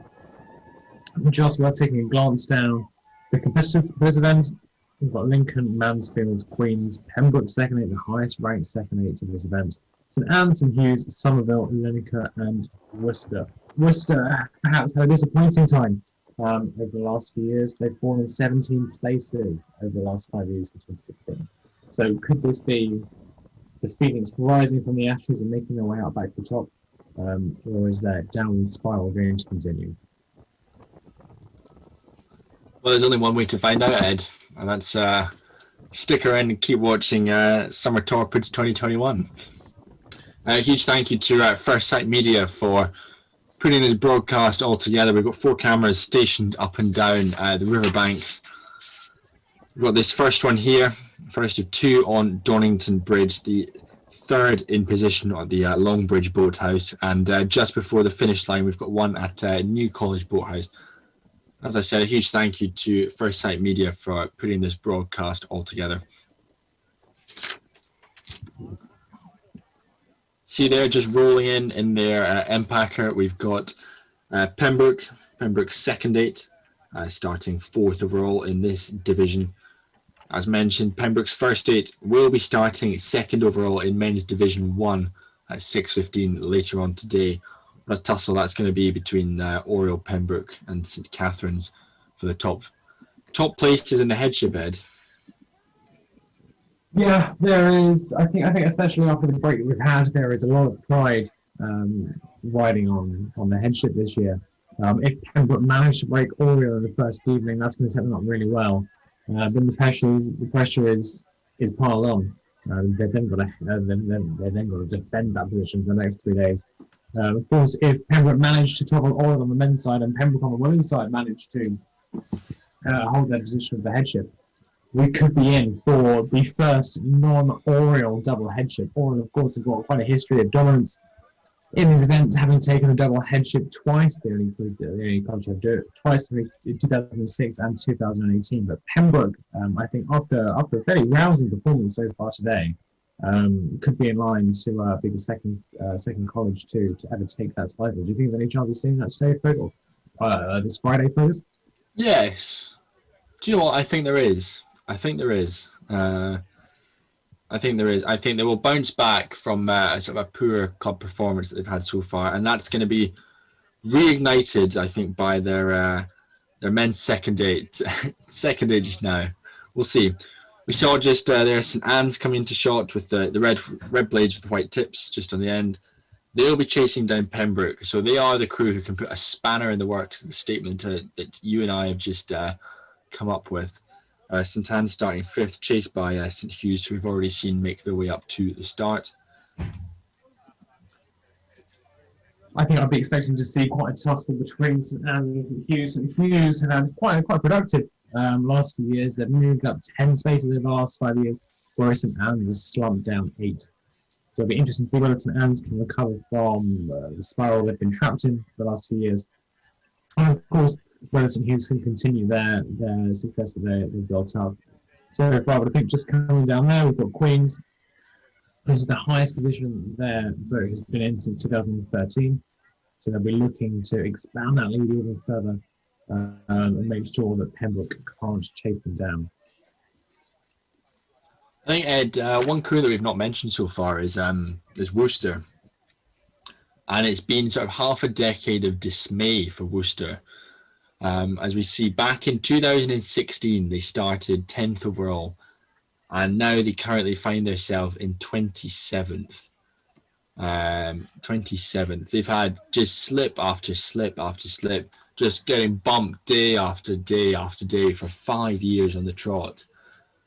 And yeah, it's a tough position. They're currently ranked 26th out of 32 first Torpids, but they're a long way away from the heights that they had back in 2016.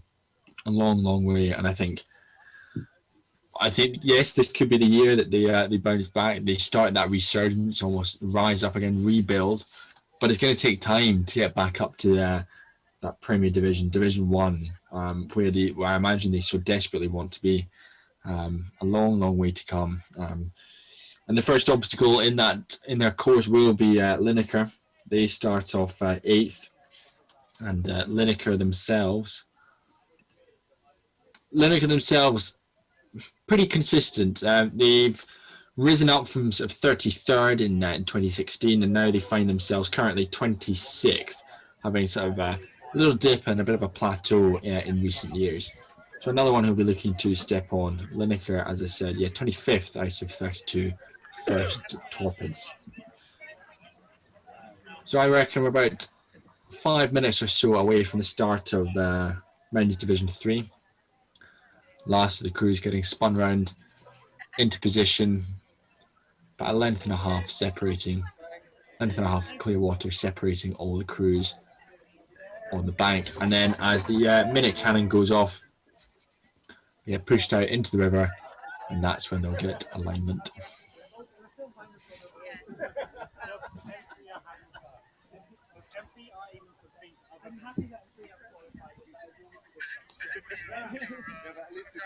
Those first few strokes, of course, absolutely crucial, as we've seen over the last two divisions of racing. If you can get off to that good start, if you put yourself and you're in a really, really strong position to bump or at least avoid being bumped in those first few strokes. And of course, our advice to everyone, whatever you do, don't get knotted up in the gut. Otherwise, you might not come out in one piece.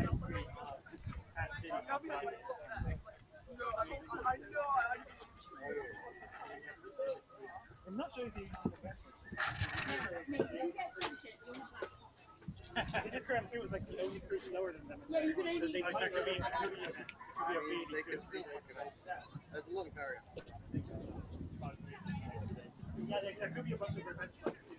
So a good shot there of the crews lining up for this men's Division 3, starting in just a few minutes at 4:15. We've got Lincoln, Mansfield, Queens, Pembroke second crews, and St Hughes, Somerville, Lincoln, and Worcester. Worcester at the bottom, we're looking to make a resurgence after a pretty disappointing few years. Whilst the likes of Queens, who have been on the rise in the last few years, St Hughes, Somerville will be looking to advance their lead, or at least stave off the fresh competition looking at their heels.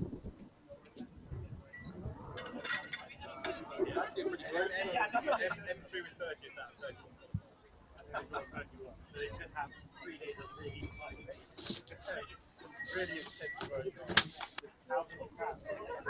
know one of the rows in that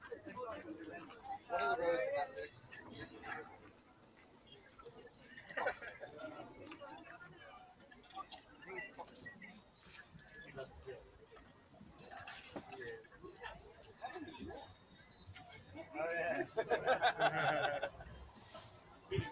So Fergus, just before that last count goes off, we got any bets to place before we kick off here? Any crews that you want to keep your eye on? Ed, I think as we've mentioned already this afternoon, with the turbulent training period that so many of these crews will have had, I think it's difficult, and it's difficult to predict. In the same way that we've had crews rocking up at national schools or crews rocking up at Metropolitan Regatta, you don't really know who's going to come out on top. Very difficult to predict. And it'll be the same for these crews, particularly as it's still a mixture of first dates. We've got a second date chucked in there. And with it being a new year, we'll have had new athletes in September. There are potentially quite a lot of rejigging, quite a lot of crew shufflings. Because obviously this is almost 2 years on from when we would have last run this in 2019, so a lot of change.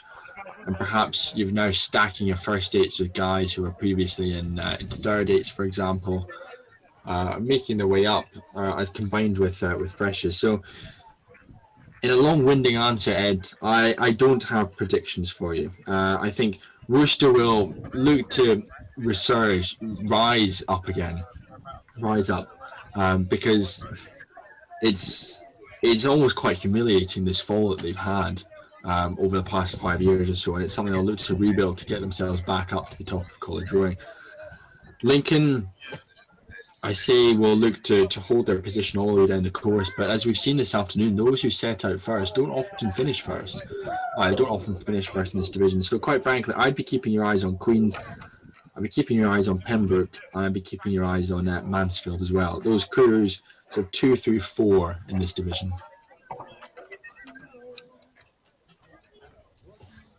Yeah, I agree. I think that turbulence you discussed, Fergus, is absolutely something crucial. We're going to take into account with this. I think keeping an eye on Queens is definitely a smart idea.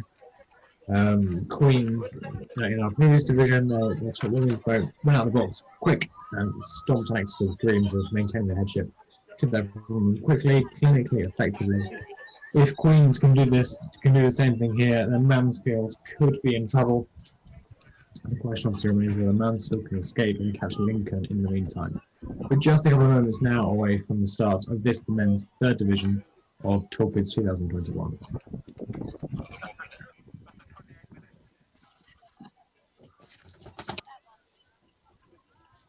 So Ed, I make that 1 minute to go. We are 1 minute away from men's division 3 kicking off. We can just see the smoke just in the middle of the screen. Crews getting pushed out, last minute adjustments, and very exciting because we're starting to get to the business end of day one. Yeah, we are starting to approach the sharp end of racing on this first day of 4 days. Torpids Racing. You just see the crews being pushed out on the poles there. Cox is holding onto the bung lines. I think I overheard Adam earlier talking about his strategy, leaning back, holding that little wooden plate at the end of the line back as far as you can, just to get those few extra feet ahead of the competition. It could be the difference between you holding your position, gaining another, or even losing it to the crew behind you. But we are away for the men's third division of Torpids, and it looks to be a pretty clean start from all the crews, Fergus. Yeah, really good start from the crews. Lincoln there, it's setting out strong. It looks like a strong pace they want to establish early on, get into their rhythm, because it'll be their rhythm that will carry them all the way through to the finish line. Great start there also from Queens as well, chasing down, pulling away from Pembroke. Now Pembroke have got to be careful they don't get caught in this rush that's going to happen behind them between St Anne's and St Hughes. See St Hughes there charging. What a performance there from St Hughes. It is an epic charge. And it looks like they're going to get them before Donington Bridge as well. There we see concession before the bridge. Epic start. Do you know what? It doesn't get better than that for St Hughes. Brilliant racing there. That is absolutely how to do it. Class act there for St Hughes. Interested to see what's happening with Queens as we pan to the other camera.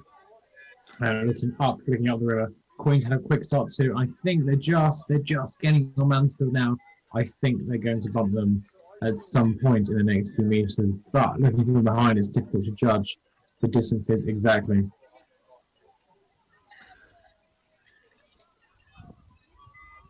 Yeah, it's an awesome shot. It was a really awesome shot up the river there. We see Pembroke still being chased down by St Anne's. They're racing hard, racing very, very hard. Somerville, though, doing bits to still be in contention, and there we see Lineker chasing them down. They're still in contention, and Worcester have got work to do, but their first bump that they're looking for to light up that sort of period of resurgence, it's still on, but looking strong out in front. I would say Mansfield, they just started to close that gap down, but Mansfield have got to be careful because charging for them, as you predicted early on, what a performance from Queens. Queens, I think they've got overlap and it's whether or not Mansfield are going to concede. What do you reckon, Ed? Yeah, the Crompton's pretty resolute to me. I don't think that Mansfield is anywhere near concede, although that could be a hand in the air. I think that is a concession from Mansfield. Queens, as I was expecting, really strong performance. I didn't think they quite got the start they would have liked to knock Mansfield out earlier, but still on this first day of racing to take them out and move up to a 20th position is a really strong start for them. Yeah, that bump means I don't think we're going to see one from Pembroke. I think Pembroke will be happy just to maintain the position that they're in. We're seeing at the moment Somerville just caught up with, I believe, St Anne's. St Anne's there with a white tip. So a great race from Somerville, bumping up a couple of places. St Hughes, obviously, they bumped St Anne's as well. So tough day to be St Anne's, but great performance there from Somerville getting that bump in. We see there on the far side, Lineker not too far behind Somerville. So I think they did well to get that bump in, Ed, before they were caught by their opposition behind them. Yeah, I think here we just switch to the view of Mansfield coming up. Lincoln, the angles are always tricky to judge. Do we think that they're gonna catch Lincoln for the line? We're gonna need a big surge from Lincoln to hold on here. What a race we're seeing from Mansfield. Perhaps as the camera pans round, it was maybe a little bit too generous, but I think they've just about got overlap, Ed. I think they've just about got overlap with Lincoln. A really solid row, and there we see the Bible just starting to creep up to the cox of Lincoln's first aid. So Mansfield has been a really strong piece. They've orchestrated it and almost timed it to perfection. So hanging on, and there we see, I think, concession there. Job well done from Mansfield, catching them in the dying stages of this race, knowing that perhaps maybe their start wasn't the strongest, but they were able to trust in that mid-race rhythm, trust that they were able to come through, and it's paid off there. So a great row there from Mansfield. Lincoln will have to see out this course, but yeah, what a bump from Mansfield that we'll see them up to first in this division. Yeah, a disappointing start to the week for Lincoln. They've obviously moved down 2 places now, with the new top trio being Mansfield, Queens and Lincoln. So disappointing start for them. But for Mansfield, that's definitely a good a good day at the office, as it is for Queens. We expect that nice quick start, getting out, knocking opposition on the head, and issuing that clinical blow that gave them that nice, strong start. There we see St Hugh's roaring through. Epic start from them. Really, really strong. I think that's one of the best starts I've seen all afternoon, Ed, from St Hugh's. Just the ability to jump out and getting them before the bridge was just really, really inspiring. Yeah, absolutely. 10 out of 10 for that start there. I think St Hugh's are continuing their trajectory they've established over the last 5 years. In the last 5 years, they've risen 10 places. They've risen another one today. That's something they will be looking to continue. So just the initial results coming in now, the new world order for this Division 3 of the men's bumps. We've got Mansfield have moved it up to the top place, Queens behind them, Lincoln behind them, Pembroke have stayed the same. They've done well enough to hold off their opposition, but perhaps not the surge they were expecting. St Hugh's, as we were just talking about, have moved up a position after a really early clinical blow. Somerville follow them, moving up a position, so have Lineker. It's a tough day for St Anne's. They've dropped 3 positions now, down to 26th position, so really not a good day to be them. And Worcester, as we were saying, they were always going to struggle to come back from it. They've done well to hold on to their position, but they haven't been able to deliver any kind of blow over Lineker, and they remain at the bottom of the division. But we'll wait to see that graphic come up just to give you a better idea of what's going on. But definitely another dramatic race there, Fergus, from the crews. Yeah, really exciting. And I think as we discussed earlier on, despite the caliber of the crews getting better, the racing is just getting more and more awesome. Some great tussles, some brave lines being taken by some coxes, and the crews showing some real grit and determination to cling on, get those bumps, and even if they can't quite get them, then they'll keep racing all the way down to the line, as we saw with Mansfield, as he did to Lincoln. Yeah, college reputations and pride are on the line here, and bravery is absolutely the name of the game. So that is the end of the men's third division this afternoon. I've still got the women's third division and both men's and women's second divisions and first divisions coming up later. As we've said, those top divisions coming in at 6:15 and 6:45 for the men and women respectively. But do stay tuned. The women's division 3 will be with us at 4:45 as the crews just start to make their descent down to the lock to start their campaign this year. But we'll see what we've got coming up, and looking forward to that results graphic coming up on the screen in just a few moments. There we are. There's that graphic there, so we can see it's been a bad day for St Anne's, slumping down quite a few places. They just didn't have that power off the start. Again, disappointing as well for Lincoln. Some of the winners today, Lineker have managed to bump themselves up. St Peter's, that really early decisive blow they managed to issue. Somerville again gaining, and Mansfield now at the top of this division, a really, really strong place to start their campaign. As we said, we've got the women's third division coming in at 4:45. We'll leave you now for a brief break until about 25 to about 10 minutes before that division. But do be sure to check out the live bumps feed. I'm giving you all the results as they come in, and do contribute in the YouTube live chat if you've got any interesting Torpids trivia to contribute to the discussion.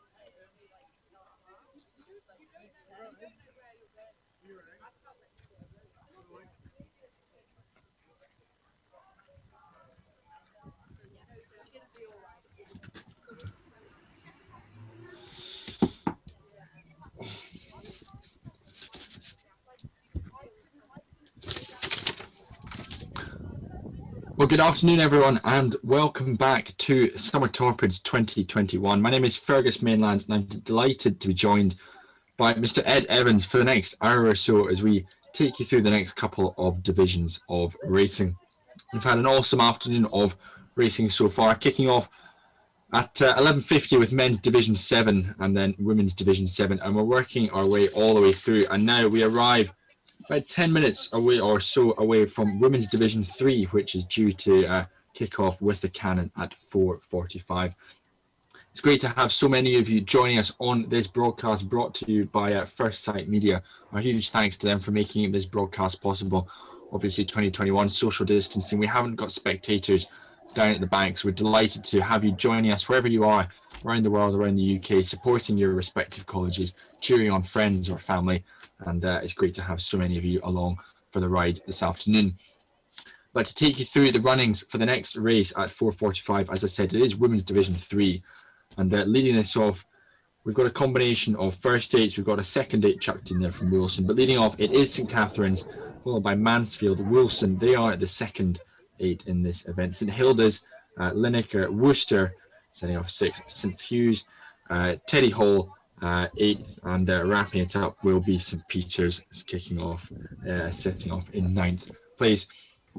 Ed, it's been a great racing of afternoon so far.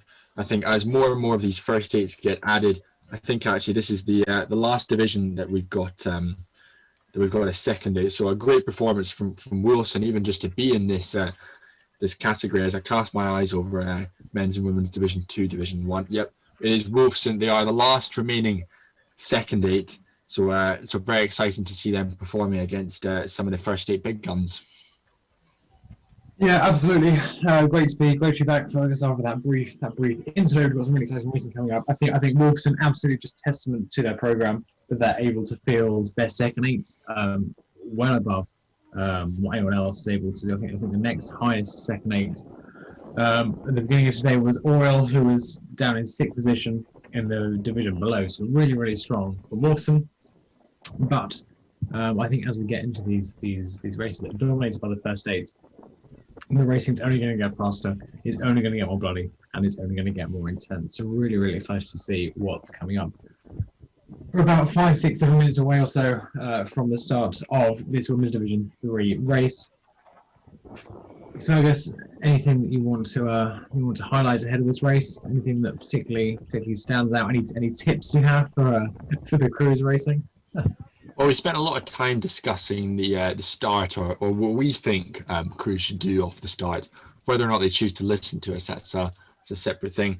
But I think there does seem to almost be this curse of being the first boat off in this division that we're starting to see division on division end. I mean, we saw it with Lincoln, we've seen it with Pembroke, we've seen it with a variety of other crews. I mean, it all kicked off with St Anthony's in Division 7 for the men. St Catherine's, when they lead off this Division 3, they've got to row their own race. They've got to trust in their own rhythm, back each other, and row as 1-8 as opposed to 8 individuals. And it's a cliche that gets chucked around so often. But if they're going to have success in this race, they're going to hold on to that top position, hold off the charge that's inevitably going to come from Mansfield. Then they've got to have faith in each other. They've got to trust each other and know that the rhythm that they have been developing over the past few weeks and months is a solid one. Because we've seen that crews like Pembroke or St Anthony's, when they start worrying about what's going on behind them, they start getting caught up in it. That's when it all goes to pot, and we start seeing them slip down the rankings. Yeah, absolutely. I think there is a curse. I wouldn't like to say enacted by the commentary team, but definitely for those first crews, often it's a really challenging position to be in. You're the only crew that can see back down behind you, but equally you're the only cox that hasn't got a view of the crew up in front of you to latch onto. So it's a really difficult position to be starting in, and St Cat's, they, like you said, they just need to get off, they need to row their own race, they need to trust in the training that they've been doing. And I'm sure they managed to do that. They'll be able to hold off the charge from Mansfield. Mansfield didn't manage to secure a charge, secure a victory over Lincoln in the previous race. It'll be interesting to see if their women's boat fares any better in this third division.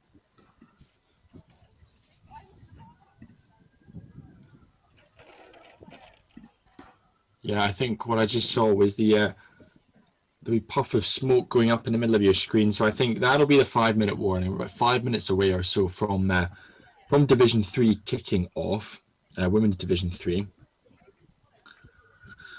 As I said, St Catherine's, they've got a lot to do. I think the pressure is very much on the first crew. St Catherine's lead off Division 3. 38 Torpids contested from St Catherine's. 1978, the first year. And they have 3 torpid headships between 2001 and 2009, Ed. So we've had a big dip off. A big dip actually came 2017. They had a disaster, dropping down from what looked like about 18th place all the way down to sort of 26th odd place. So a disaster over Torpids 2017 for St Catherine's. But they're on the way back up. They had a good 2018, I think, an even better 2019. They're back up to their current rank of 19th, and I think they're looking to push deep back into Division 2 again. So looking to break that almost curse that we've seen so far of the lead-out crews. Chasing them down, though, it will be Mansfield. Mansfield's second. They're another crew on the up again. Mansfield. Back in 2016, started in 30th, rose all the way up to 22nd. A couple of dips, and now they find themselves back at 20th. The highest position that Mansfield first women's 8 has reached was 17th back in 2011, and they held that through 2012 as well. Mansfield have 4 blades between 1996 and 2016. So if they're going to repeat that, they've got to get through St Catherine's, who themselves are on a bit of a resurgence, Ed. Yeah, absolutely. St Cat's, great to see them on the way back up after, like you say, a challenging period. But great to see them coming back up. It's always difficult to come back after you've had that period of perhaps a more challenging time. But Cox Zeehan will have been working closely with their coach Rowan Nichols to perfect the start to the race. Anyone that's raced bumps will know that start is just so crucially important. And so Z will be trying to work out athletes maximally to ensure that first stroke isn't ripped out the water. It just gives them that good starting position to start winding it up, start putting that pressure down, and give them that really, really strong start that they're going to need to ward off a charge from Mansfield, who I imagine will also be looking strong. Wolfson, as we've already said, the highest ranked second women's crew will have something to prove. They want to prove that they can still play out here with the with the big boys. And as we go down the division, everyone's going to be looking to make sure that they can either move up on their competitors or at least stave off a charge from those below them. We have to have some at our boathouse. So we've had that 5-minute cannon, and we're just counting down now. We see the last few crews just getting spun round into place. We see closest to us. St. Catherine's, they're ready to go, slotting in behind them. Mansfield in the red kit, and Wolfson sitting behind them. So those will be your crews to watch, I reckon, in the early stages. Your Mansfield, your Wolfson, St. Hilda's, and Linacre. I might add St. Peter's to that as well. Fergus, we saw in that last division, division before last even. Really, really strong work coming out quickly, nailing their opposition on the head. So it'll be that kind of race plan I'm sure they'll be looking to execute again. Difficult position, starting right at the bottom, because it means if they do have to chase Teddies, they're going to be chasing for a long, long way. So they're going to want to get out quick around that corner, execute that blow, and end the race there and then. I think Peters is a cracking shout to keep an eye on. Back in 2016, they sort of plateaued a little bit, but 34th they sat, and then 2019 had a good surge, and they find themselves up at 27th. Their highest position since 2001. So a really exciting position for them to be in. Highest position they've ever reached was 20th. That was back in 2001, and yet to win blades, but also yet to be given spoons. So you win some, I guess win-win really. Well, maybe not winning blades, but at least you haven't got any spoons yet. I tell you what, if you've got a formula for a win-win bumps, do let me know. I'll start. Just taking a brief look down the YouTube chat. Ivo is cheering on Hughes. Hughes, again, I think it's probably a pretty good shout. Hughes have been pretty fast on the blocks all day. They've been looking to do very similar things as St. Peters. They've been looking to get out quick, develop that speed, hammer down a decisive blow, almost probably ahead, or at least stay with the charge from Teddy's behind them. End their first day of racing early, get back home, get some food down, come back tomorrow fresh and energized to continue their campaign.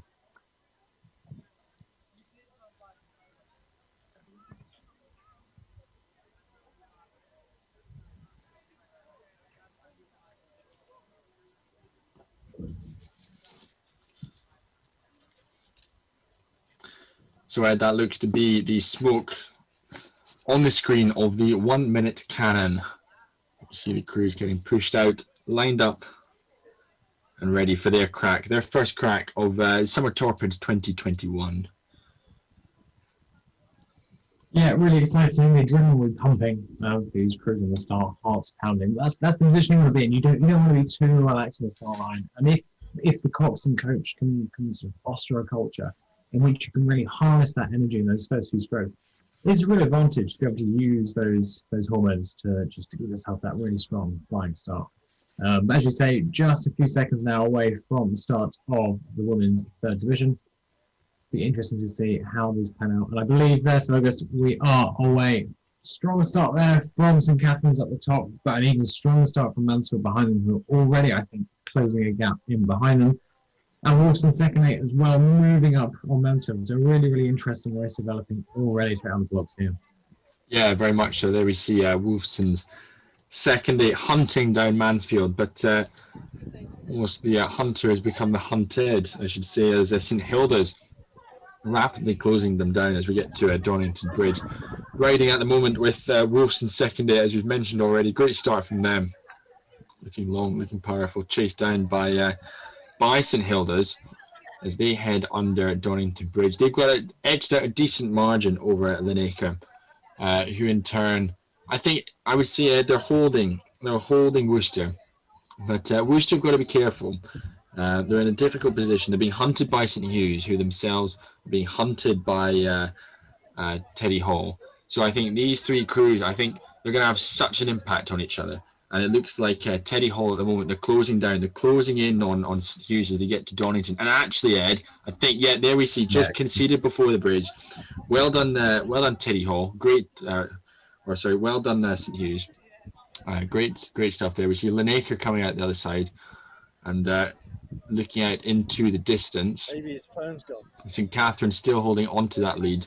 But it is Mansfield hugging the bank just a little bit more, Ed, as you get further down the course.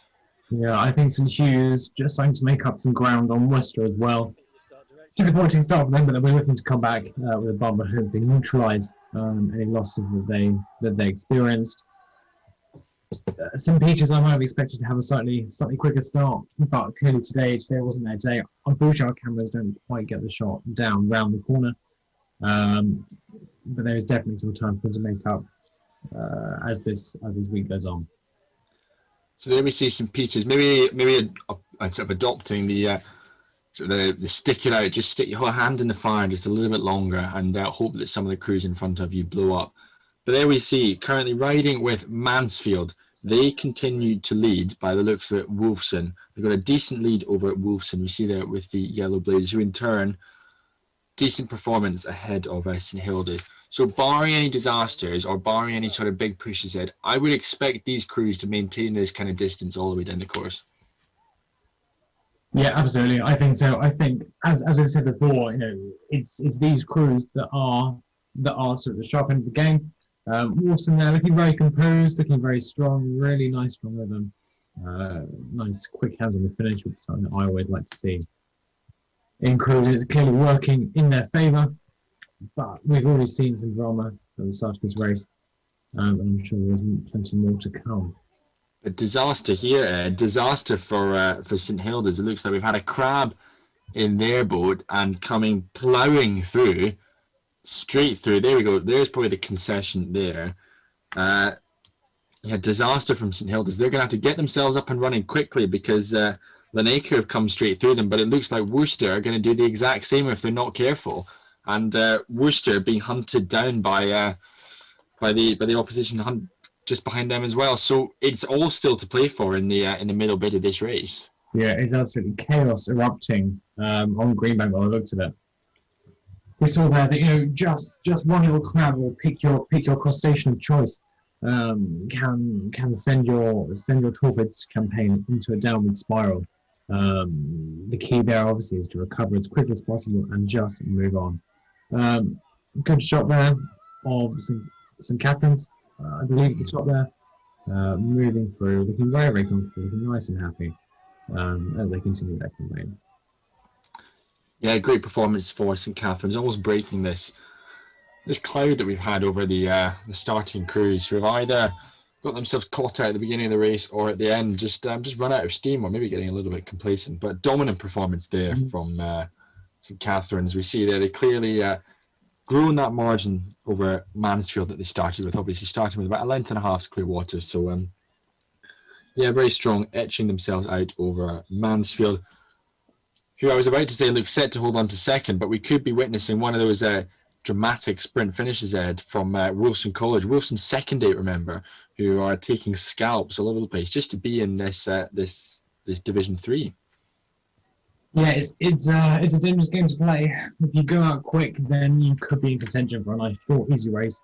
But if you underestimate opposition, as perhaps they've underestimated St Cath, then you're in for a very long, painful row, and upon which Wolfson's second crew appear to attempt to be capitalising on themselves.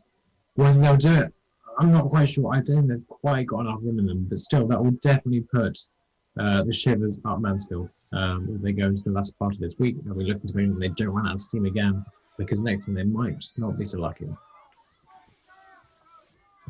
So your three leading crews that set off at the beginning of Division 3 look to be unchanged. in the final stages of this Women's Division 3 race. They are St Catherine's, Mansfield, Wilson 2. And we will wait to get a better picture as to what on earth has happened further down the track. We saw those crabs, we saw those disaster for St Hilda's earlier on down the line. We see there now St Hilda's just coming into shot. What a disaster they had earlier on the course. They'll have dropped down. I think they'll have been bumped a couple of times, certainly from Linacre, and I think from Worcester, but we'll get confirmation of that later in the not too distant future. But given that both Linacre and Worcester are nowhere to be seen, I think those are two pretty safe bets to make, Ed. Yeah, just looking at the initial results coming through now, top 3 places are unchanged. St Cats have still maintained their headship. Mansfield tucked in behind, and Wolfson, even though they pressed on Mansfield pretty hard, they haven't quite had the power to topple them. Lincoln have managed to bump up St Hilda's, who have done a little switcheroo there. And so St Hughes have gained themselves a place, as have Teddy's, as have St Peter's. It has been a bad day, unfortunately, for Worcester. They've dropped right down from 24th to 27th. So not a great start to the week, but not unrecoverable, I don't think, as we head on into the latter part of the week. We'll definitely be interested to see how these crews develop and how they build on their results so far as they go forward.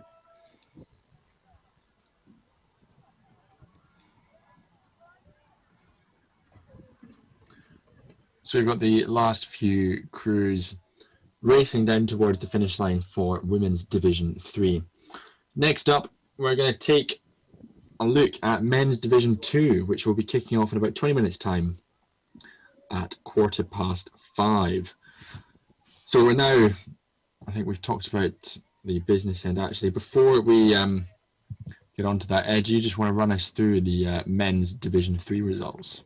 Yeah, absolutely. You can see the graphic up there on the screen. So your top 3 crews remain unchanged. St Cats, Mansfield, and of course Wolfson's second crew, the highest ranked second crew of the race, remain unchanged at the top. Linacre have managed to perform a little switch rules, and Hilders have been bumped down a position. St Hughes, as we were expecting, have managed to have a little bit of performance up their sleeve, and they've gained a place, as have Teddy, as have St Peter's. So I think our predictions were pretty sound there, Fergus. Unfortunately, Worcester have dropped down right to the bottom, which is a real shame. But we'll see how they recover later on in the campaign. Yeah, bad day to be St Anne's as well, slipping down the rankings there. But as I said, we'll turn our attention to Men's Division 2. Sorry. So at 5:15, it will be Keble College leading it off, St John's, then Magdalen, followed by University, New College, Merton, LMH, Corpus Christi and Brasenose. They are your 9 crews racing for Men's Division 2 for Summer Torpids, brought to you by First Sight Media. Just looking down that list, Fergus, it all looks pretty serious to me. Maybe it's just the slightly darker blade colours. There's some pretty serious names there looking to fight tooth and nail for their position. Keble, of course, right at the top of this division, they'll be thinking, right, we want to push up, we want to get into that first division. It's a really strong position to be in. Brasenose at the bottom, thinking, right, how far into this division can we get?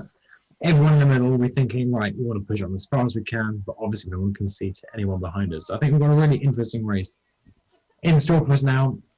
So that'll be starting at 5:15, so in a little under 20 minutes, we'll see those crews go off. Do be sure to contribute in the YouTube chat as you have anything to say. Who are your predictions for the men's second division? Who are we going to see toppled, and who are we going to see doing the toppling? Do let us know. But it will be a good afternoon's racing. Of course, after the men's division 2, we have, following that, the women's division 2 at 5:45, men's division 1 at 6:15, and the women's division 1 at 6:45. So we've got sort of 4 races left of the day. Really exciting stuff we've had so far, and I'm sure more and more to come as we edge ever closer towards the sharp end of racing.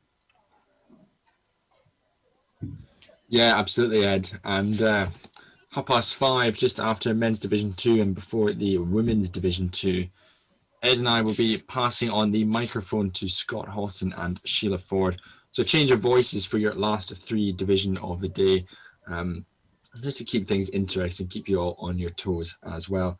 But Ed and I will be guiding you through men's division 2, as we've said, which will be taking place at 5:15. So just under 20 minutes or so away from that.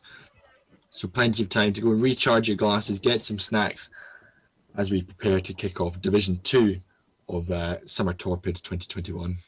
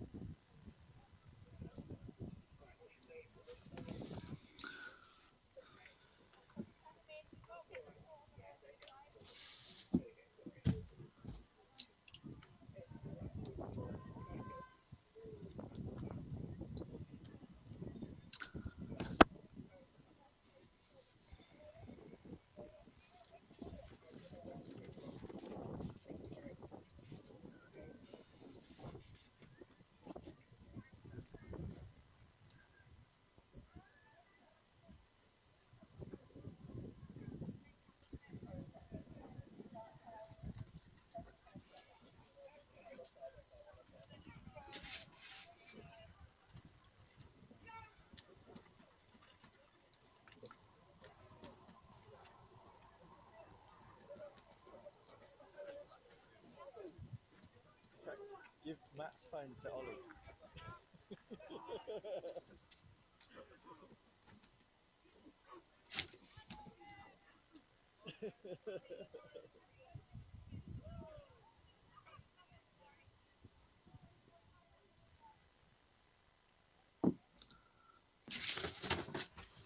So, if you've just joined us on this live stream of the Oxford 2021 Summer Torpids, welcome, welcome, welcome. Over the next few hours, we've still got plenty of exciting racing coming up. Closest to us at 5:15 will be Men's Division 2. Looking forward to that one. Just a quick rundown of the crews we've got in there. We've got Keeble, St John's, Magdalen, Univ, New College, Merton, Lady Margaret's Hall, Corpus Christi and Brasenose. These are all first crews. They'll all be looking to make up as much ground as they can. They'll all be looking to get as far as they can towards the first division. It's also worth, of course, reflecting on some of the legends, we could say, that have come through Torpids over the years. Harry Brightmore, throwing back to his run at Torpids in 2019, when his crew managed to managed to bump everyone in front of them and, of course, secure themselves some blades. But focusing on the present, men's Division 2 coming up. After that, I have women's Division 2 at 5:45, men's Division 1 at 6:15, and then following that, the last division of the evening, women's Division 1 at 6:45. Fergus and myself will be with you for this race before we hand over the baton of commentary to Scott and Sheila to guide you through perhaps the most exciting races of the rest of the evening.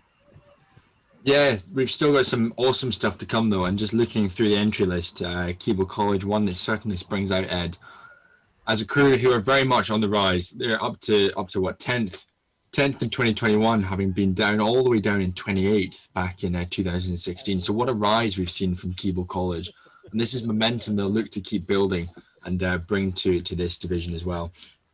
And as we saw in the previous race in Women's Division 3, St Catherine's have proven that you can actually go out as the number one crew in your division and hold that, maintain that all the way through. So really encouraging, and I'm sure Keble will look to do the exact same. Both hold on and, as you said, Ed, break into this top division later on in the week, because some big names and some big rivalries to be thrown around as well. So Keble College, as I said, they're up to 10th, having been all the way down in 28th position back in 2016. So great to have them back right at the top of Division 2. Now, they have reached the number one position before. They reached it back in 1881 and 1882. So it's a long time, Ed, since we saw them right at the top. But I mean, certainly this year they've got an opportunity to springboard back into Division 1. Their lowest division, or their lowest place, I should say, 33rd, which they last had in 2015. So it shows even more how much they've risen over the past sort of half decade or so. It's been a fantastic turnaround for Keble College, and they'll be looking to continue that as we go on. Chasing them down, though, someone who hasn't quite had the same form in recent years as Keble is St John's. St John's currently sat 11th, but over the past 2016 they've been fluctuating. They got as high as 9th back in 2017, but really they've been around that sort of 11th, 12th, 13th mark. And 2019 it was an up and down, a couple of bumps and a couple of losses. So looking to string together a bit more consistency from St John's. 6 blades over their times between 1853 and 1983. So 6 blades over a very long period of time. And as such, it means that St John's only get blades 3.9% of the time that they enter into Torpids. So the odds are low, but it's possible. It's possible from St John's that they could be getting it. Setting off third, though, Magdalen. They're another one. We're just waiting for the information in front of me to load. But 139 Torpids they have contested. And they've slipped in recent years. They've slipped. They were as high as third. They kicked off 2016 in third. Didn't participate in 2017, which saw them drop down to the back of the division and start 2018 in 9th place. And they slipped all the way in 2019. So they find themselves starting off 2021 Summer Torpids in 12th place. And similar to the crews we've just mentioned, Keble and St John's, they'll be looking to break into that top division of Torpids racing, Ed. Yeah, absolutely. I think we've got a pretty stacked second men's division here. Magdalen absolutely looking to perhaps reverse some of the bad luck they've had over the last few years. And as we said, if any year is ripe for that insurgency, that reversal of what we've seen, it is 2021. We've had that break, and there is absolutely scope in these divisions for people to come out of nowhere and really take the field by surprise, as we've already seen. Keble, as I said, will be looking to make sure they don't fall for the trap of starting at the top of the division, as we've seen already today. And those lower crews will be looking to contest quite quickly after, of course, they've negotiated that initial corner. It will be interesting to see the strategies of these crews off the start and how they differ, in fact, from what we've already seen. Yeah, New College on your screen there, warming up. Heading to the starting area, New College starting 5th in this men's Division 2. There we see chasing them down It is Magdalen. We've already mentioned them. They'll be setting off in 3rd place in this division, hunting down St John's, or at least they'll be hoping to anyway.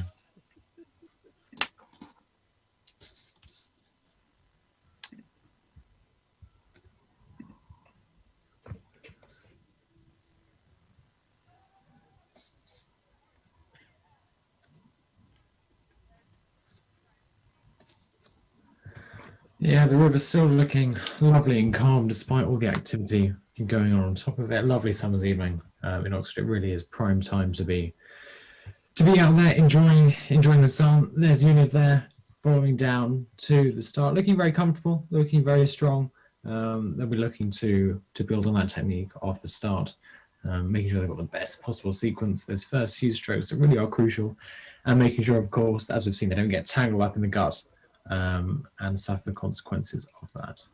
But here we are now, just 5, 6, 7 minutes perhaps away from the start of the 2nd men's division of the summer Torpids.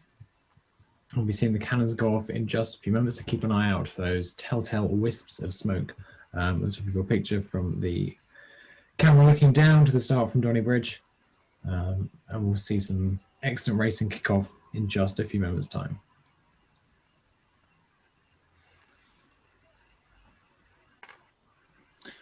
So there we see Lady Margaret Hall on screen, setting off in 7th, hunting down Merton, and they'll be chased by Corpus Christi with the blue blades with the wee red stripes at the end.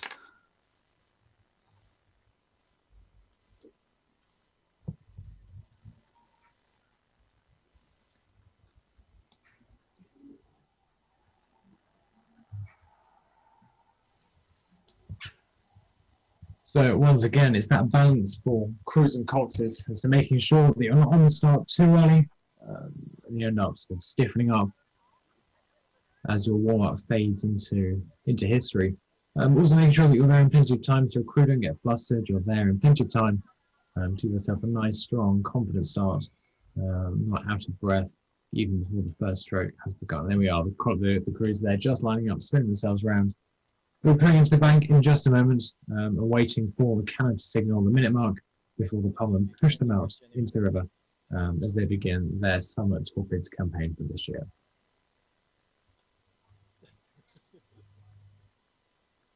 I renamed this river Holy River.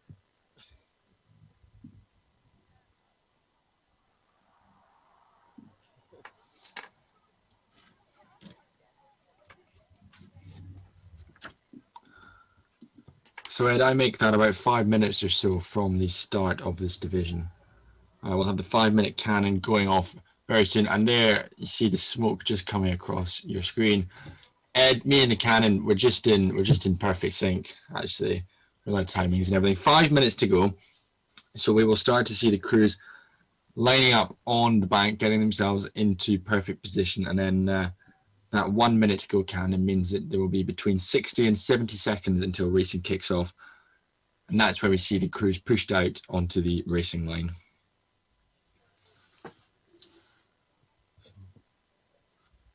For anyone just joining us, about to witness the start of the men's 2nd division of the Torpids 2021. For those that aren't familiar, bumping as a form of rowing races originated in the early 1800s as a way for mainly Oxford and Cambridge crews originally to have some high quality racing on the cam and the ices, which are very restrictive in terms of width. You can't get side-by-side racing all the way down. So bumps and merges a way for high octane racing to be facilitated in quite a cramped space.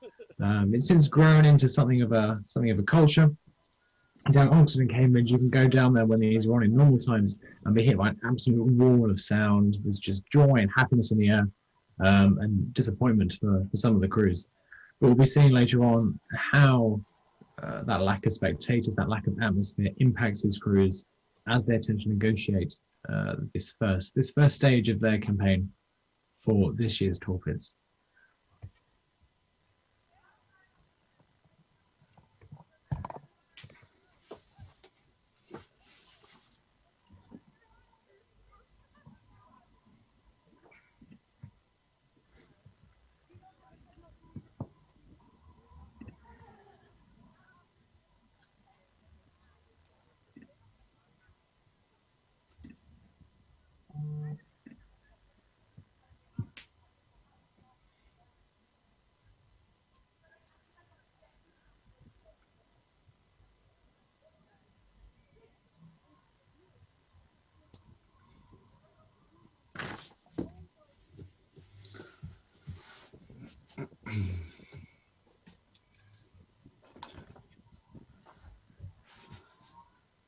everybody tune into this live transmission. So here we are, just a few moments away from the start of the men's second division of the Summer Torpids. Just a quick reminder of who's competing in this event. Keble, St John's, Magdalen University, New College, Merton, Lady Margaret's Hall, Corpus Christi and Brasenose. These are all the first men's 8 for these colleges.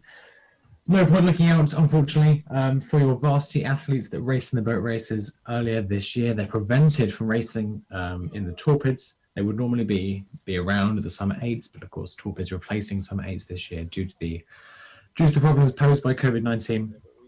In just a few moments, we'll see how these athletes at the sharp end of their college racing manage to negotiate the course.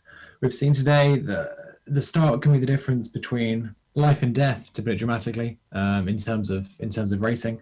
Crews have got to get off cleanly if they can. They want to hammer those crews ahead of them as quickly as possible. But the last thing they want to do is get stuck in a tussle in the guts that can pull them and all the crews around them down and allow that one lucky crew to sail through and gain quite substantial leads over those first few hundred meters. But just looking down now, we'll wait for that 1 minute cannon, that telltale wisp of smoke before the crews are pushed out, after which the final cannon will sound between 60 and 70 seconds after that 1 minute warning. Yeah, and as you take a look through some of the crews just towards the back of this division, Brasenose is one that really stands out as one that started back in 2019. They had a dip. They dipped down into Division 3, all the way to the bottom of Division 2, into Division 3. And this is them starting to climb back up, even into Division 4, I should say. They're starting to climb back up. They find themselves 18th now, 18th overall in the Torpids rankings, and a really good opportunity to keep resurging. They've been climbing ever since the beginning of the 2019 Torpids, so they'll be looking to do a bit more of that as this week goes on. Also worth discussing Corpus Christi, this Corpus Christi men's crew, another crew on the rise. They've come from 29th back in 2016, find themselves 17th, so a really strong resurgence over the past few years or so. And again, Corpus Christi, 4 headships to their name between 1883 and 1931, so it's been a long time since their last ever headship. And if they're going to make their way back up to the top of this, then they'll have to keep the form that they've had over recent years, over sort of 2017 in particular. A lot of bumps, a lot of progress made, and continuing to do that through 2019 as well. LMH, Lady Margaret Hall starts in front of them. They've been sort of up and down over recent years, sort of fluctuating between sort of 21st and 16th overall. However, despite racing 37 Torpids, Lady Margaret Hall, the highest position they've ever reached was 7th, first reached in 2005, and maintained that till 1 year later, 2006. Biggest rise they saw was in 1988, was when they gained 7 places over the course of their Torpids event. So it's still some time they're going to be waiting for LMH to actually make it right to the very top of Torpids rankings. But it's certainly something that's possible if they start to string a useful and productive Torpids together this year, Ed. Yeah, absolutely. Just looking down that list, I think another one to keep an eye on is Merton. They've managed to bump themselves up 8 places in the last 5 years, so really, really successful in recent history. They've gained blades 5 times, spoons 13 times, one of the higher numbers there. But I imagine the last time they gained those was in 2001, so I'd imagine those days are behind them. But as we just wait for these crews to push out into the centre and to line up, I think absolutely Merton, definitely one to keep an eye on. Brasenose as well. Keble College will be looking to make sure that St John's don't sneak up on them. Magdalen as well. And I think, in fact, all these crews, Fergus, they're all going to be fairly new combinations, but all at the sharp end of their college racing, and all ones to keep an eye on for the supporters out there. Yeah, very much so. I think one that could be vulnerable though is New College. They've had I would say an inconsistent set of results over the past half decade or so. Started off in 12th, rising all the way up to 9th, but in a big dip, and they find themselves their current rank of 14. It's just sort of middle of the pack in this Division 2. You can see they're setting off 5th, they're slap bang in the middle. So I do wonder what sort of a bumps we're going to, or what sort of a torpids, I should say, we're going to see from New College. See there the smoke going across the screen. We are 1 minute away from the start of Men's Division 2. So very exciting. The crew's getting pushed out, trying to maintain that 1.5 length of clear water distance between all the crews before the fourth and final cannon goes off to signify the start of the race. Yeah, just a slight delay here to the start of the men's second division. Programming at 5:15. We still haven't seen that 1 minute cannon to go, or I might have spoken too soon. They could be pushing off now. Yeah, just pushing off now. So we've got about a minute to go until the start of the men's second division. Quick reminder: we've got Keble, St John's, Magdalen University, New College, Merton, LMH, Corpus Christi, and Brasenose contesting. All first eights, all looking to secure their college's name in history. All looking to secure bumps. And in fact, there we are. We're away for the men's second division of this, the 2021 even, Summer Torpids. It's an absolutely flying start from Magdalen there, coming up pretty quick. Yeah, blinding start, and they're going to need it, Ed. They're going to need it because they've got University straight up behind them. So 2 awesome stars, both from Magdalen and University. But it looks to me as if it's University getting the slight better of them. They're trying to tuck right in behind them so that the bows aren't disrupted too much by the dirty water. Chasing them and going with them, it is New College, who we had sort of doubts about before they started this, but they're going with them. They're sticking with University. We can see that as we come under. Great start for Keble College. Really good start for Keble. Looking set to cement themselves right at the top of this. St John's as well, looking powerful, looking strong. And but it is Magdalen, I would say, the vulnerable ones in this opening section of the race, Ed. Yeah, absolutely. I think all of these crews had a really nice flying start, and you can see this fantastic shot now going down. All of the crews are rating high. They're getting their blades in. They're pushing off strong. And unfortunately, there's not much separation in these crews, which makes them fantastic racing. But slightly more worrying for the Coxes crews there. And I think it was just the back of our division there, the little battle between Corpus Christi and Brasenose. I think Brasenose were just starting to tuck over, where the Corpus will concede anytime soon is yet to be seen. But racing, high quality racing, both at the front and back of this division.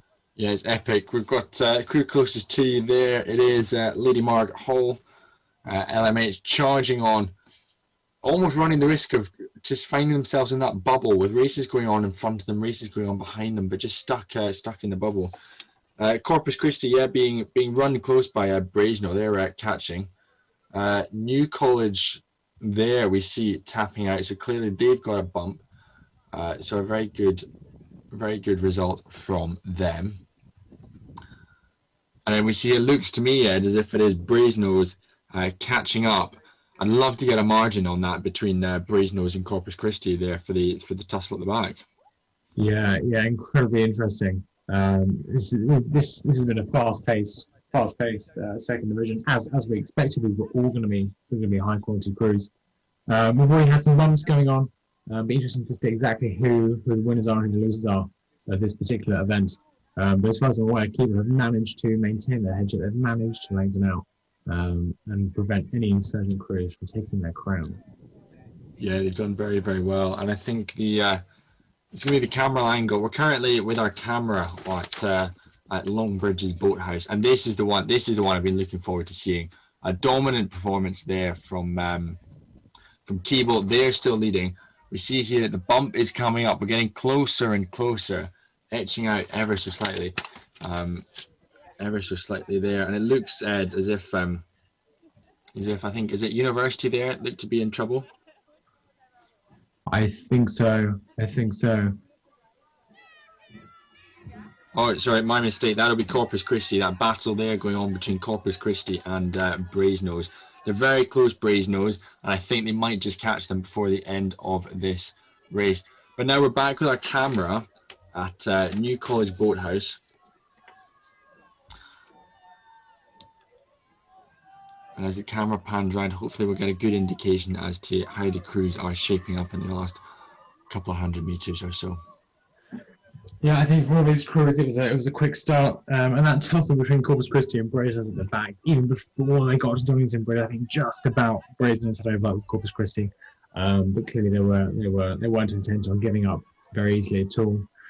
Just looking at the results as they start to file in, Keeble have maintained their position at the top of the division. Union have had a good day. They've ascended from 13th to 11th, so that's a strong start from them. St John is disappointing. They've dropped down from 11th to 14th, and Magdalen as well have dropped a position. So it'll be interesting to see how these crews stack up. New College as well have ascended from 14th to 11th. So as we expected, Fergus, this Division 2 has been fast, it's been brutal, and there are clear winners and losers. Well, there always is. There always is, and that's the best part about Torpids racing, is it's very clear straight away as to who the winners and losers are. We see there the camera from Donington Bridge, just showing the successful crews paddling back down over the course. Job well done for them, and looking to build on their progress tomorrow. But racing still not done. The last few crews battling out all the way through in the last couple of 100 meters of racing, all the way through to the line, because they know every single bump counts, Ed. Yeah, it does. You know, over years, the bumps add up and up and up. You're not going to see someone ascend from the 30s and 40s up to the headship in a year. But over time, and this is the interesting thing to track with any kind of bumping races is the trends of these clubs over time.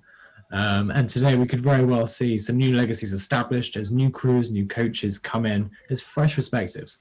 And I think we're starting to see some dominant performances. Just those final results filing in at the moment. It looks to me in these initial results as though Brasenose didn't quite manage to take the bump out of Corpus Christi, which I'm surprised by given the shot that we saw at Donington Bridge. That could have been, again, the camera angles. But the real tussle and change was St John's, disappointingly dropping from 11th to 14th. But New College ascending up almost to the top of their division from 14th to 11th. So, like we said, always winners and losers. Unfortunately, it looks today as though St John's have been the loser, but New College have absolutely been a winner, and they'll be looking to carry that momentum forward and hopefully find themselves in the middle of the top division by the end of this week. That'll be a really, really strong performance if they can manage that. You know what, Brasenose will be disappointed with that, Ed. I think having set out with such intent early on, and then just allowing Corpus Christi to pull away from them, particularly in the second half of the race, they'll be disappointed with that. And I think they'll have shown weakness, particularly to Corpus Christi. They'll have shown weakness that they aren't perhaps as strong as they would like to be in the second half of their race. So it's something Corpus Christi will be able to use to their advantage and almost use the exact same tactics again, showing that Brasenose just don't have that cruising speed to catch them in the second half. Yeah, Brasenose is going to have to go away this evening. They're going to have to have a really hard think about what they're going to do to change this tomorrow. The question they're going to have to face is, okay, do we go even faster tomorrow and try and hit them even quicker? Or do we say, okay, look, the fast start didn't work. Instead, we need to keep more in reserve and grind them down slowly over the course, because, of course, starting right at the bottom, they're going to have just about 1.8 kilometers even to manage that.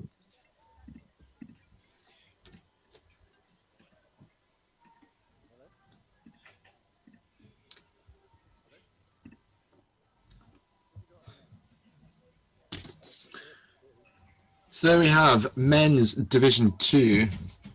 Before I get to that, we have just seen the results on the screen for women's Division 3.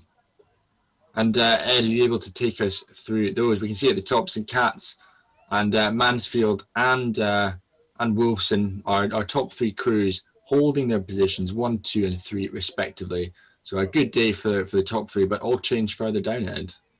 Yeah, absolutely. A bit of change further down. So the top three holding their positions. Lennica and Hilders did a little bit of a switcheroo there. Then further down, into a little bit more quagmire down there with some real changes. Teddy's managed to ascend themselves a couple of positions. Disappointing for Worcester, they dropped right down to the bottom. of their division. Just to clear up our discussion of the men's Division 2, looking at the results are updated, it looks like Brasenose did manage to get a bump over Corpus Christi. My screen is changing. We'll wait for the official results to come in on our feed.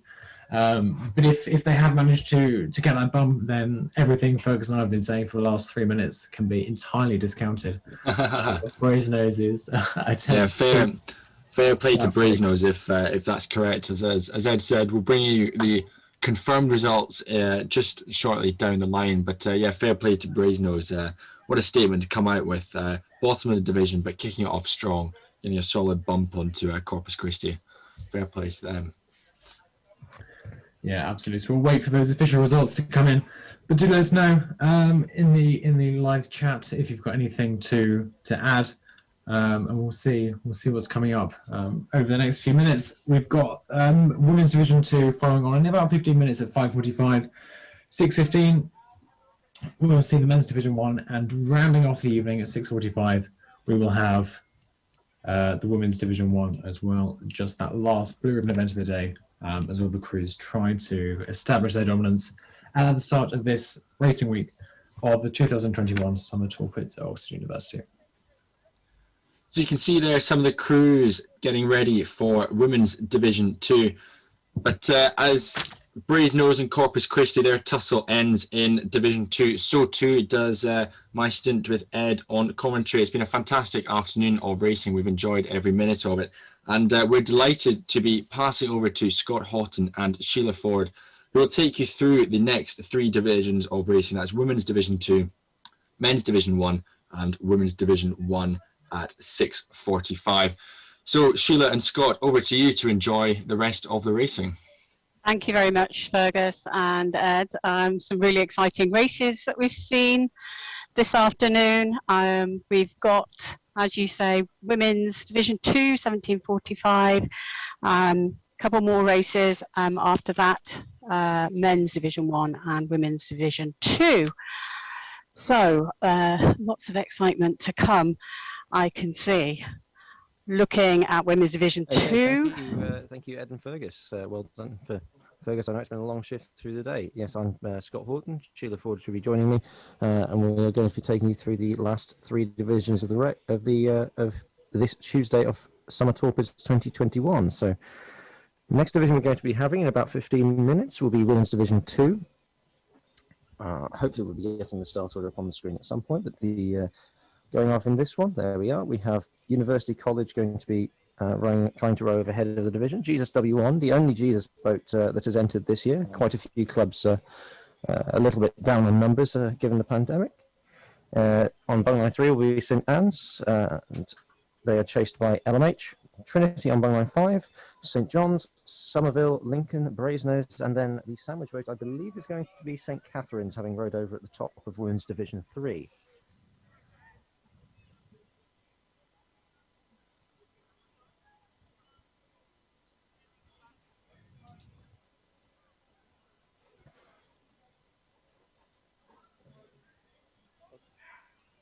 Well, anybody who's got a main supply, plug your phone in.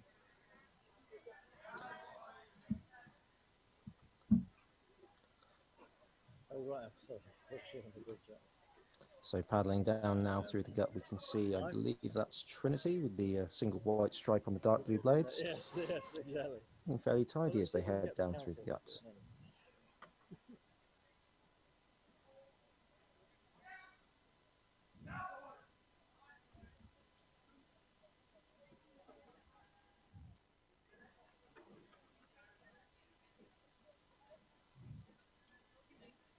Brasenose is also warming up through the gut. Looks like they're missing a little bit of water there at the catch. And they are followed by Somerville, the red blades with the 2 black stripes.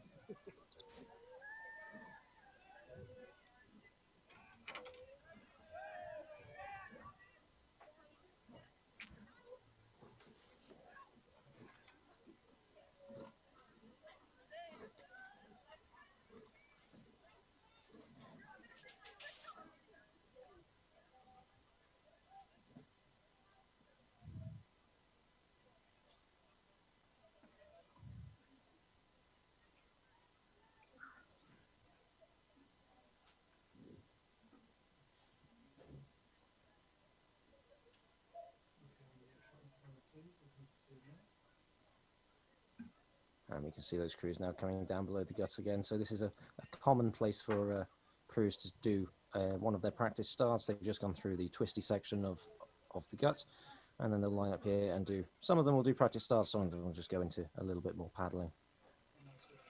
So we can see Lincoln there in their light blue boat, dark blue blades with a light blue stripe, and then Brasenose also doing a start. Ooh, a big crab there for the 5-seat of Brasenose. They don't want to be doing that in the race.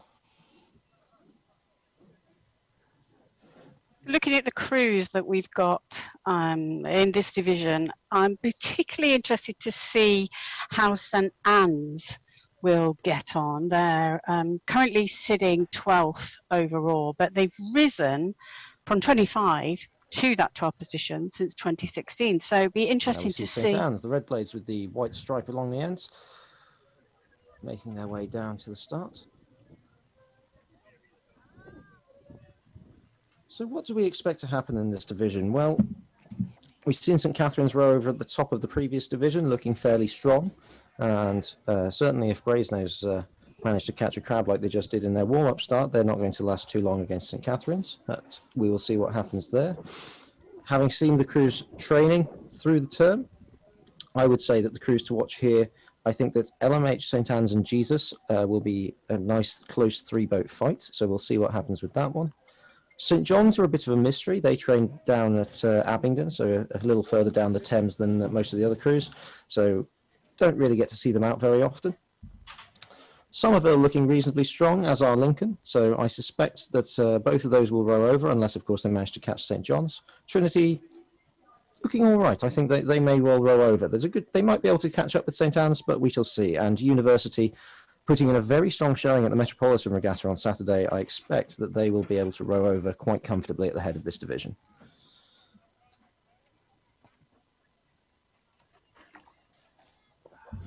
Carl's doing a good job on number 1. In fact, we should just say he's live all the time.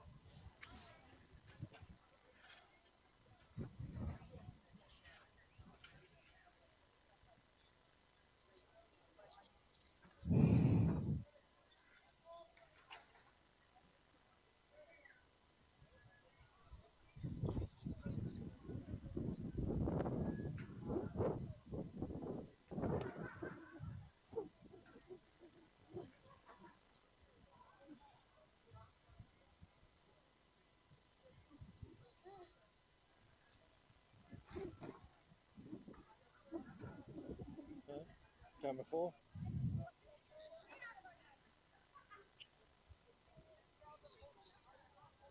It's still trying, isn't it?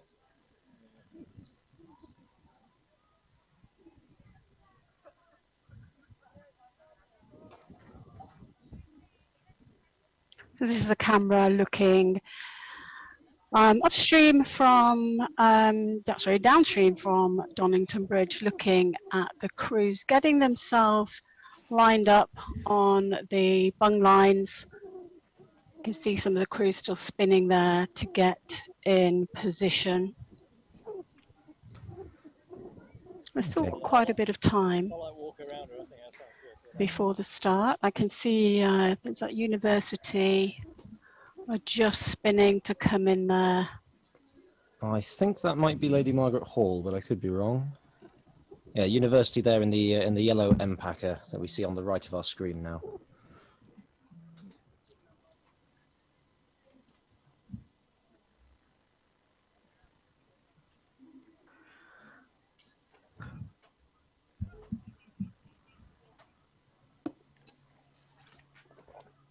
Everyone for the slight confusion as we changed commentators there. Small technical issues when we're dealing with remote commentary, but we think we've got it sorted now. So yes, you have myself, Scott Horton, and my co-commentator, Sheila Ford, through to the end of the day. So that will be for Women's Division 2, Men's Division 1, and for Women's Division 1. First time ever this year that we have ended the day with Women's Division 1 instead of Men's. Because, of course, this year we have more women's entries than we have men's for the first time, which is quite an impressive feat, really.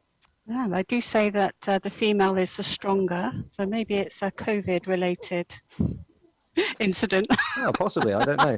Certainly, it has seemed that there has been it's in some colleges there has been a fantastic uptake in rowing following lockdown. I think we've been one of the first sports, certainly one of the first team sports to really get going again, and I think that's being stuck inside for a lot of the winter. People have wanted to get back out on the water as early as possible. So. Yeah, and talking of that, a lot of these teams will only have been able to get back on the water in the last 2 months after a long break since before Christmas. So yes, absolutely. As they juggle the crews around year after year, these crews may only have been rowing together for. Well, indeed, we've got an awful lot of very novice crews. Even in these top few divisions, there will be novices in a lot of the boats, purely because the last set of bumps that we did was 2 years ago, 2019. It's exactly 2 years ago. So there's been, given that the majority of students are only here for 3 or 4 years, an awful lot of them haven't had the chance to race until now. Yeah, and first races this year for just about all of them. Also, the coxes will be, some of them will be novices as well. Oh, yes, an awful lot of them. So and coxing is a really big part of this race. It's not like rowing down at Dorney where it's a straight line, difficult enough as it is.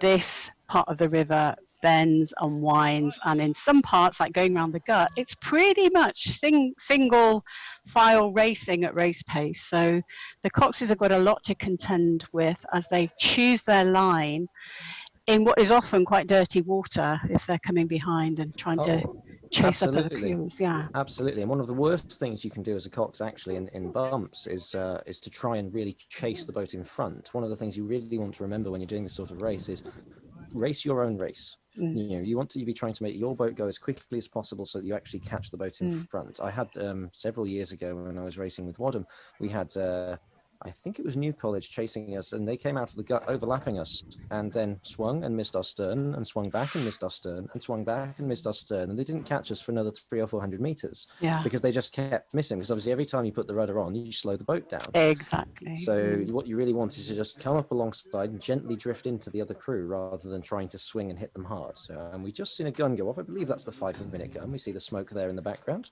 Yep. A lot of the crews are attached, but not quite all of them. But it looks like this division will go off nicely on time, which is nice. We've mostly stuck to time today, it looks like. We were a little late starting with men's division 7, but that's often the way that the lower divisions go. That's why we usually give them a little bit more time. Yeah.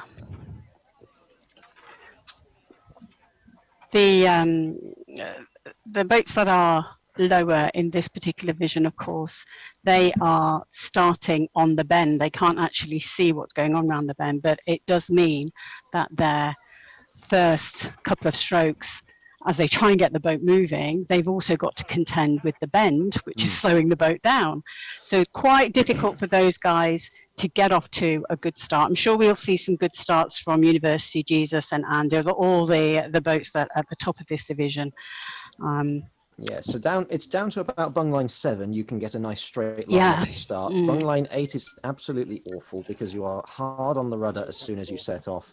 9 is not quite as bad, and 10 you've got enough of a straight line before you have to put the rudder on to get through the first part of your start. Now normally we'd actually be going down in summer 8, it's down to 14 bung lines. So the bottom few of those, 13 and 14, actually have a different start. So beyond us the river curves the other way and you get to cut that first corner. I'm going to switch now because we've just got the results of men's division 2 popping up on the screen. So we can see that at the top there Keble managed to row over, and then it looks like St John's managed to get bumped by both Magdalen and University College, which is unfortunate. And then it looks like a very bad day for New College. I wasn't commentating this, so I'm not sure exactly what happened, but they appear to have been bumped by all of the crews behind them, which is very much not what they would have wanted there.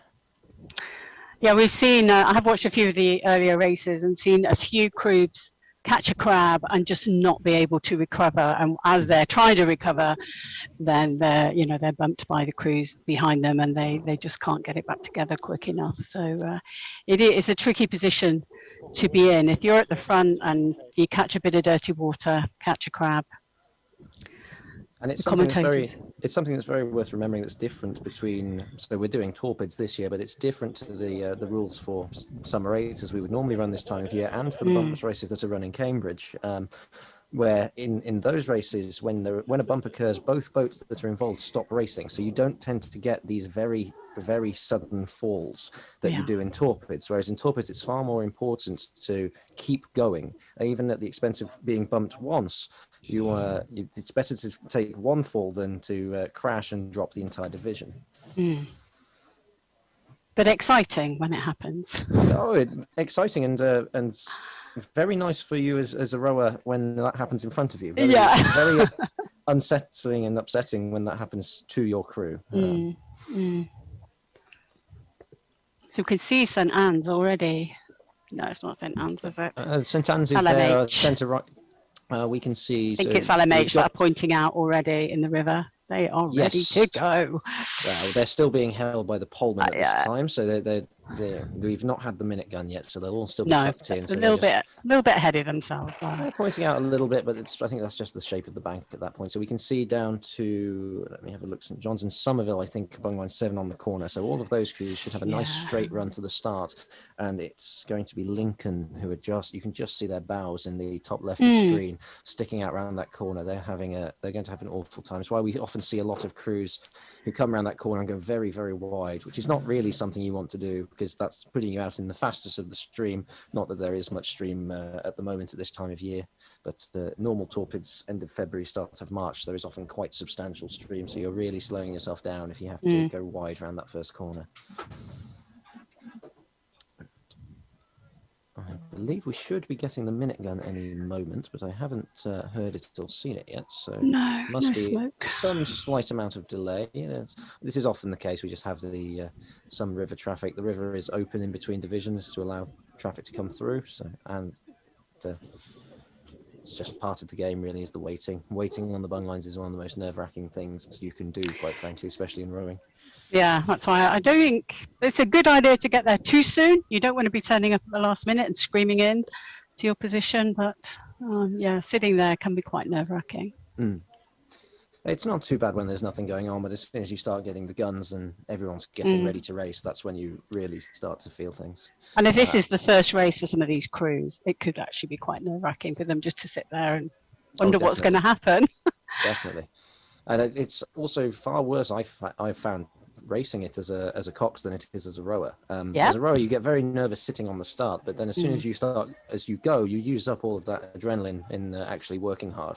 As a cox, you don't use it up because you're still sat there, and you often find you get to the finish and you're shaking. It's quite an interesting experience.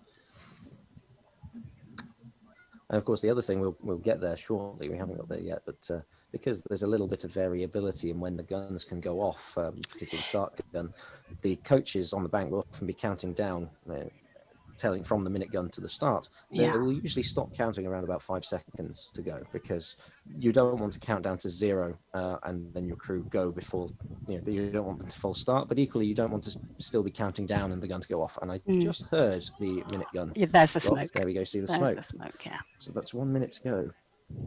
And we'll now see the crews get pushed off from the bank and start to get pointed in the right direction. Yeah. You got your battery yet, Ollie? I was going to say, I think they've had that. So yes, as I said, my personal expectation for this division is that University are going to have a reasonably comfortable row over at the top. Jesus, St Anne's and LMH could be quite an interesting. LMH pointing out very wide there. I think their poleman's just about to push their stern out a little bit more. No, they're getting ready, so maybe they know that their boat pulls around a lot on the start. No, there we go. They're straightening up now. Yeah, just overdid it a little bit.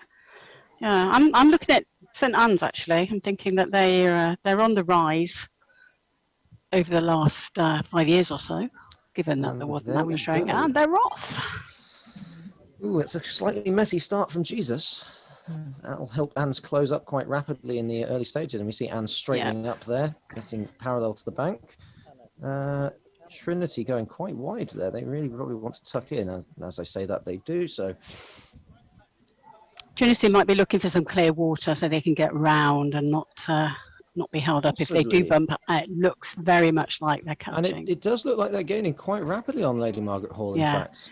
If they can catch them before the bridge, That's a good position to be I in. say it's very difficult to tell the parallax. That looks like it's under half a length now, and it looks like Somerville closing very rapidly on St. John's as well. And behind that, I think Brasenose are actually catching Lincoln, which is quite a surprise. Yeah, what's happening? And we see, yes, this is down to a canvas now between Somerville and St. John's. So St. John's are probably going to want to concede that quite soon.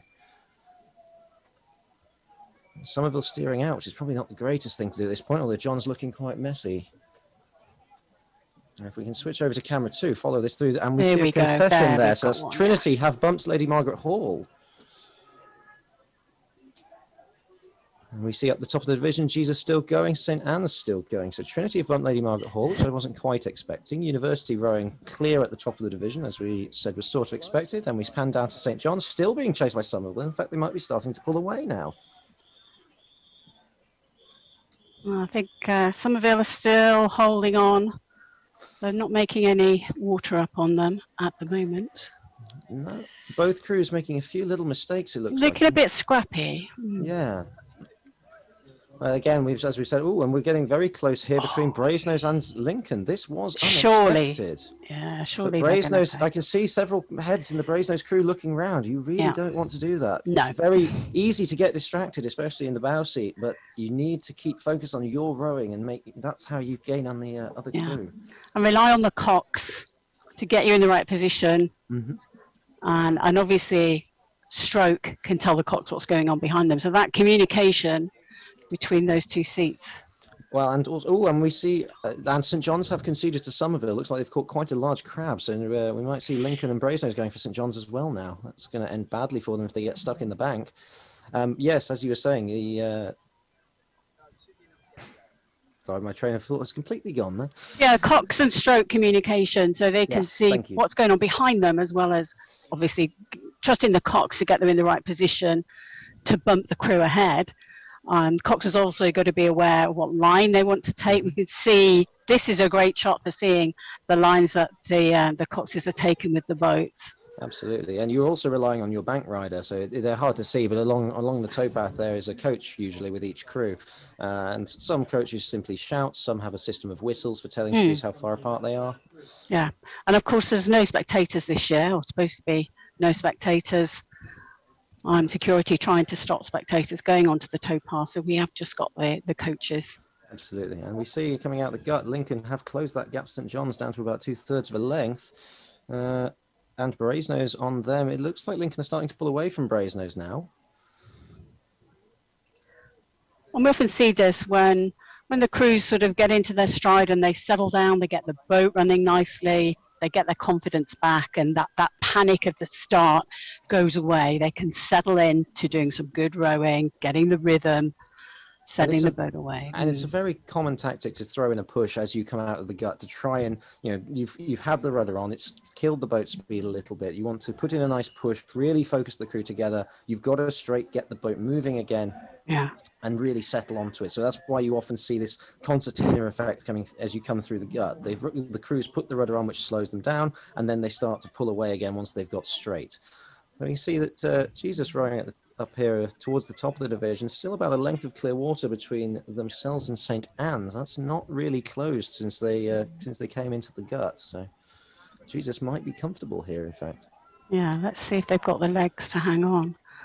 So you can see that they've crossed back over the stream now. This is coming up to Greenbanks. No, this is coming up along the Boathouse Island. So we've just passed the Greenbank, and they've crossed from the Greenbank onto the Boathouse Island now. So this camera is located somewhere in the middle of the Boathouse Island, where most of the colleges boat from. You do, of course, some that boat from the University College Boathouse the other side of the river, and some that boat from Longbridge's Boathouse, where the previous camera was. And so we now see Lady Margaret Hall. Yeah, they have dropped back off the back of St. Anne's quite a long way, further than I expected them to.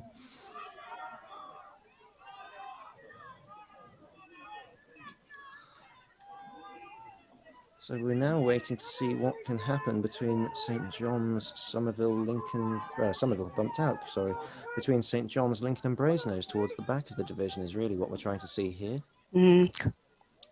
The first three look fairly comfortable. Yeah, it looks like University and Jesus have rowed over. So Yeah. University will race again in an hour at the bottom of Women's Division 1, see if they can catch Magdalen College and secure themselves a place there. Oh, and that Oh, looks here we like go. that has been a bump, yes. So that is St. John's getting bumped by Lincoln. Is that, or is that Brasenose? No, that's Lincoln. Brasenose That coming is into screen Lincoln. from the left now. Hard to tell the difference between the black and the dark blue blades occasionally.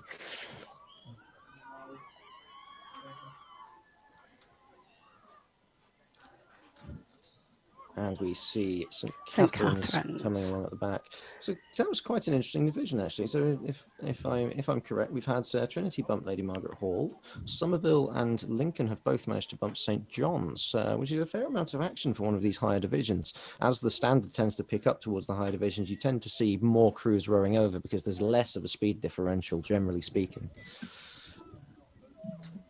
St. Catherine's doing very well, though, to hold their own. They're not letting Brasenose get away from them. Given it is that, one of the... looks a bit unstable there. Yeah, big wobble, although, of course, this crew has raced already today, so they will be a little bit more tired than some of the others. Yeah, it's all the kudos to them. Yeah, absolutely. The situation you really don't want to be in is to get stuck as a sandwich boat for the entire week and have to row the course 8 times. I know some crews that have done that, and it's not pleasant. And it looks like we've almost finished the division. I think Brazen is just about crossing the line there now. So yeah, quite a bit of movement there, and some movement I wasn't expecting, having watched the crews training over the last few weeks. So. I'll check with Hannah. Hannah, it's Jonathan on camera 4. Did Ollie get the battery for his mobile phone that I sent with the boat through?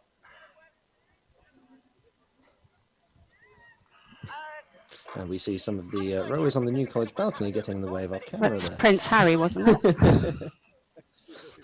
So sure, we now have a little bit of a break, I think, between before we get onto Men's Div 1. Again, one of the nice things about these higher divisions, they tend to run a little bit more smoothly than the lower divisions. So even though we're only on 30 minutes between races, we still have a little bit of a break. So 20 minutes until the next race. And we start to see the men warming up here. That's... Just struggling to tell who that is right now. Could it be Hartford? It could be, although Hartford's men's first boat tend to row with blades with the stag on them. We can now see Wolfson men's first boat coming into the bottom left of screen. They're starting on the 4th bung line. A good position for them. They've been looking quite strong all year. They've been the fastest crew at, I think, both of the internal head races, what we call the ISIS spring or summer leagues that we've been running. And Wolfson have been putting in a very good showing. That said, an awful lot of the first boats don't actually train on the ISIS. They tend to go for quieter stretches of water. So, for example, Christchurch train down on the Radley stretch. Trinity train up at Godstow, the stretch above the ISIS here in Oxford. So it's sometimes a little more difficult to gauge with these first boats what sort of speed they're actually going to be doing, because they don't always turn up to the races.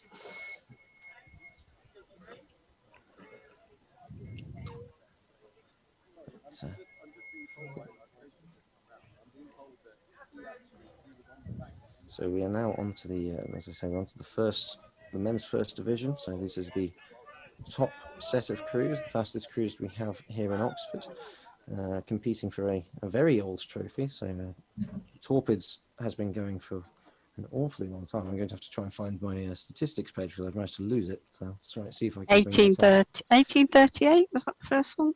It may well, yes. For men. That sounds about right. Certainly. And the Summer Rates has been going a smidge longer than that, because I remember in 2015 we had the 200th anniversary of bumps racing here in Oxford. But Torpids being the second, well, Torpids originally was the second boats competition. Summer Rates was originally only for first eights. And Torpids, the name Torpid, of course, meaning slow. So it is originally only for the second boats. And in a normal year, if Torpids were at the normal time of year in late February, early March, blues rowers, anyone competing for the university squads, would not be permitted to compete. Now, because we've moved when it is, they are allowed to compete this year, which changes the dynamics a little bit for some crews, but for most of them, it won't make too much of a difference. Most colleges won't have more than one, maybe two blues rowers coming back to them. Yeah, and of course the colleges, there's no limit to the number of boats that they can enter.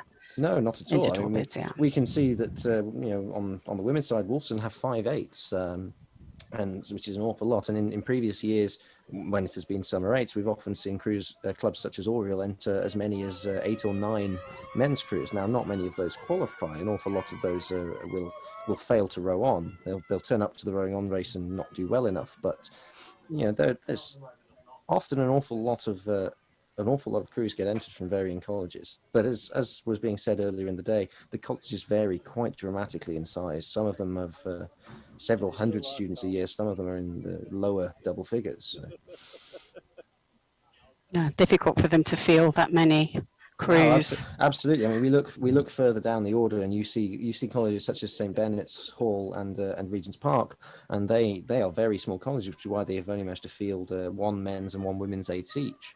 Bennett's have in recent years fielded a second men's eight, which is really stretching their resources. I must say, but it's quite impressive when they do. But then of course you have the larger colleges such as Wolfson, such as Christchurch, who managed to put in 8 eights across both genders, and it's really quite impressive.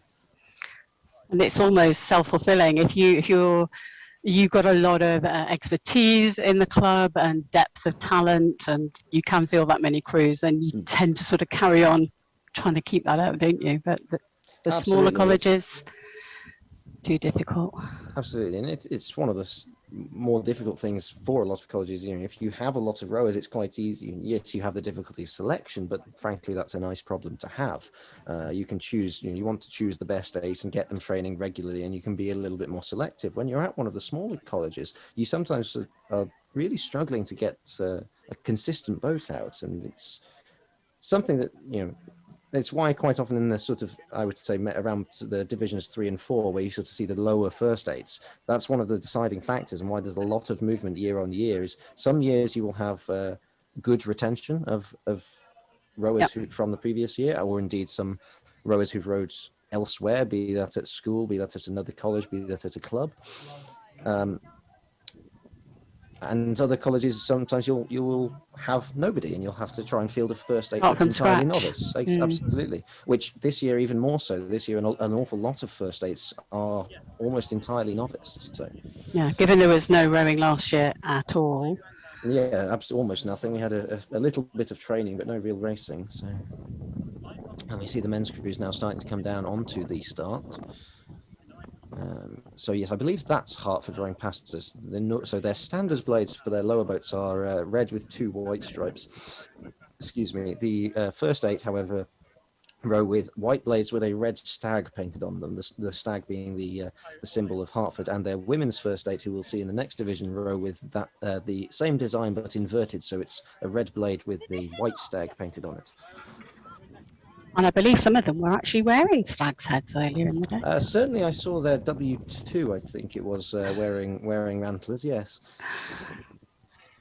but it's a tradition that's come along a little bit in recent years. Several of the first boats row with a different design of blade to the rest of their club. So, for example, Oriel, who are going off head of the river, the standard design for the club is a dark blue blade with 2 white stripes, but the first 8 row with white blades with a dark blue turtle painted on it, or stickered onto it. I'm not sure which. I think stickers are the more common option these days for a slightly... Don't look too closely. No, not at all. And they actually recently, so the Oriel women's first 8, who we see will be 4th in Women's Division 1, they used to row with plain white blades with angel wings, and a few years ago, I think, switched to using the same turtle that the men's first 8 use. So...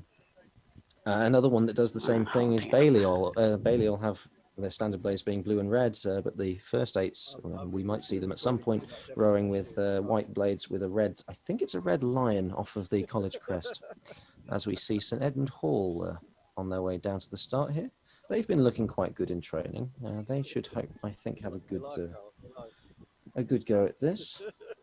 Yeah, they've been rising up the rankings in the last 5 years, from 17 to sit in number 6 now. So absolutely, I say that though, but they're into the top 6 now. It's a very difficult place to climb. And looking at they've got Christchurch and Wolfson in front of them, both of whom have been looking very quick. So it might not be easy for Teddy Hall to catch anyone. I think the only crew I'm particularly expecting to fall towards the top of this division might be St Catherine's.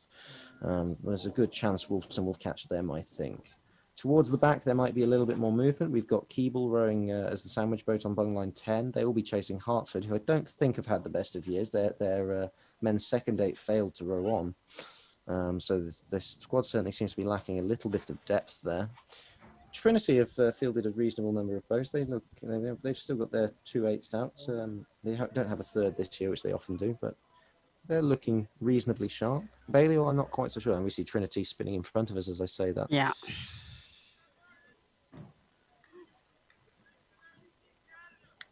And something that some of our viewers who are a fair way away from Oxford might not realise, we've got, whenever I talk about bumps to people who aren't familiar with it as a racing, particularly people who've rowed overseas, one of the first questions I often get asked is, so you must do this with old boats then in case you break them? The answer to that question is no. We saw the St Edmund Hall crew there rowing with a Felipe, which I believe they only bought either this year or last year, so a very new boat. Some of these top crews are quite serious and really do try and go quite quickly.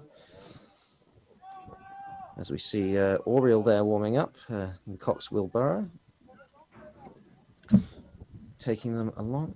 One of the larger coxes in the division. He's normally a rower, but apparently Oriel have been a little bit short on coxes this year. So they've hauled the man who 2 years ago was the stroke of their men's second 8 in to act as the cox of their first 8. Very experienced rower. I actually used to row with him up in Lancaster. So hopefully he can steer them away from Pembroke and keep them the headship. We will see. Yeah. But we are expecting a bit of an epic tussle between Oriel and Pembroke. It's certainly possible. The Pembroke crew has a decent amount of experience in it. But that said, as does the Oriel crew. So yeah. we will really see how things go up there. Yeah, and the headship seems to have been flipping from one club, Oriel, to Pembroke over the last, 10 years or so. So St Catherine's or Wolfson can break into that top 2. Be very interesting. It certainly would be interesting. We, of course, should say that normally Bungline 3 would have been Wadham, but unfortunately Wadham elected not to enter any crews into this event. They simply felt that they hadn't been able to get an adequate amount of training in for their crews to be particularly safe to race, so they have not entered any crews.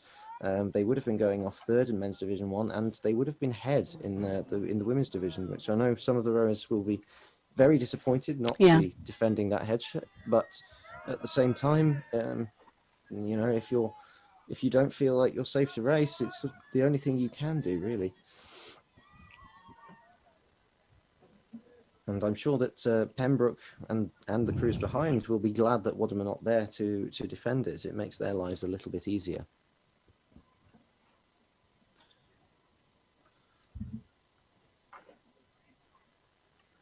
So yes, we saw Oriel gained the headship last time. Sorry, not last time, 2 years ago in, two bumps ago rather, in 2018, held it through 2019. Pembroke prior to that gaining it in 2012 from Christchurch, who now sit 5th.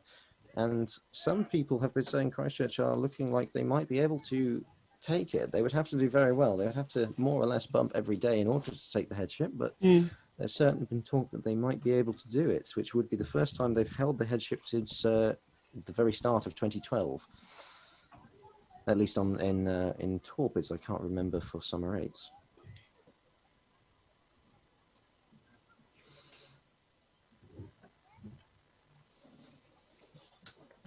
We've got about just under 10 minutes to go, so we're going to start seeing the crews moving down and getting themselves attached. Although, as you were saying earlier, you don't necessarily want to be sat there forever waiting, but equally you don't want to get there too early. And as we move into the top divisions, there is certainly a tendency for crews to try and push their warm-ups a little bit, so that other crews are waiting a little bit longer than they have to, which tends to upset the senior umpires occasionally. Yeah, if the crews start playing mind games to try and get some kind of advantage. Oh, always. It can be frustrating with the other crews. But maybe that's the point. It is exactly the point. There's always the mind games. There's always just, stopping in a slightly awkward position to try and interrupt someone else's warm-up. But the reality is everybody does it, so everyone's affected more or less equally. So I don't think it makes that much difference in the grand scheme of things. As we see Pembroke rowing past in their bright pink uniforms, and Wolfson following them down through the gut.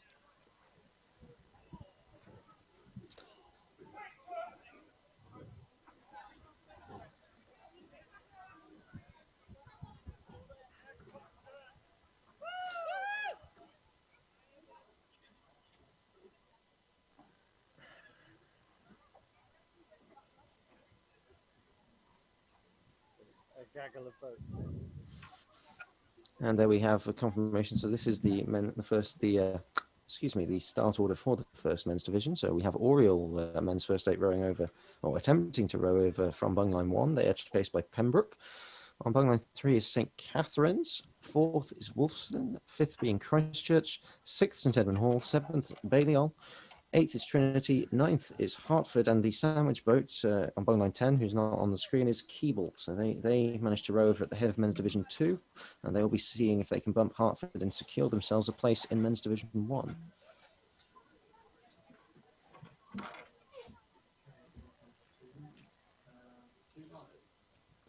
And again, we see the crews making their way down towards the start under Donington Bridge, where this camera is mounted, one of the main features of the course. For some crews, it's very briefly after the start. For others, you've settled into your stride by the time you get to this point. So.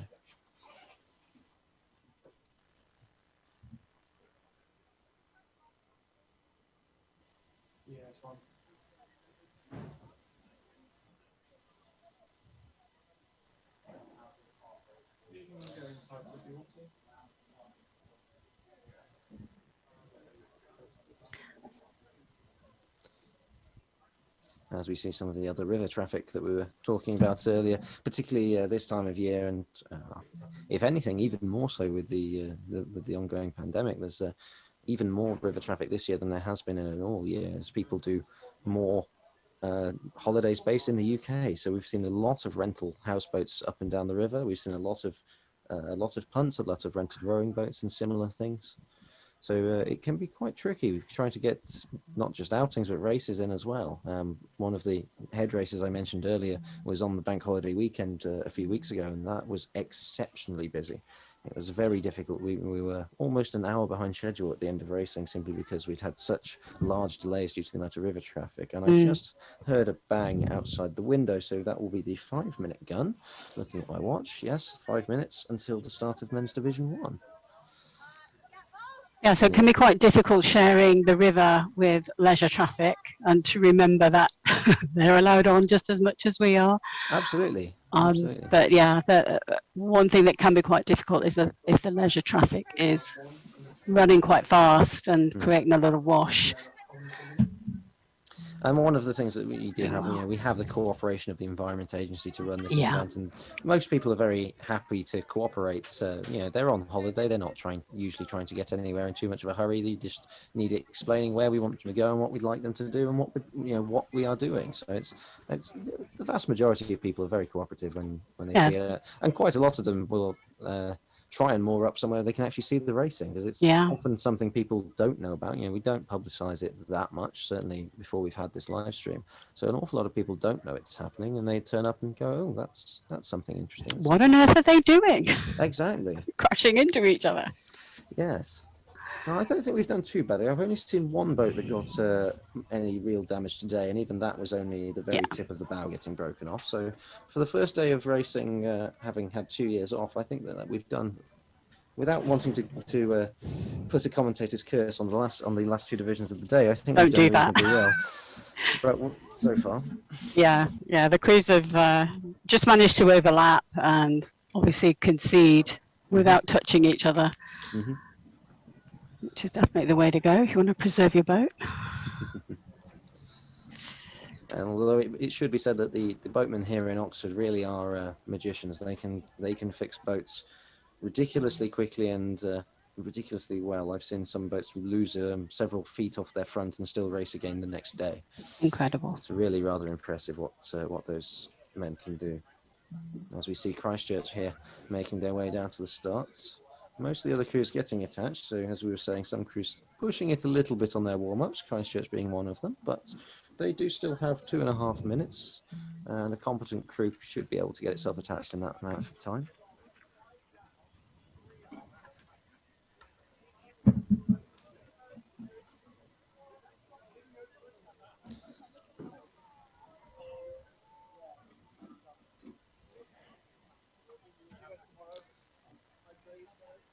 You can see the river bending to the left there once, as it goes out of view beyond the following launch. So normally when we have more boats in a division, we're running slightly reduced divisions this year, both due to the lack of experience and due to the pandemic. So normally you would have crews all the way down as far as you can see on this camera view, and they would have a really nice run at that first corner.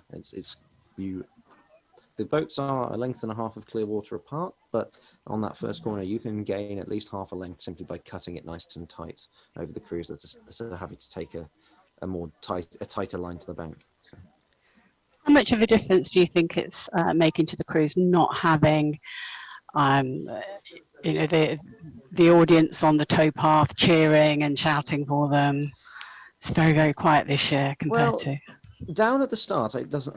I will say it doesn't make much of a difference. There's not usually that much of an audience at the start, except maybe on Saturday of Summer Rates. But even then, it's there's simply not that much space for them to be. The towpath is relatively narrow, and there are a lot of bicycles, so people try and stay away. Where it really makes a difference, particularly for these higher divisions, is when you get along Boathouse Island. Yeah. So in a normal year, on Saturday of Summer Rates, towards the end of the day, we expect somewhere in the region of 10,000 people down at the river, both competitors and people just down to watch. And the roar you get as you come past Boathouse Island is truly phenomenal.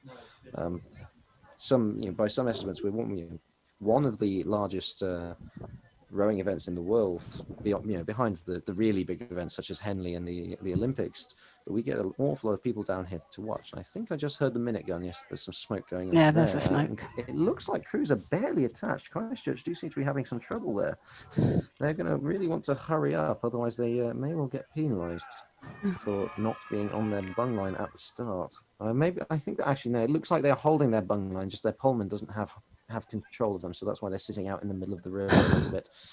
So they're probably, it looks like they are attached. Yeah. It looks like they're attached. It's a long The other way out crews are starting to line up and point out a little bit now. Yes, absolutely. And we're going to see some very fast starts from some of the crews here. They'll be up well into the above 40 strokes a minute as they go off the start.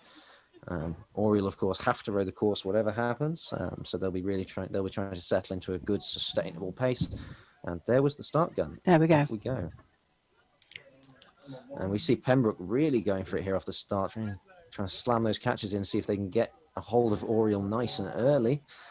St. Catherine's appears to be dropping back already. Looks like the gap between them and Wolfson is closing, but also looks like the gap between Christchurch and Wolfson is closing. So this is going to be a very fun three-boat race. Yeah, and Teddy's catching up on Christchurch as well. They might well be. So it might turn into a four-boat race. This could be an interesting one as they come through the guts. Behind Teddy's, we have Balliol dropping back a little bit. Not too surprising. Yeah, we're down to maybe just over a length there between St. Edmund Hall and Christchurch.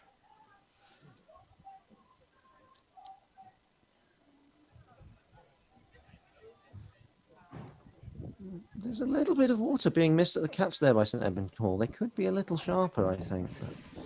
They're definitely still pulling away from Balliol, and Balliol appears to be pulling away from Trinity a bit. Trinity.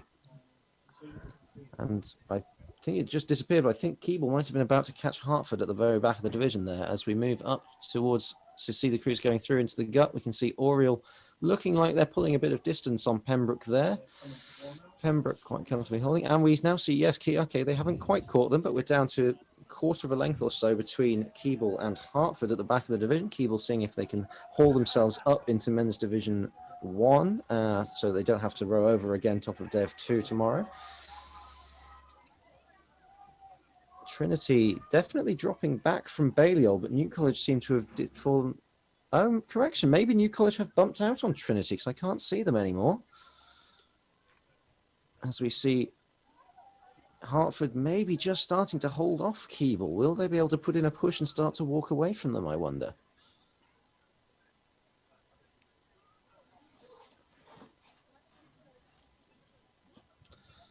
And what's going on the other side of the guts? How is this fight between Christchurch, Wolfson and St Edmund Hall going on, I wonder? Hartford still managing to hold off Keble. Barely. Barely, but this is good commitment from Hartford and good steering from the Hartford Cox, managing to keep them away. Really Keble putting the pressure on. Although they now look like they might be run out, that's a concession I from think that Hartford. might be there it, we yeah. go, yes. So Keble have bumped Hartford, so Hartford are going to be bumped down to Men's Division 2. Keble will be up in Men's Division 1. They'll be very pleased with that. They should be very happy with that, as we see Balliol making their way out onto the green bank. About length and a half, 2 lengths of clear water there between Balliol and St Edmund Hall. So St Edmund Hall pulling away a little bit, but not as much as I was expecting, I'll be honest. We now go right up to the top. So Christchurch crossing earlier than Wolfson there, which is interesting. Possibly just trying to scare Wolfson a little bit. Pulling out alongside a crew really does frighten them a little bit, but at the same time, you don't want to compromise your own line. So it can sometimes be a risky move. But they certainly do look like they're quite close to Wolfson. They put in a nice big push along the Boathouse Island that might help them. Both colleges there having their boathouses opposite each other on the river, so they're both going to get a decent roar from whatever rowers happen to be around, because they both have crews in the next division. We see St Catherine's still making their way along Boathouse Island. Wolfson haven't managed to catch them yet.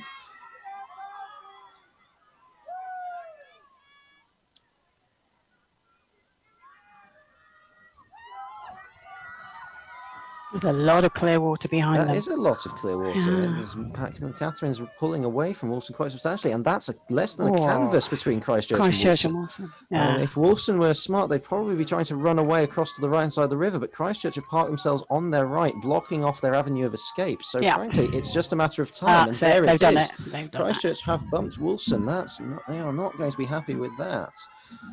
Christchurch very happy. Now they need to make sure they clear the line, make space for Balliol, although Balliol are quite a long way back at this point. And it looks like we can see top of picture Oriel making their way across the finish line. They've rowed quite comfortably away from Pembroke to hold onto their headship for another day.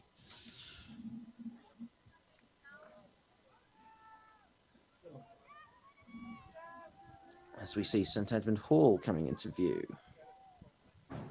Sorry, I should have said Christchurch rowing away from St Edmund Hall. I keep looking at the wrong division because they have very similar crews in them, and I'm getting slightly confused on the starters I have in front of me. My apologies. So yes, we have St Edmund Hall and Balliol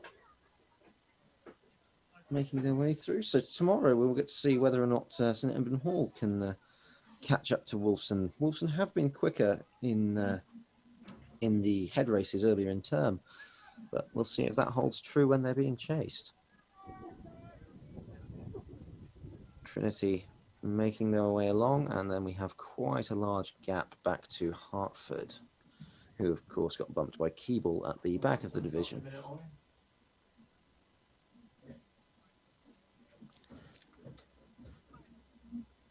It looks like they're all holding their places now. There's no big pushes. No, well, once you're up to... They're going to run out of water. Absolutely. Once you're up to the boathouses, unless you're within a quarter of a length, realistically, or unless the crew in front really does something wrong, then it's highly unlikely that there's going to be anything happening there. And we see Hartford bringing up the rear of the division and the following launch, making sure everyone gets to the end safely. So Hartford will be dropping down into Men's Division 2 tomorrow. Looks like they're saving their energy for that.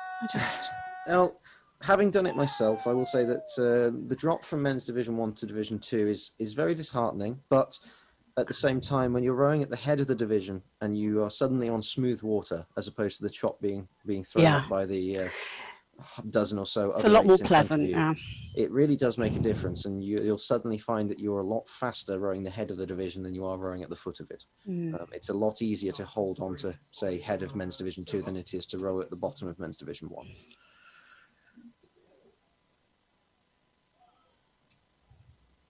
Now we now start to see, that's Keeble coming into shot, making their way back to the boathouse, trying not to capsize as they turn to land.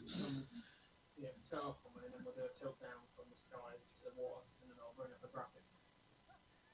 That's fine. Okay, and off we go now. So it is live. So we're now moving on to the final division of the day, which is going to be Women's Division 1. As we said earlier, this is the first time in history that the women have gone off as the last division. Normally, we would have more men's divisions than women's. Start with the men's division, ends with the men's division. However, we have more female entries this year, so we've been able to rearrange things such that the women get to close out the day, which is makes a nice change of things. And we're going to see, correction, we're going to first talk about the results of Women's Division 2. So we can see at the head of their University College managed to row over, as did Jesus and St. Anne's. Trinity managed to bump Lady Margaret Hall. And then further down the field, we saw St. John's get caught by both Somerville and Lincoln. So not a good day for St. John's. And then at the bottom of the division, that's Brasenose managed to row over, so they stay where they were at the bottom of that division. Did not get caught by St. Catherine's.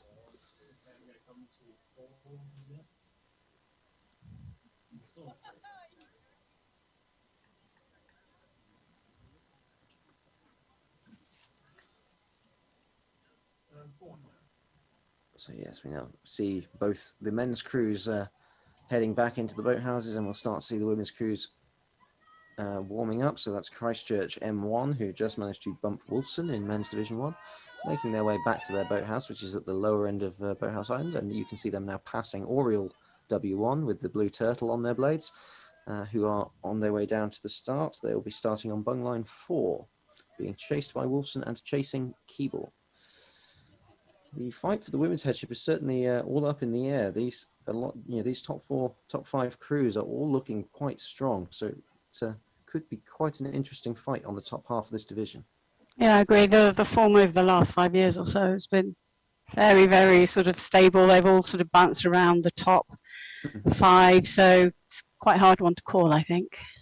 Yes, definitely, and even looking to the head races which have happened earlier in term. It's very difficult to tell because not many of these first boats have been here. You know, a lot of them train elsewhere or simply don't attend the races because they'd rather do their own training outings. So Keeble we haven't seen all year, Oriel we haven't seen all year, Christchurch we haven't seen all year. So it's very hard to tell really what the pecking order is going to be in this division.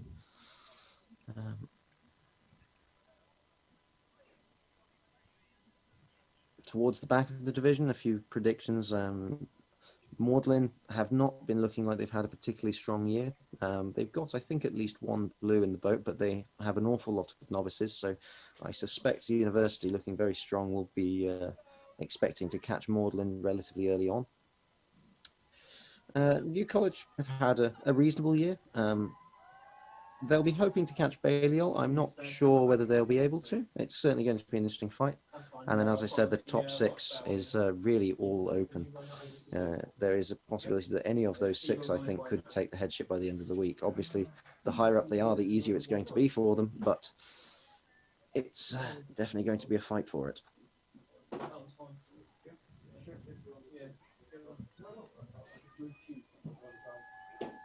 Tell them you think it's a boat race.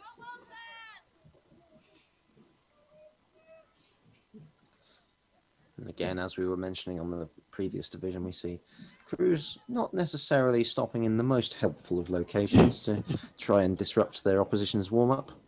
But at the same time, why should you help your opposition? You want to make sure your crew is warmed up and everyone else can just go around you, really. Quite right. Gamesmanship. It's partially gamesmanship, but as a cox, you've got to look out for your own crew first. That's your main job, is to make sure your crew. Absolutely, you're there to make sure the crew does what the coach wants them to do, to get them to the start on time, and to steer them nicely up the course and keep them working. And part of that whole warm up is to try and get as much of the correct warm up in that you want to do as you can. So yeah, and get the crews focused on what their job is, what they're trying to do. Mm-hmm. If they've got a race plan, focus on executing on the race plan. absolutely. As we see Wolfson here, seem like they're about to paddle off in front of us. Yeah. So they hold the Summer 8 headship, do Wolfson. They managed to take it 2 years ago in 8 2019. Only been rowing around 50 years have Wolfson, so it's a very quick climb to the headship, frankly. They're a very large college and they're all graduates, so a lot of them have rowed before at other colleges, but they do have a large novice intake as well, hence why they've been able to enter 5/8s on the women's side this year. So we see there Christchurch making their way down towards the bottom, and I think that's New College in front of them with the purple blades. Quite an interesting story as to why New College row with the purple and gold blades, which is that in, I believe, it was the 1812 Olympics. Someone's going to correct me if I've got that wrong. It was the Stockholm Olympics, regardless of what year it was. One of the crews representing Great Britain was a New College 8, and the other crew was technically a Leander 8. This is back before there was strictly a Team GB. We would basically pick the fastest crew from Great Britain to go and represent us. So the Leander 8 being comprised almost exclusively of students who had previously been at Magdalen. And ultimately, the final of the Olympics that year went down to effectively New College and Magdalen. It's not the sort of thing you'd expect to see at the Olympics these days, but back in 1812, it was a lot more normal. And the course back then was not the standard 2-kilometre lake that we see these days. It was a winding river course, and according to accounts, one of the lanes was substantially worse than the other lane. So there's the toss for lanes. New College win the toss, and being the gentlemen that they were, they offered the choice of lane to the other crew, who gladly took the nice lane rather than politely refusing as they were supposed to do. And ultimately, the Leander/Magdalen crew won by not a great distance. I can't remember. And the King of Sweden at the time was not best pleased with this lack of gentlemanly behaviour, and awarded essentially his royal colours to New College. Hence why they row in the purple and gold that we see them in there. And I think you meant 1912, not 1812. 1912. I knew I was going to make a mistake somewhere. Yeah, only 100 years. That's fine. We all knew what you meant. Indeed. The story is still correct, even if the date was slightly wrong.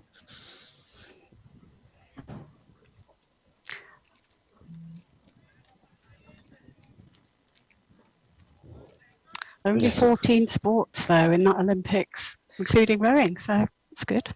Yes, been a core sport of the Olympics, really, since its inception. Certainly since its modern inception. The modern Olympics, yeah. Yes.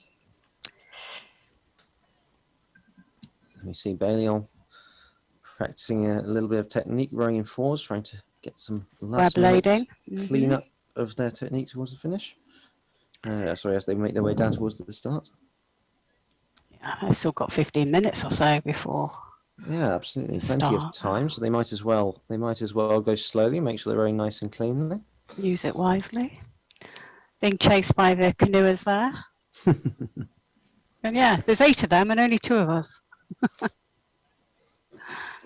There's 8 of them if you put the 4 canoes together. Yeah, So. you could, yeah. They should raft up and have a go.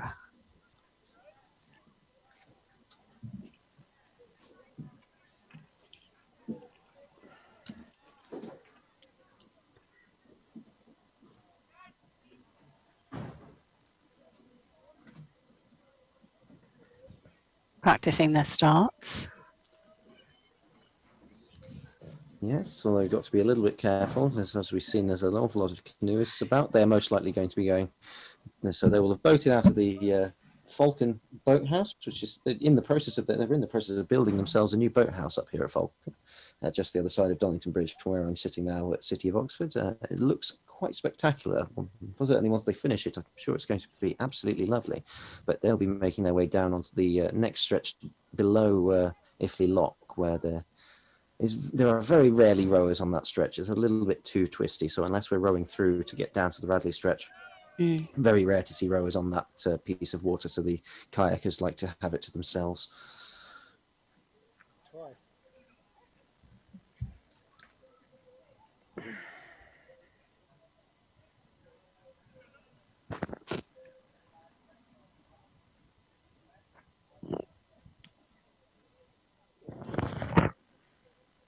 Is that someone looking for a job?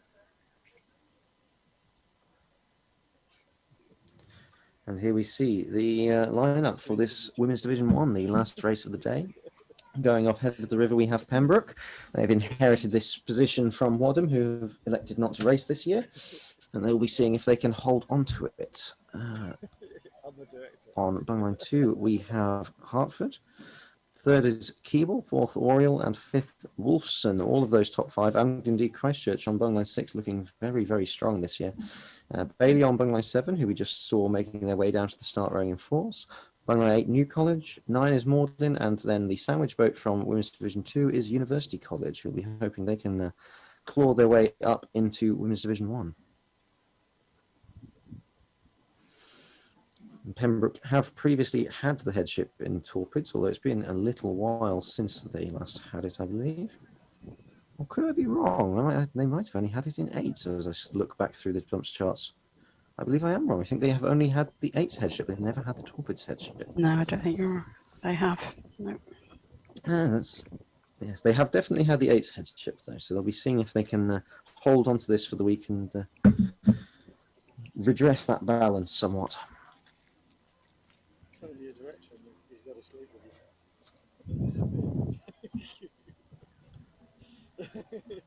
And he wants to.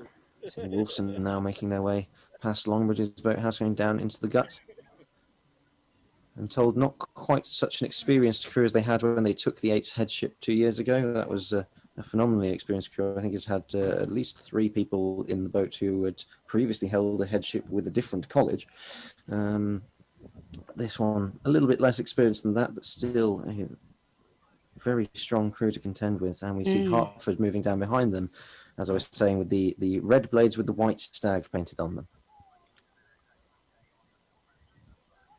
And the boat, the Hertford First Aid being a boat you don't see very often in the UK. It's a Kurz over from New Zealand. Not many of them got imported, since it's an awfully long way to bring an 8, but they've had that boat for a fair few years now, and it seems to serve them quite well.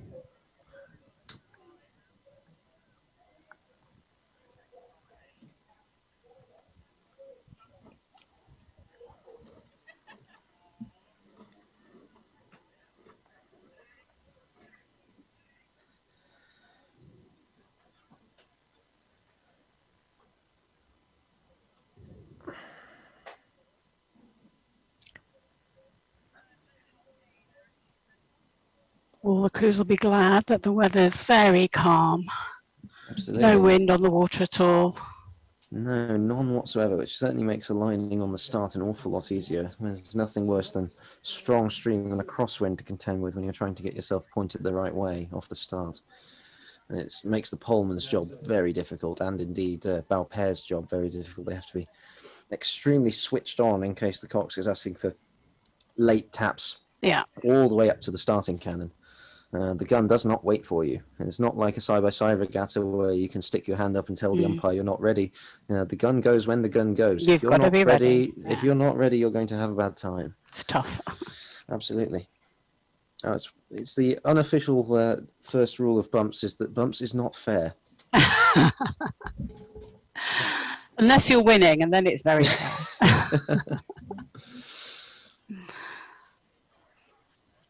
I think I'm going to briefly drop off the commentary desk for a moment because I am desperate for a drink, having been out in the sun all day, and I will be back very shortly in time for the start of this division.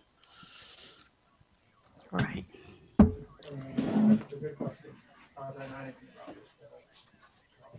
And we've got a few leisure craft just getting out of the way, getting off the course. A few kayakers there as well. Moving to the side, looking like they're setting themselves up for a good view of the start.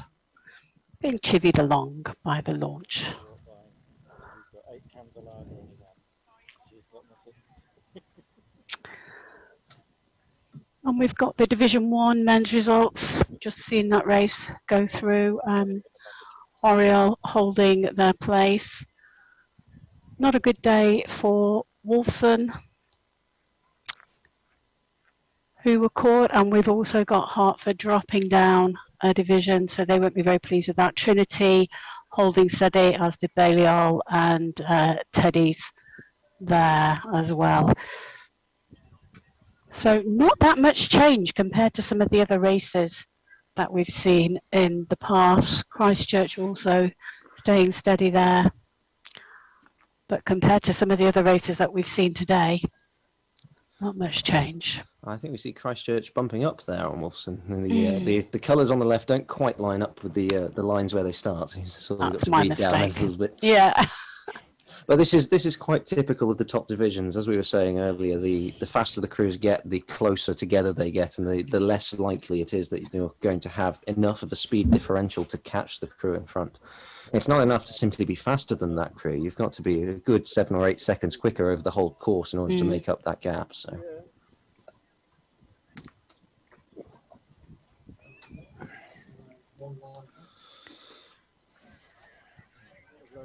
Crews starting to get themselves lined up. We've got about just over 6 minutes to go looking at my watch, so some of them will be starting to get attached now, some of them will be waiting a little bit longer. I think it looks like Wolfson are going straight on. Yeah, just shout, Ollie, from where you are, I'll be able to hear you. You only don't worry.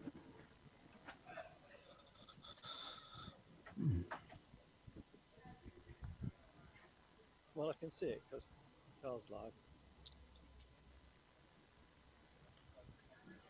And what I've noticed is they seem to use Carl first every time. I think this is a situation where they're all looking at each other saying, you go first, why you go first? That leisure cruiser doesn't quite know whether to go through. There is often a little bit of that, which is part of the reason we have the marshals that you can see in the high visibility jackets to try and instruct the leisure traffic where to go. Yeah. Some of it, of course, being the tour boats from up near the head of the river pub, who are professional drivers. They know what's going on. They're quite adept at weaving their way through rowing crews, but an awful lot are privately owned or hired boats, often with somewhat inexperienced drivers, so they just need to be told what to do, where to go, and if they need to stop, where to stop. But as we said earlier, they're usually very cooperative.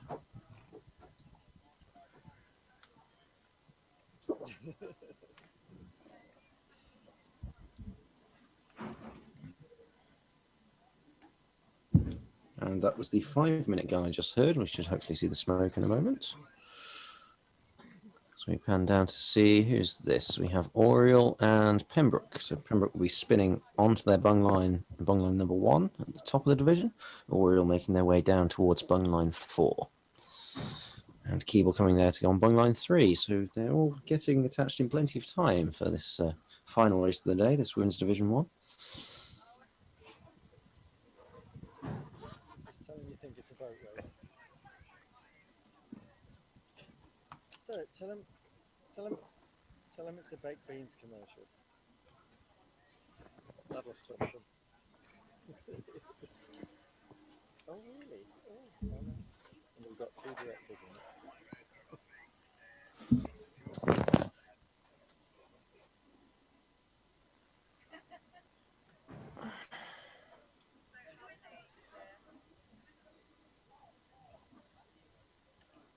Maybe we should get our own leaflets made. It just says, fuck off, don't ask me any questions.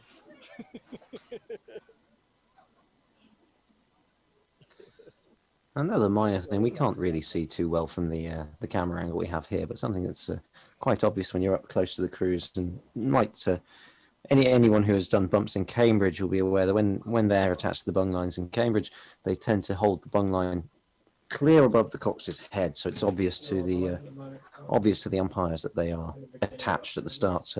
But that's not done here in Oxford. Here, it is more common to simply hold it as far back as possible and lean. Some of the coxes you'll see leaning right out of the boat, just trying to get a few extra inches of a head start if they can. Just one of the one of the little differences between bumps here in Oxford and over in Cambridge. They're both more or less the same sport, but there are some substantial differences in the way things are run.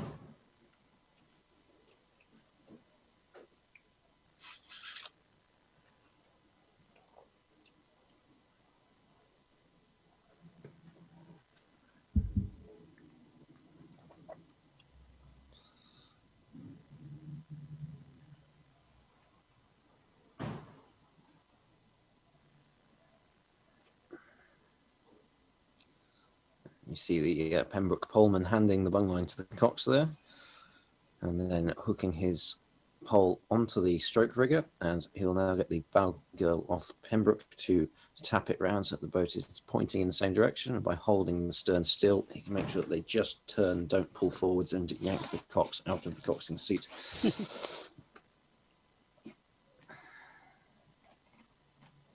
And once they're straight, he'll probably move himself up to either 2 or 4's rigger, just to hold the bows in position, which is makes your life slightly easier when you're poling. Sounds like that's a skill in itself. Oh, absolutely, a very important skill. You know, the polemen come and do this every year where we run it. A lot of them got an awful lot of experience doing it, and then knowing exactly where to point the boats. On a day like this, it's not all that difficult, but when we have the more extreme conditions we often see in Torpids, there's a real skill to getting the boat pointing the right way, getting them far enough from the bank that they're in the optimum position, and then getting, you know, letting go of them at the right time, making sure you don't let go too early and let them drift around, but that you're not holding them when they try to set off. And then, of course, the poleman has to fish the bung line out of the water. And the polemen are randomly allocated to their bank position. So usually the polemen are the boatmen of the various colleges. Are they? So okay. Typically, the college will have its own their own boatman poling for them, unless, of course, there are multiple. So several of the boatmen are the boatmen for several colleges. So they will usually take whichever one is highest, and the lower one will be passed to somebody else. And we just had the 1 minute done there while we were talking, so we are not far from the start of Women's Division 1, and we can see who is going to hold on to this headship that Wadham have left vacant. Will Pembroke be able to hold on? Will Hertford be able to catch them?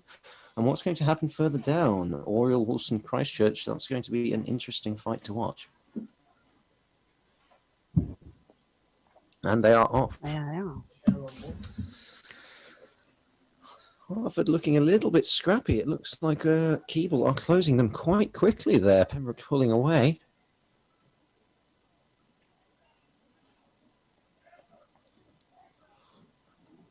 I'd say Keeble are down to within a length already, it looks like. They've had a much tidier start, although they're now looking scrappy as they try and settle onto their rhythm. Yeah, they're into that dirty water now, so it's going to be difficult for them to keep a cool head and settle down. See the gap either side of Wolston are closing. Wolston are closing on Oriel, but Christchurch are closing on Wolston. So this is indeed going to be a close little 3-boat fight.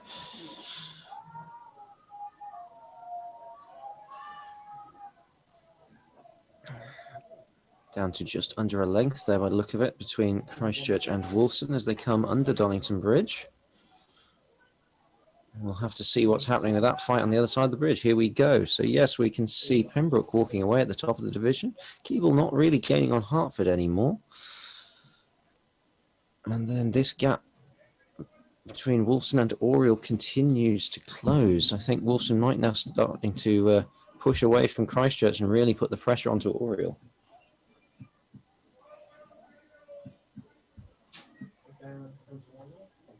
And we see Magdalen rowing along. Started bung line 9. Don't know if University have caught them yet. They might have done, they might not. The cox isn't looking round, suggests they're not too close behind. So, and that looks like Wolston are really starting to put the pressure on Oriel now.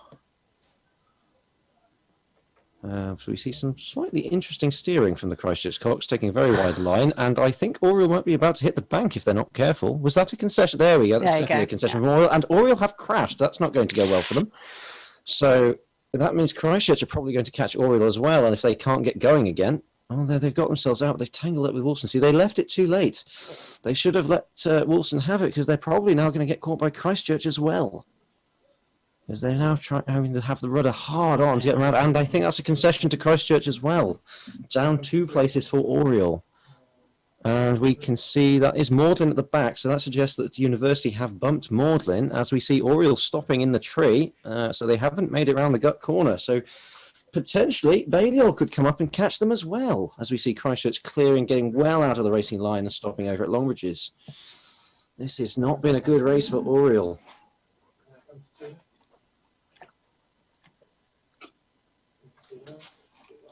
And there is University College having bumped out. They're paddling down at the back. They'll be very happy to have hauled themselves up into Women's Division 1. We can see there that's New College and Maudlin making their way around the corner, I think. We'll see if Oriel have managed to get themselves going again. And that's Balliol walking away. Oh, I say walking away. There's about a length between Balliol and New College. New College have closed on them slightly.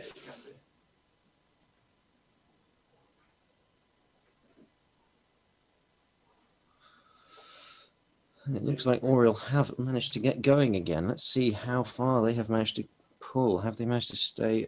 How much of a gap have we got between Balliol and Oriel now? And we can see them now. That's what would you call that? 2.5, 3 lengths, something like that? 3 lengths. I 3 think. lengths. Yeah. I'm closing. To see if Oriel can keep it clean for the rest of the race. And we go back up to the top now. We see Pembroke more or less holding station on Hartford. The thing is, when you're head of the river, especially on the first day, you don't want to go too hard. So long as you can comfortably keep the crew at least a length behind you, you don't need to push any harder than that, really. It's better to have a comfortable race and let them tire themselves out. But Yeah. I have to say, considering the scrappy start, Hartford look like they're finishing very strongly in this race. They have got themselves together. They're looking very, very strong there, nice and tidy. Oh, not that one. I think that's what we're seeing. This Hartford crew certainly seems to have a lot of power in it. It's just not quite as polished as they might like it.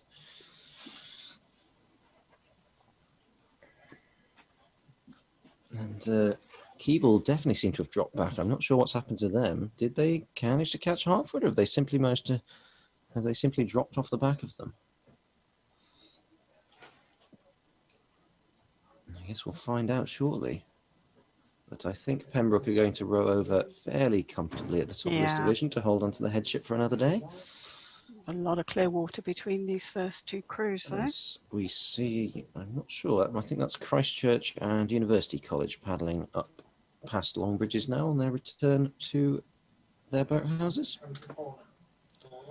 And we see that's New College on Balliol. So Balliol taking a very wide line here. They're sitting out in the stream, which is not really where you want to be. So if New College is sensible, they will stay quite tight to the bank and wait until they're well alongside Balliol before they do anything about it, because they're not quite overlapping yet. The worst thing that New College can do now is start trying to chase Balliol.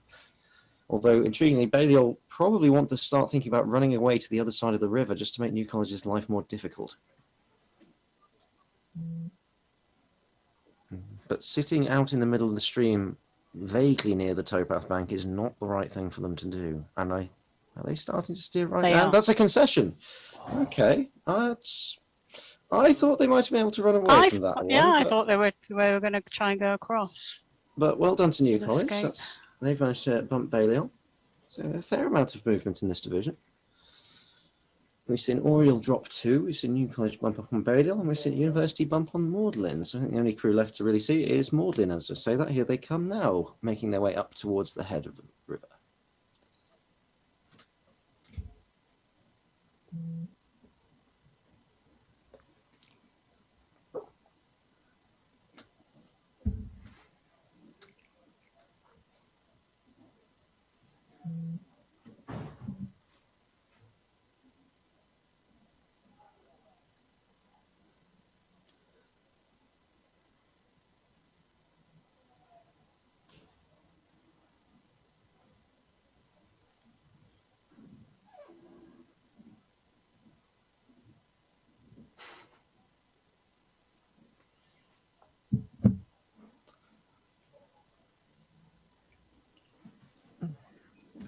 I think Morden are now the only crew left that's still on the course, so they've just got a few more strokes to go until they are clear of the finish line, and then that will be the end of racing here on Tuesday of the Summer Torpids 2021. It's been a good day of racing. We've not had any races get stopped, which is always a nice thing to do. No re-rows in the bumps racing here in Oxford, so if the race stops, that's it. Any bumps that happen before a stoppage count, and it happen afterwards do not, but that hasn't been an issue here today. And I think it's generally been some very clean racing. We have quite exciting racing, especially down the other divisions. Absolutely. Lots of action and movement. No, definitely. So we will see the crews paddling back to their boathouses now, and hopefully we will get some official results on the last couple of divisions. But realistically, we know that what we saw in Men's Division 1 was we saw Keeble bumping Hartford at the back of the division. And we saw, I'm trying to remember now, I've managed to completely lose what went on. We saw Christchurch catch Wolfson as well. Was that, those the only two bumps, I think? Yeah. So 2 bumps in Men's Division 1 and 4 bumps in Women's Division 1. Wolfson and Christchurch both catching Oriel, New College catching Balliol, and University catching Magdalen.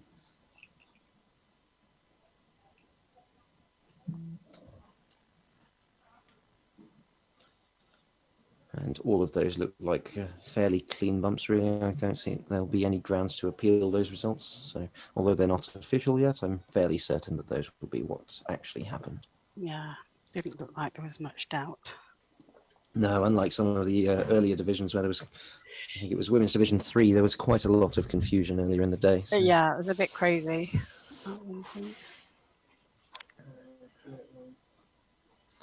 There we go. The river doesn't stay empty for long. No, absolutely. As soon as the racing has finished, all of the other river users will be starting to boat. So there'll be crews. Some of the city rowing clubs will be straight out onto the river to resume their training. The canoeists, as you see here, and most likely a few private scholars. There may even be a few of the college crews decide they want to go for another practice outing. Perhaps they had a bad day. They want to try and shake off the nerves, just try and sharpen up a little bit more. You might well see them going out for an outing this evening. But yeah, be a good idea. Otherwise, I think that more or less wraps us up for today. That does until tomorrow morning, when coverage starts about 11:30, and Adam and Fergus are back with you from 11:30 till 13:50. First couple of races tomorrow. Absolutely. So yes, first thing tomorrow, as we said, on air 11:30 or so, and first race will be Men's Division 7 again, starting at 10 to 12. So I hope you'll all tune in again, and both myself and Sheila will be commentating again later in the week, and I'm certainly looking forward to it myself. Hopefully you are.